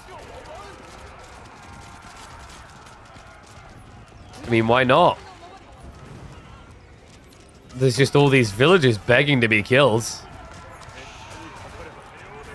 And I've got so many repeater crossbows. And a repeat once again of B dominating.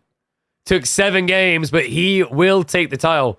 A ballsy way to do it as well, by the way. Remember, this was a draft in which B allowed a Knights Templar pick on Hurley Island, and still that wasn't enough to give the edge. It just shows you how formidable B's been in these weeklies. What do you think, guys?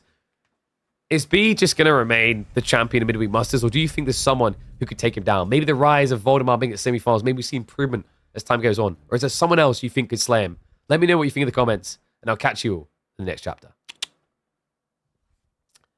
All right, so that is going to be Grand Finals Completo. Close series. Well played to both the boys. So Shushi versus Japanese. Mark that final one in.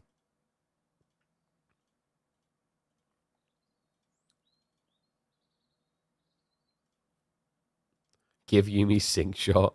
Jesus. Very, very cool series. That was entertaining though. But Midweek Masters always continue. So guys, we have got next week starting tomorrow, but we've got something else really fun to announce. So in terms of what's happening next week, we are taking out Carmel and Pigeon's View, and we're rotating in Lakeside and Sunken Lands. Wait, is that what we've done? We're keeping Holy Island? I thought we were getting rid of Holy Island in the end. I could have sworn we were getting rid of Holy Island, but okay. But yeah, should be interesting. Mixes up a bit. A little bit more water play. I'm not sure if that's the correct move, but we'll see. I could have sworn I said to get rid of Holy Land. Maybe I didn't. I forgot to send it. Oh, well, it's too late now. That's the ones we're going with. But we've got something else fun happening. Dun. Gotta be careful. The guy who hates certain graphics might appear. All right. Where's it going to appear? Ba-dum. Wait, where is it? I don't even see it. All right. I've only got the logo to show to you right now, but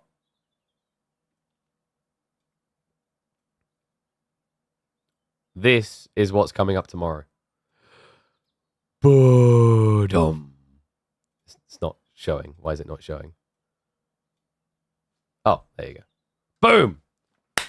The Hymns Cup is arriving. That's right. We've got a new tournament series that we're going to be doing. So it is going to be the battle against boldness. Sick logo. Thank you. I made it myself. I had a robot assist me slightly, but then we had to alter a lot. The robot was not very helpful. It kept being annoying. But yes, we've got the Hymns Cup coming up, which is going to be a flagship staple for the next few months. On every other Friday. I might try and stretch the budget to be every single Friday. But yes, this logo is going to become familiar and synonymous with Fridays. So Hymns, who provide different treatments and medical services, have partnered with us for the next 3 months to create show matches. And this month, we're going to be focusing on hair loss treatment. And then we've got some interesting other medications coming up. So for that reason, we have created a very beautiful bald man. But not everyone can like that bald, so maybe they'll be able to help you if you want to get the hair back. But outside that, we do, of course, have a new map to show off. We had a look at it a little bit earlier. It is, of course, receding. It is in the game. If you want to have a look yourself, we're going to have Louis, MT, and B facing off in a best of 9 on that map.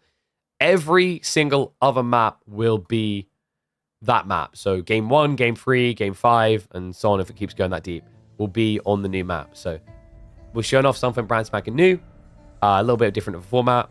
We'll have a BO5 draft into another BO5 draft. If it goes deep enough, with a redraft after game number 4.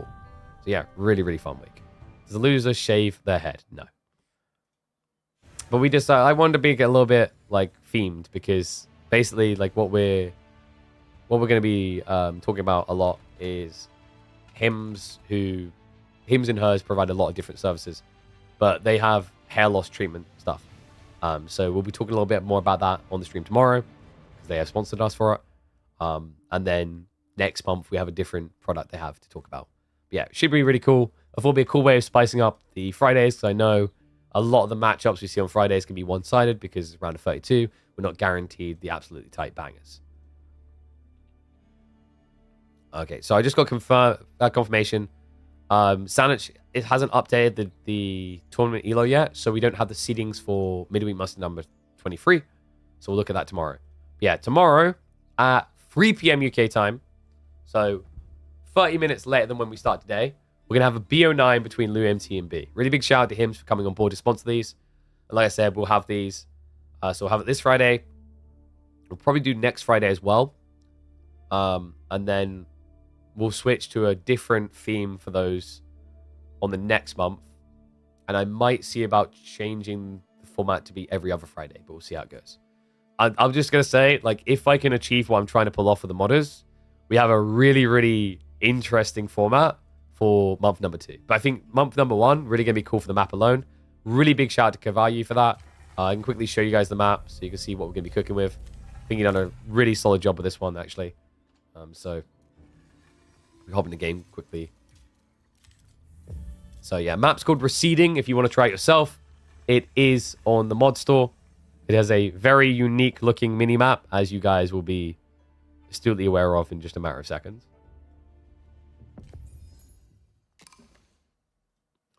Yep. Yep. Good job, Kai. So yeah, Receding is a map where there is tactical water, but there's no fishing. There's a tree line that goes on the sides. So like, this map was my idea, but I couldn't have brought it to life without Caillou. And I remember he sent me a version where there's trees across the top. I was like, no, it doesn't look right. Get rid of the top. By the way, this is what more map design needs to be. All right, I don't like we don't need to get fanciful with the names. Like, no offense, Line Horizon is beautifully poetic, but I just want more maps that are what they are. Like at AoE's core, Age of Empires core, you had things over the years like Cross as a name for a map. Just go with that. Welcome to Receding. We'll get hymns applied. Get a bit more woodline each week. That would be incredible, but hard to regularly update. Oh god. You can already see where this is going. If you guys don't want to end up like this map, make sure you check out hymns. I'll have the links in chat tomorrow. Be sure to click through them when they turn up, by the way. Like, just going through, using the link, even if you don't go through and buy or whatever, it helps tremendously because, like, even though sales is a part for the sponsors, another big part for them is seeing push through. But things you can do for free that you should want to do. In the meantime, remember, we've got Opera GX sponsoring us for the whole month of May as well. Be sure to take advantage of that. !Opera GX. It's a really cool browser. Loads of features. We keep using it. I've honestly become a really big fan. I was a bit skeptical at first. I was like, why do I need this over, like, Chrome, whatever. Optimizations. I can make it use less CPU or RAM if I need to. It's got some cool gaming features in there as well. !Hymns has not been set up yet because I was rushed today. But that will be set up for tomorrow. So the links will be there. Yeah, you're looking for someone that doesn't exist yet. So keep an eye out for it tomorrow. But remember, we'll go live at 3 p.m. UK time. And oh no, I've got a naked baby. What's up? Oh, it's bedtime. All right, give daddy a kiss. Give me a kiss. You want to say bye to stream? Bye, stream. Wave. Bye, stream. Good cow. That's what that. That's the microphone so they can hear you. Go to mommy. Love you. Yeah, you got your feet outside. Go to mummy. Quick, quick, quick. All right. That's a beautiful way to end. You guys got a sweet, sweet goodbye from my adorable little angel. She even took her ball with her. She left it in there. But guys, yeah, that's going to be it. So YouTube, I'm going to stream here. Reminder, back tomorrow for the Hymns Cup, the first edition, but we'll have plenty. We're going to have at least 6 editions of the Hymns Cup. Maybe we can come back for more.